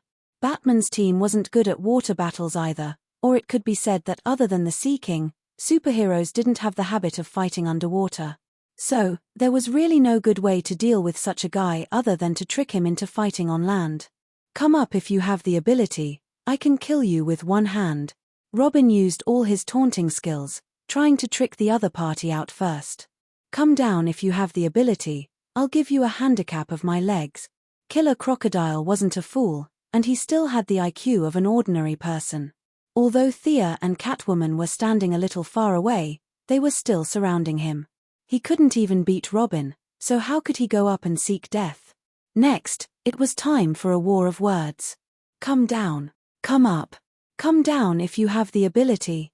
Come up if you have the ability." The two of them scolded each other from a distance for 5 minutes, and reality proved that no one was more stupid than the other. Killer Crocodile wasn't fooled at all, and he floated steadily on the water. At the same time, his stubborn temper rose. He thought to himself that even if you have help, I'm not afraid in the water. I won't go out even if you beat me to death, I'll anger you to death. Just as the two sides were in a stalemate, a motorcycle came from afar with a beep sound. Chapter 59. Yo, it's Barbara. She's fast. Catwoman, who had good eyesight, was the first to notice her. Wasn't that right? Batgirl, who was wearing a black cloak, yellow gloves, and yellow boots, quickly approached them like a gust of wind. Robin, are you okay? Barbara ignored the two girls who were watching from the side. She saw Robin standing by the lake with his hands on his waist, panting. She thought he was injured. Actually, Robin had shouted too hard just now and was suffering from a chest pain. He was different from Killer Crocodile. Killer Crocodile was 2 meters tall and weighed more than 500 kilograms. Usually, his voice was like thunder. He was just an ordinary person, and even among the heroes, he was considered thin and weak. It was indeed tiring to shout at the top of his lungs like a human speaker for 5 minutes. Seeing that he didn't reply, Barbara thought he was seriously injured. She looked reproachfully at the two girls who were standing upright at the side. You're too much. She threw the motorcycle aside and ran towards Robin. You're blaming us for this. Thea felt that this person was too brainless. He took everything for granted and used his own thoughts to measure everything. What was the same as what he knew was right, and what was different was wrong. Seeing that she was about to run over to Robin, she gave Catwoman a teasing look. Both of them changed their expressions to that of watching a good show. Ayo. Barbara ran really fast. It seemed that she and Robin had quite a deep relationship. However, when she was 2 meters away from Robin, she realized that something was wrong. Robin's white and green clothes made his originally very serious combat uniform look like a scavenger's. Moreover, there was a strong pungent smell. Anyway, she had never smelled such a bad smell since she was a spoiled child. She hurriedly gestured for Robin to stop. Actually, Robin didn't go forward. Instead, he took a few steps back. He was simple, but not stupid. After scolding by the lake for a long time, he had already realized the abnormality of his body. If he were to give his girlfriend a hug with his broken clothes, there would only be 2 results. Either Barbara couldn't take it and turned into a black person, or he would be beaten until he turned into charcoal. There was no question of breaking up here. It was either you die or I die. There was no difference whether they broke up or not. Seeing that her boyfriend did not pounce on her, Barbara heaved a sigh of relief. She carefully examined his accessories again, and the more she looked at them, the more disgusted she felt. She kept retreating. When she retreated until she could no longer smell the pungent odor, she found herself standing beside the 2 heroines. She said unhappily, "You already knew? Are you happy? Laugh if you want to." Thea chuckled. She didn't intend to give her any face at all. Once again, she fully displayed the simple and optimistic spirit of the people of Star City. "Since you agreed to let me laugh, then I'll laugh." Watching the 2 of them act like they were performing a stage play, it was indeed very funny. If he could recite a few more lines from Romeo and Juliet, the effect would be even better. Catwoman couldn't be so heartless. She still had to work in this team. She held back her laughter and changed the topic. "What should we do next?" Yes, what should he do next? The 5-man team was all present. Although there were no cameras here, Thea saw a drone hovering above their heads. Felicity automatically stood in the mascot position and cheered for everyone. However, the 4 of us are all damage dealers, and we are all agility-type damage dealers. Against a boss with thick HP, this team composition is terrible. Of course, 2 of us didn't have any equipment. How are we supposed to fight like this? Let's just retreat. Barbara didn't know what Thea was thinking. She asked politely, "Miss Thea, do you have any suggestions?" No. Thea had only been in Gotham for a short period of time. Even the names of the monsters were told to her by Catwoman. When she thought of Catwoman, she naturally thought of the question she had asked before. "How did you guys catch this guy in the past?" Didn't he have this powerful stench aura when you guys caught him the last time? Or is this a new skill that he learned recently? Or did he come up with it to deal with you guys? If that's the case, this guy who's about to degenerate into the Cretaceous period has quite a high IQ. How did you catch him in the past? In response to Thea's question, Barbara immediately said that even though she looked mature, she was still a child. She really didn't know anything about the past. She wanted to ask the middle-aged woman beside her for more details. Catwoman thought for a while. She had no recollection of this monster. Maybe she was busy at the time and robbed the rich to help the poor. She only knew that she didn't do it. If she had seen it in the past, she would have remembered it. Seeing the two of them shaking their heads, Thea knew that things were bad. Fortunately, there was someone who seemed to know about it. She said to Barbara, "Call Robin over. We'll ask him." Actually, they were not far away. They could have shouted at the top of their lungs. However, Thea was afraid that there was a secret. If they heard it, the killer crocodile in the lake would also hear it. It would be embarrassing to read the strategy in front of the boss, right? Therefore, it was best to call Robin over and ask him softly. Barbara waved her hand and called Robin, who was still in a daze by the lake, over. "What's the matter?" Robin walked over, but when he was 2 meters away from them, the three women raised one hand and gestured for him to stop. He could only stand there helplessly. Barbara asked the question again. "I don't know either." "Don't you know?" Robin was puzzled. If he knew, would he be in such a miserable state? He didn't even know if Barbara would let him into the house tonight. "Do you think I'm crazy? I'm happy to be in such a miserable state." The few of them were a little confused. They looked at each other. Was Batman the only one who knew? Did he just kill the boss without anyone noticing? But they didn't know where he was now. Did Alfred know? Did Director Gordon know? Thea was completely convinced by their team. Look at Boss Batman. Whether it was the enemy or his own people, they all recorded their abilities and restraining methods in a small black notebook. You guys, on the other hand, didn't even have a record of what you fought. You guys were a bunch of good-for-nothings. In the end, the three members of Bat's family looked at Thea at the same time and asked her if she had any ideas. Of course, Thea had an idea. Her principle was to be prepared in advance. She had thought about it earlier. Frost Arrow was the most suitable way to deal with this stinky and strong guy. She would hide far away and shoot an arrow. She didn't believe that he wouldn't be frozen. If one arrow wasn't enough, she would shoot 2 arrows. The problem was that she didn't prepare many arrows. Coupled with the high cost, she only prepared 5 frost arrows. Her original plan was to use them against Bane. That guy had a big head and a thick neck. His arms could run horses and his fists could stand people. Perhaps his only weakness was his slow speed. If she limited his speed, he would be knocked down by a wave of ranged attacks no matter how strong he was. She could only worry about the future. She had to deal with the present first. Thea nodded. "I have an idea, but I have to go back and get my equipment.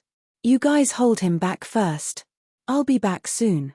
She picked up the motorcycle that Barbara had ridden earlier and drove out. Chapter 60. Bring me along. Catwoman saw that she was going back and jumped onto the motorcycle as well. She did not bring any equipment with her and only had a dagger on her. That dagger might be a little lethal against normal people, but it could only be used as a toothpick against that atavistic crocodile. "We'll be back soon." "You guys hold him back first," Thea said as she stepped on the gas and the motorcycle sped away. "Easy for you to say, but how are we supposed to hold him back?" The remaining two looked at each other lovingly. Barbara pointed at the center of the lake and said, "Continue scolding him. Don't stop." Robin wanted to say, "Why don't you scold him instead?" "Scold him? I've been yelling at the top of my lungs for almost 10 minutes. Although it's a form of scolding, which is a form of mutual harm, she can take a sip of the water to soothe her throat. My throat is almost smoking." However, looking at Barbara's indisputable eyes, he could only accept this difficult task with pain and joy. He would listen to his girlfriend and do whatever she told him to do. Although it would ruin his image as an honest and courteous young gentleman if he spouted vulgarities in front of his sweetheart, there were only the two of them here. He could not let Barbara scold him personally. A man should be more ruthless to himself. Come on. He opened the collar of his tight-fitting combat suit. He usually did not feel like there was a problem, but after 10 minutes of yelling, he noticed it.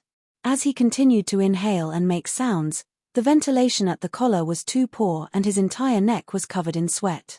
Barbara was elated when she saw that her boyfriend had obediently stepped forward to scold her. She felt that she still had some tricks up her sleeves. Although her mother had long run away, and her close friends were infinitely close to zero, she was still self-taught in the art of taming her husband, right? But after listening for 2 minutes, she realized that something was wrong. In the past, Robin was a taciturn person who wouldn't say a word even if hit 3 times with a stick. When he spoke, he would say things like Batman is right or Barbara is right. Today, in just a few minutes of scolding, his words were tricky and vicious. It was really an eye-opener.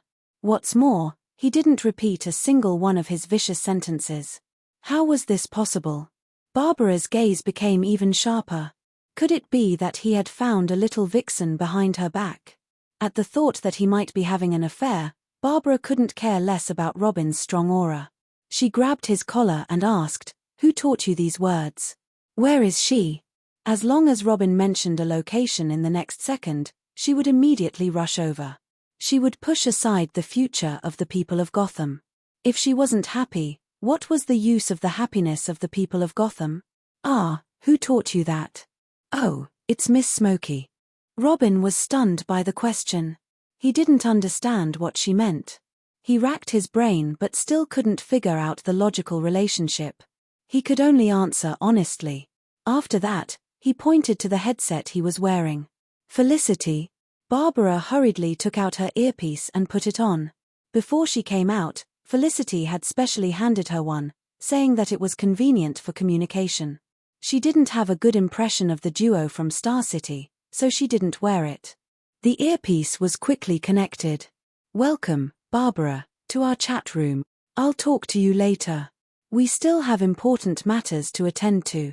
Robin, please continue." The voice in the earpiece was very clear. She could hear Felicity hurriedly greeting Robin and began their important matters. She would say something in the earpiece, and Robin would repeat it with the human speaker outside. Barbara only felt that the scolding was extremely unpleasant and vicious. If she was in Thea's position, her blood vessels would have exploded long ago. She recalled how Thea's insults made her lose her dinner. Were the people of Star City all so good at scolding people? To be able to scold someone on the spot without repeating a single sentence, what kind of vocabulary did that require? "Robin, take a break for half a minute. I'll find a new one. You should drink some water too." Felicity's tapping on the keyboard could be heard faintly shouting, "That baldy over there, pass me a bottle of water. What the hell is this? Why is she looking for a new one?" Barbara didn't understand. Was there a story behind this that she didn't know? Robin looked at each other. If his girlfriend had stared at him like this in the past, Robin would have fainted from happiness. However, he really didn't have the energy to do so now. He was panting heavily. He wanted to drink water, but he didn't have any. There was a layer of unknown substance floating on the surface of the lake. Killer Croc had a strong digestive system, so he could drink it, but he couldn't. He licked his lips and tried to think of something to quench his thirst. "Ha, I'm back. Let's continue," Felicity said energetically. "Wait, I'll interrupt you. What were you looking for just now?" Barbara felt that she wouldn't be able to sleep tonight if she didn't get to the bottom of this. 100 Classic Scoldings in Real Combat, the latest edition of 2007. Have you guys seen it? I've seen a few of them, and I always thought it was worth collecting. I didn't expect to use it today. Haha. Robin, let's continue. Felicity's words strayed off the topic. Fortunately, she still remembered the important matter at hand and forcefully brought the topic back. "You people from Star City know how to have fun." Barbara felt that she had wasted her 20 years of life. She silently watched Robin imitate her and scold her. Needless to say, this was indeed a classic. At first, Barbara listened to a few particularly interesting sentences and memorized them carefully so that she could use them in certain situations in the future. However, After a while, she realized that every sentence was a classic. She gritted her teeth and stomped her feet. Then, she turned on the recording device on her combat suit and started recording. At this moment, Killer Croc, who was in the middle of the lake, was feeling very uncomfortable. When Robin first started scolding, he didn't take it seriously. He only wanted these annoying people to leave as soon as possible so that he could get ashore and escape. This man-made lake didn't conform to the country's standards. He didn't know how much money the contractor had embezzled. This was a pure lake with only a muddy passage at the bottom. It was the one he swam from the Chinese restaurant. There must be a lot of enemies waiting to ambush him, so he couldn't go back. He swam around the bottom of the lake and couldn't find any other way out. However, he didn't despair. He was underwater while they were on the water. So be it. There was food and drink underwater. Who's afraid of who? As he pondered, he caught a small fish that swam past him and ate it in a few bites. He sneered at the people on the shore. When Sia left with the feline girl, he was happy for a while, thinking that these guys were going to retreat. But soon, he found that the young man who had thrown him to the ground had come to the lakeside again and was cursing at him with his cheeks puffed up. These people are really stupid. Are they trying to use such a low-level method to provoke me? Although my body has grown bigger, my brain is still smart. I'm a famous detective. No, I'm me. I'm a firework with a different color. He caught another fish and ate it slowly. Looking at Robin on the shore, Killer Croc was too lazy to come out and scold him. He would just treat it as a stand-up comedy for him. However, the more he listened, the more he felt that something was wrong. It was because Killer Croc's scolding was too harsh. In a short period of time, the names of countless relatives had come out from Killer Croc's mouth. His immediate relatives had already been mentioned. Now, he was even talking about his grandfather's grandfather's generation. Chapter 61. Killer Crocodile wanted to retort, but he remembered that he was abandoned when he was young and had to hide in the sores every day. He was not like the 4 little turtles next door who had a grandpa who turned into a rat. He could only say a few words because he was smart and eager to learn. However, his poor vocabulary was not as good as the guy on the shore. Fortunately, the target of his atavism was crocodiles. These reptiles were naturally cold-blooded, which meant that their blood circulation was slower and they were not easily angered. Furthermore, Robin's brain was somewhat damaged after the mutation. Robin's scolding was a little too sophisticated. Many of his jokes needed to be repeated a few times to understand the meaning. Killer Crocodile was unable to understand the old ones and new ones popped up. Hey, Barbara, Thea, and the others will enter the battlefield in a minute. We have to lure him out. I'll open a channel for you. Join in and scold him, Felicity said hurriedly through the earpiece. I have to join in and scold him? Barbara found it a little hard to believe. She had received higher education since she was young, and she had never done such a thing before. She was a little nervous. Would I be able to do it? However, looking at Robin's red face and thick neck from scolding, it seemed to be a very enjoyable thing to do. A strange sense of guilt emerged in her heart. Is this what they meant by learning well for 3 years and learning bad for 3 days? As a knowledgeable woman of the new era, she couldn't leave any regrets for herself. She had achieved both of these achievements by going to the kitchen and killing the wooden horse and climbing over the wall. In order to fight against mistresses and hooligans in the future, I have to make up for this shortcoming. Today is a rare opportunity. Let's do it. I've found a mixed version for you guys. The title of this post is Let Your Opponent Be Human Again 07 trial version. It's said to be very effective. Let's try it out. I'll adjust the channel first. Robin will explain to Barbara the things to take note of. Hee hee. Felicity was in high spirits through the earpiece. She had never been this happy in her life. There are things to take note of. Can't you just shout at the top of your lungs? Barbara was a little confused. Robin was afraid that she would be suffocated, so he stood 3 meters away and said seriously, "Dear, you have to pay attention to a few things. First, you have to inhale from your lower abdomen and transmit the sound to your vocal cords through your chest. At this time, you have to be careful not to release the sound all at once. You have to do it step by step. Let me show you. Without waiting for Barbara's response, Robin stood with his head held high and his chest puffed out. Like a singer practicing his voice, he performed a few standard vocal movements with perfect articulation. She felt pretty good after singing, and even gave Barbara a thumbs up with a hint of encouragement in her eyes, implying that she should give it a try too.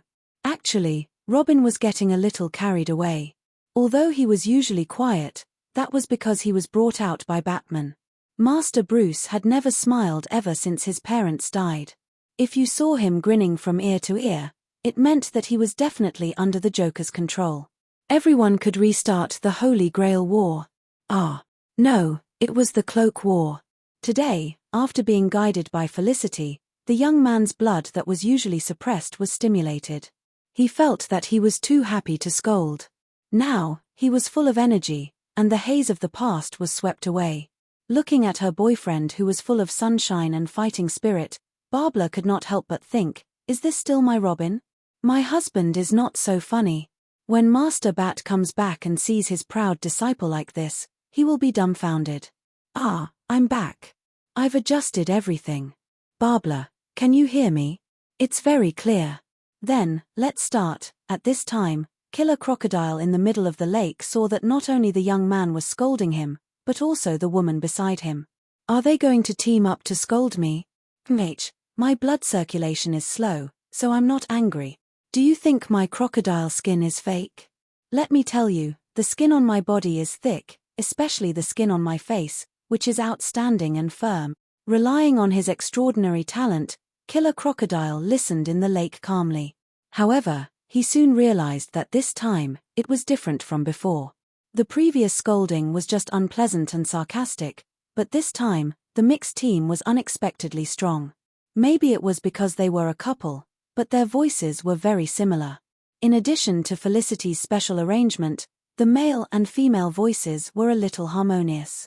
At first, Barbara was a little uncomfortable, but soon, she used the special generation method that Robin had learned. Her high-pitched female voice and Robin's deep voice created a wonderful physical phenomenon. The sound of the mixed voice was more than one level higher, and the two's voices rippled on the surface of the lake. Toward the end of the scolding, Barbara had completely abandoned her modesty. She even used the hymns that she had learned from the choir when she was young. She would smile at Robin from time to time and throw flirtatious glances at him. Her voice changed according to her master's tone, sometimes holy and sometimes seductive. Robin looked at his lover with a face full of happiness. It was also the first time that he discovered the potential of his lover. He loved this saintess and seductive tone. He felt that no matter what her identity was or what profession she was the woman that he loved the most. Their affection for each other completely angered Killer Crocodile in the lake. As a cold-blooded creature that had been single for 30 years, he couldn't suppress his anger this time. You two are too much. If you want to show off your love, go home and do it. Why are you hurting me like this? His previous calmness had long been thrown to the back of his mind. There was only one thought in his mind, and that was to burn this adulterous couple to death. Killer Crocodile also forgot his original intention of hiding in the lake.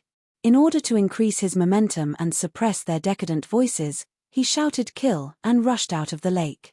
This was a clip from a web novel that he had read in the source when he was young.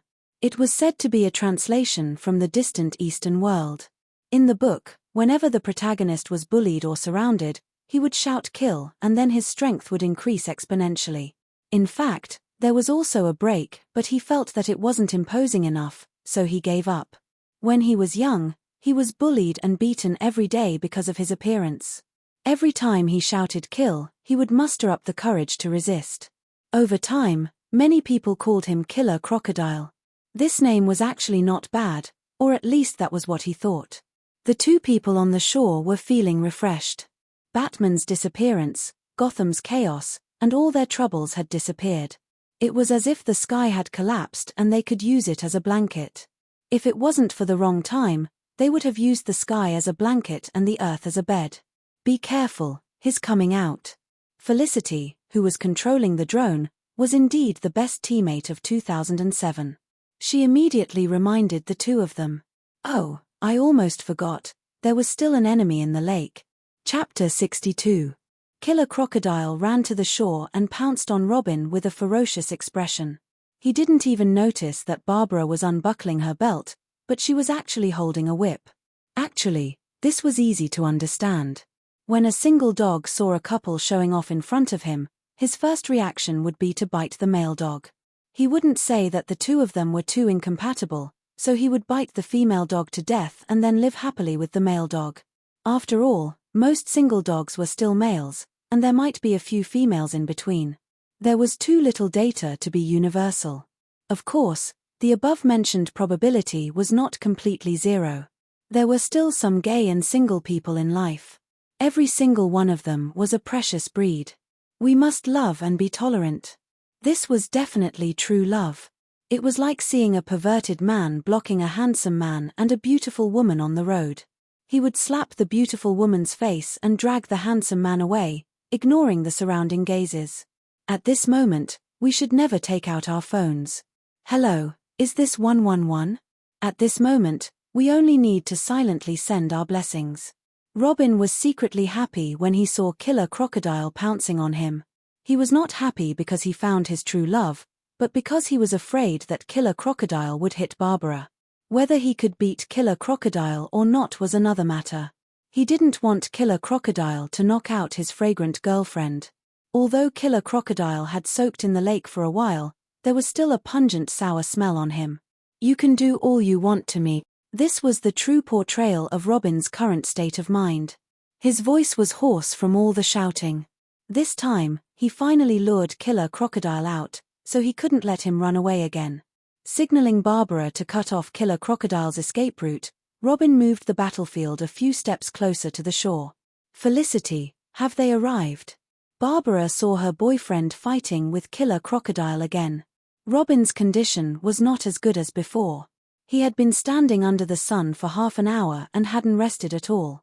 Killer Crocodile was like his own home in the water.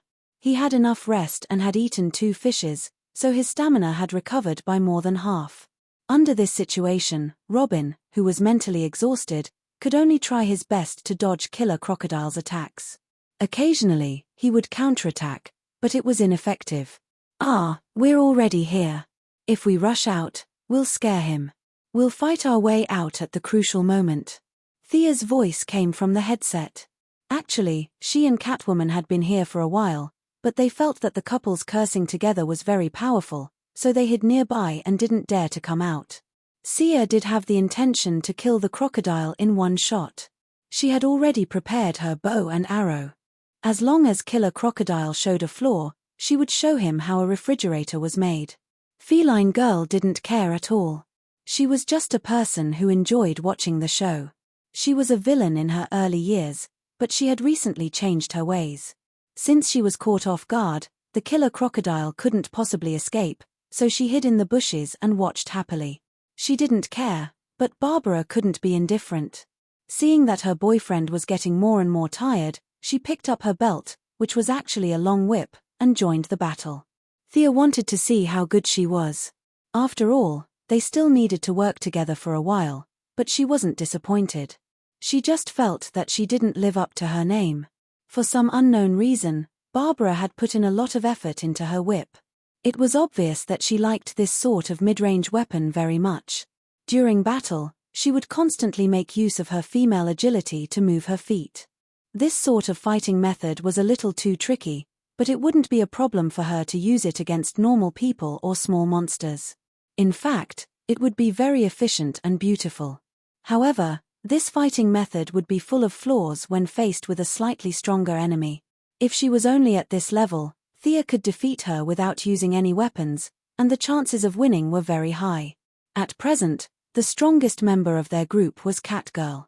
Years of life and death on the streets, and her style of doing things that were both good and evil, had increased her combat strength exponentially.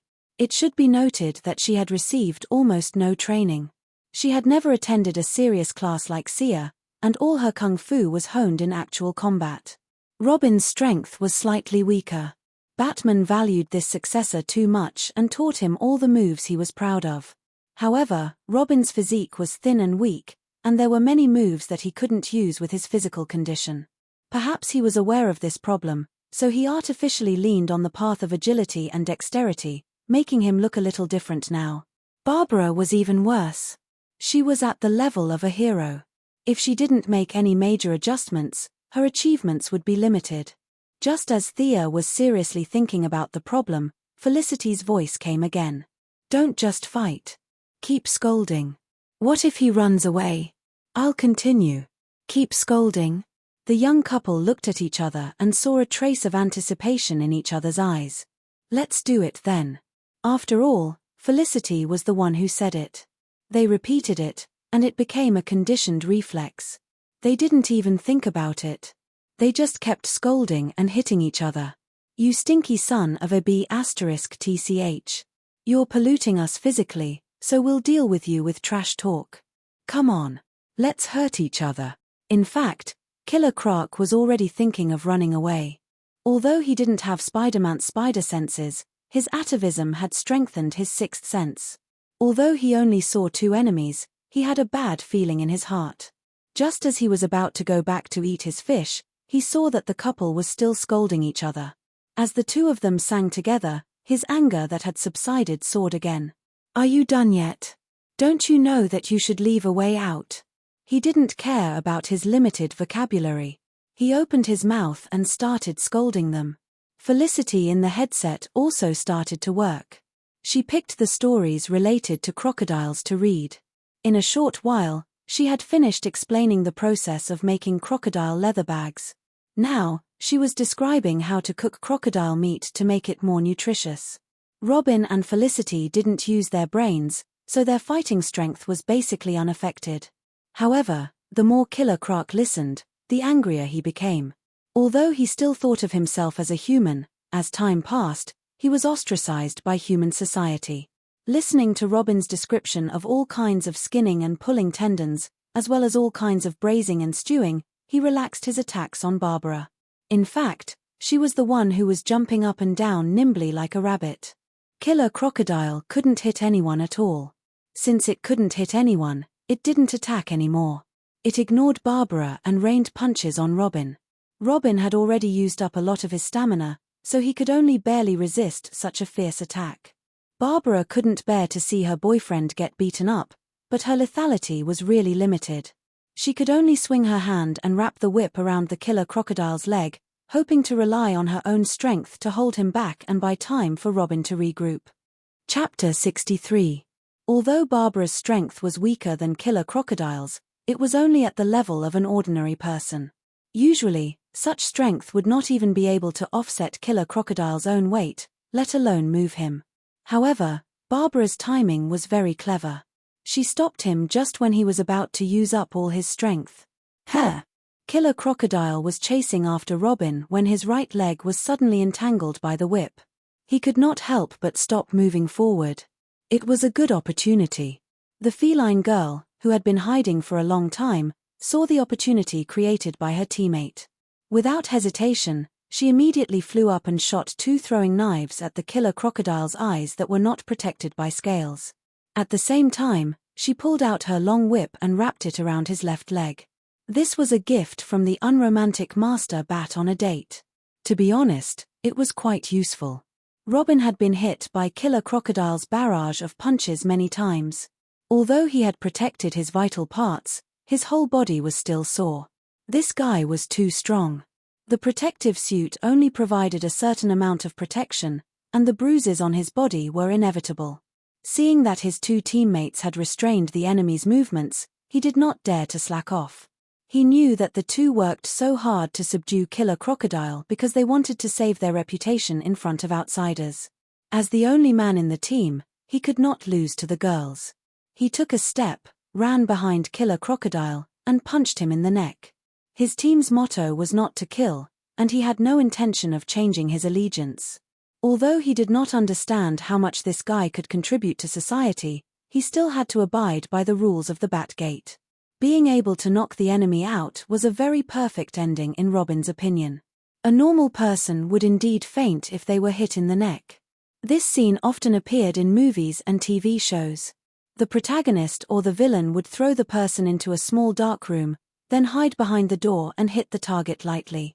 It was somewhat artistic, but the principle was correct. People who were familiar with the structure of the human body and had been trained could do it. Robin was naturally trained, and he was very confident in his skills. However, he did not expect that this confident punch would have an unexpected effect. Was Killer Crocodile a normal person? Emotionally, he felt that he was very normal. When he had nothing to do, he would roll in the mud and catch a few small fish and shrimps for breakfast. Was this life not normal? He had seen many women smearing mud on their faces. It was said to be called seaweed mud or something. He heard that it was quite expensive. That was nonsense. He saw that the mud was no different from the sewage in his house. Another time, he hid far away and saw some very short yellow-skinned people from the Foot Basin country eating a raw fish. After eating, they were even singing and dancing in celebration. Why were they so happy? Could it be that they don't usually eat raw fish? That must be it. Killer Crocodile felt that these people were not doing as well as him. Seeing how pitiful they were, he even threw a few fishes down.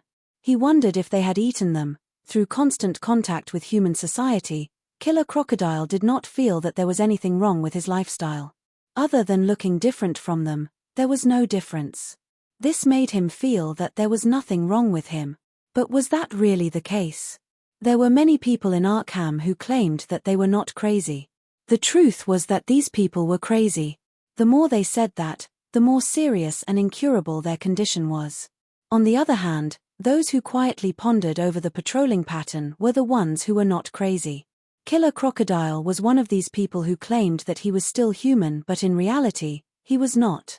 Physiologically speaking, the genetic difference between him and a human was as big as 2 streets. If he did not stop his current degeneration, theoretically speaking, he would become a humanoid crocodile who only knew how to kill in 20 years. Of course, all of this was still far away. Killer Crocodile did not care about what would happen in the future. First, he needed to get out of this crisis. His legs were tied up by the 2 girls. Robin had already circled behind him. He gathered all his strength and punched the back of his neck. Ah! The imagined enemy fell to the ground, receiving the admiring gazes of the girls, and marrying Barbara in the future did not happen. Robin was dumbfounded as he watched Killer Crocodile roll on the ground with his hands on his head. The 2 girls could only retract their whips and watch from afar to avoid being dragged into the mess. No matter how he looked at it, it didn't look like he was going to faint. Could it be that his martial arts had regressed so much that he missed such a simple punch? Robin's face was a little ugly. Killer Crocodile's face was even uglier than him. His body was too big, so his reaction speed was a little slow. When he realized that Robin had circled behind him, he was 1 step too late, so he did not dodge the punch. Normal people who were hit by Robin's punch full of true Yuan chakra would definitely faint, and they would not wake up for at least 3 days. Even if they woke up, they would wake up because of hunger. But Killer Crocodile was not normal. His physiological structure had become infinitely similar to that of a crocodile with the increase of age. A crocodile had a dense cluster of neurons below the neck near the spine to control the balance and overall coordination of the body. From the perspective of an ordinary person looking at a crocodile, the crocodile's head, neck and body were as thick as a bucket. It was impossible to find the specific position, but a skilled hunter could find this area. If you don't want to use the old-fashioned method of burying a knife in the crocodile's path and let it cut open its stomach by itself, but you want to challenge it like a warrior, then you only need to find this position and take a dagger and stab it fiercely, then the crocodile will be paralyzed. At that time, you can kill it or scratch it up to you. Unfortunately, Robin hit this position. If he had a knife in his hand, the battle would have been over by now, and they would have carried the trophies back to the mission. But he hit it empty-handed. Although the strength was great, the crocodile was famous for its thick skin. The lethality of this punch was not dizziness but pain. The severe pain made Killer Crocodile, who had thick nerves, a little unbearable. Regardless of the enemies around him, he held his head and rolled on the ground. Oh, this was a good opportunity. Thea saw the enemy rolling on the ground, and several of her people were stunned on the side. She knew that it was time for her to appear. She floated 10 meters in the air and controlled the skateboard to jump out like an arrow. Flying to a distance of 30 meters away from Killer Crocodile, she sniffed gently with her nose. There was no strange smell. In fact, she could shoot from a distance of 100 meters, but in order to not be so special, several of her friends and relatives were more or less stained with a mess of things. Thea held the idea of unity, so she found a relatively close distance. She took out a frost arrow, calculated the distance in advance, aimed at his calf, and shot out the arrow. She didn't want to cause any conflicts because of the death of the enemy in front of these temporary teammates who were kind to Mother Mary. Chapter 64. Killer Croc was still rolling on the ground. Although his crocodile instincts warned him of danger, he was in so much pain that he had forgotten his own name. His brain did not receive the danger signal at all. Or rather, even if it did, there were no brain cells to analyze it. Compared to the pain in his back, this light arrow was nothing. He also saw the person who shot the arrow at him. How could this person float in the sky? As a single croc who had lived in the soars for 20 years, he had never seen such a high-end thing. Was this the plane that those people were talking about? Subconsciously, he felt that it did not look like it. It seemed that a plane should be flying very high.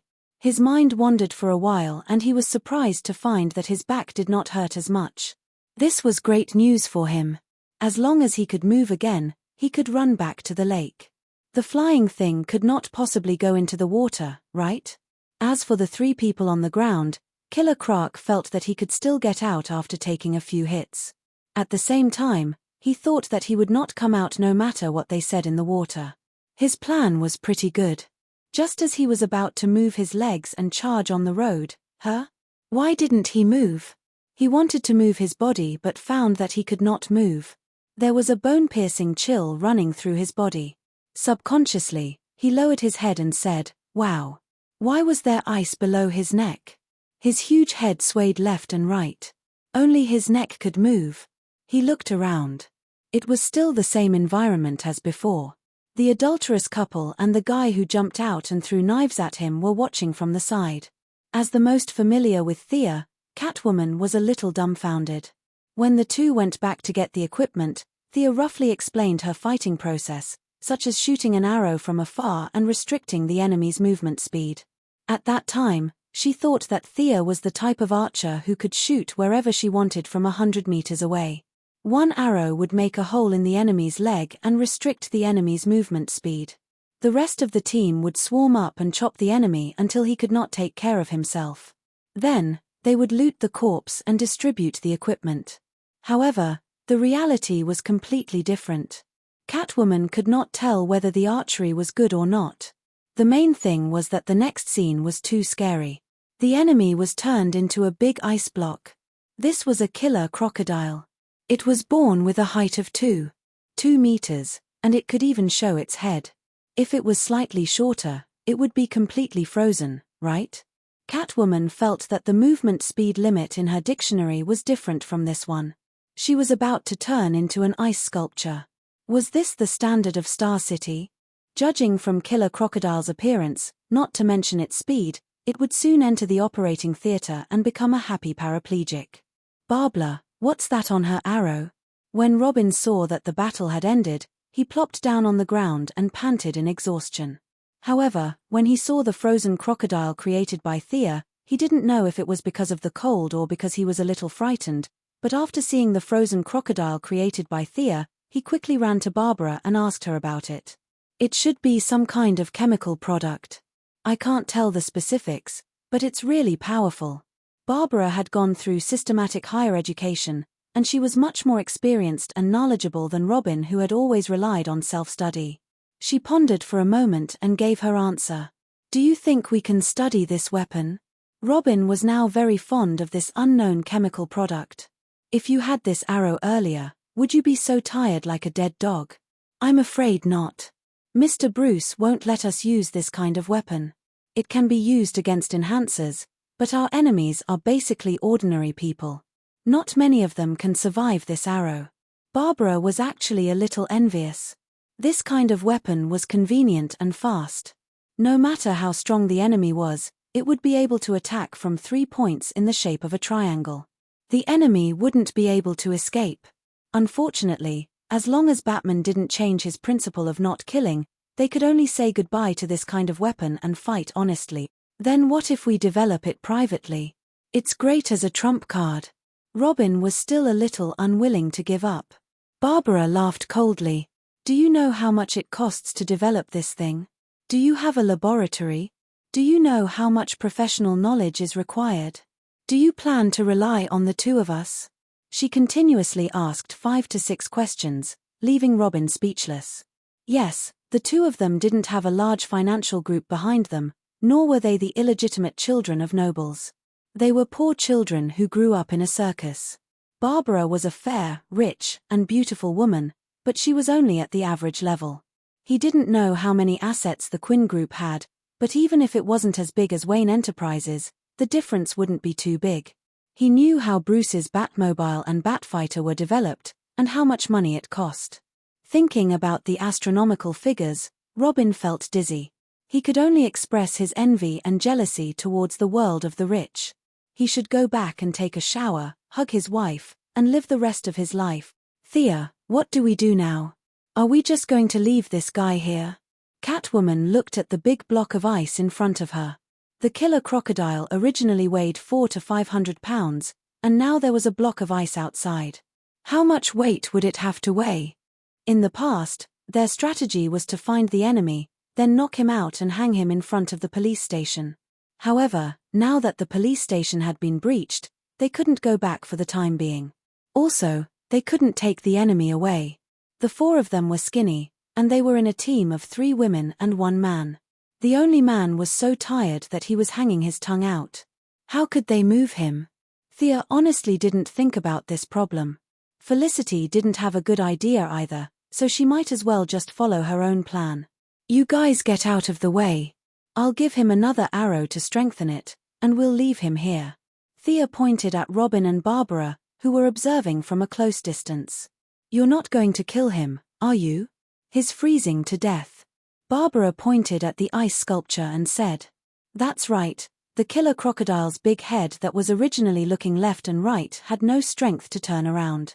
Its yellowish eyes looked helplessly into the distance, and the sharp teeth in its mouth made a clicking sound from time to time. It's okay, he won't die. Get out of the way. Thea didn't understand their strange principle. If he died, he died. If they didn't mention it, who would know? So what if they knew? This guy had degenerated to this extent. Was he still a human in the traditional sense? Was this guy protected by the law? Did he pay insurance and housing? Even if Batman jumped out now, Thea could still make him speechless. Besides, Thea didn't think that he would die from the cold. Didn't you see that Captain America was frozen for 70 years? After defrosting, he was still alive and kicking. This guy's physique was quite strong. Plus, crocodiles were naturally resistant to cold, so he wouldn't freeze to death for a while. Of course, some muscle atrophy and nerve paralysis were not within her scope of consideration. Chapter 65. Previously, she aimed at the calf, but this time, she didn't need to aim. She shot another arrow towards the upper part of the ice. This was all money. She hadn't found a fat sheep that could reimburse her. She could only hope that Master Bruce would come back soon. She really couldn't afford it. The 3 members of the Bat's family and friends didn't know what she was thinking. They only saw a flash of white light, and the humanoid killer crocodile was completely gone.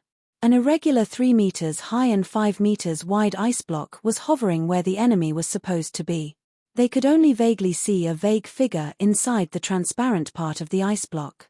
Several people took a long breath. Perhaps it was because of the cold. After all, after 2 shots, the surrounding heat had been completely absorbed. In theory, it could cause liquid nitrogen to be more than 100 degrees below zero. After a chemical reaction, the loss of energy through the air could not reach the necessary threshold, but it could still be maintained around -50 degrees below zero. Well, the mission is completed. I'll go first, Thea said to them with a relaxed face. She was ready to turn around and leave because she was afraid that they would ask her to take them back. It was okay to take Catwoman with her. The two of them had flown back and forth several times. If Catwoman asked, she would not object, but Robin and Barbara were a bit difficult. The two of them had fought with Killer Crocodile for a long time, and the smell on their bodies was really not good. For Barbara, she might be able to tolerate it. For the sake of being sisters of the same class, she could still take her back. But Robin's smell was unbearable. If they asked for help, she would feel uncomfortable whether she agreed or refused. So, she didn't give them a chance to speak. She had to run first. "You come down first, let's have a meeting to discuss." Catwoman hurriedly pulled her back. Seeing that she couldn't run, Thea could only obediently get off the skateboard. She was pulled by several people to find an open space far away from the ice block to have this on-the-spot meeting. "Shouldn't we go a little further? Will he hear us?" Robin pointed to the ice block wrapped around Killer Crocodile and asked several people. Because he didn't understand the principle, he focused on Thea. "He's unconscious. He can't hear us. Don't worry." Barbara didn't even wait for Thea's reply. She rebutted her boyfriend's stupid question with a few sentences. At the same time, she thought to herself, "Your basic knowledge is too lacking. I must enroll my boyfriend in an adult tuition class so that he can learn. If he can get a degree, it will look better when they get married." Although Barbara ended the topic abruptly, Sia still nodded. Barbara is right. He should be unconscious now. With a thick layer of ice, he can't hear anything. Robin was a little embarrassed. He felt that since everyone here was a woman, he should have shown more of his abilities.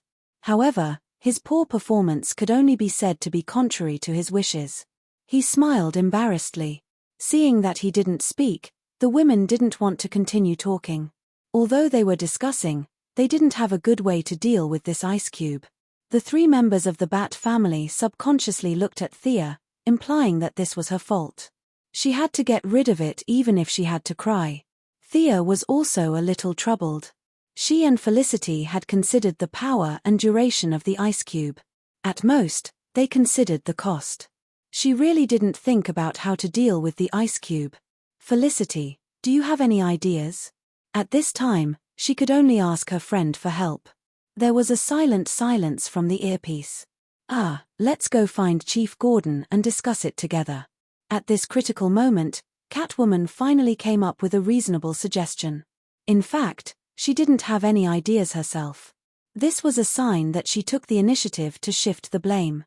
The others felt that this was a good idea and agreed. Things like having an elder at home was like having a treasure. They had to make use of the subjective initiative of an old comrade. These were all excuses for their lack of ideas.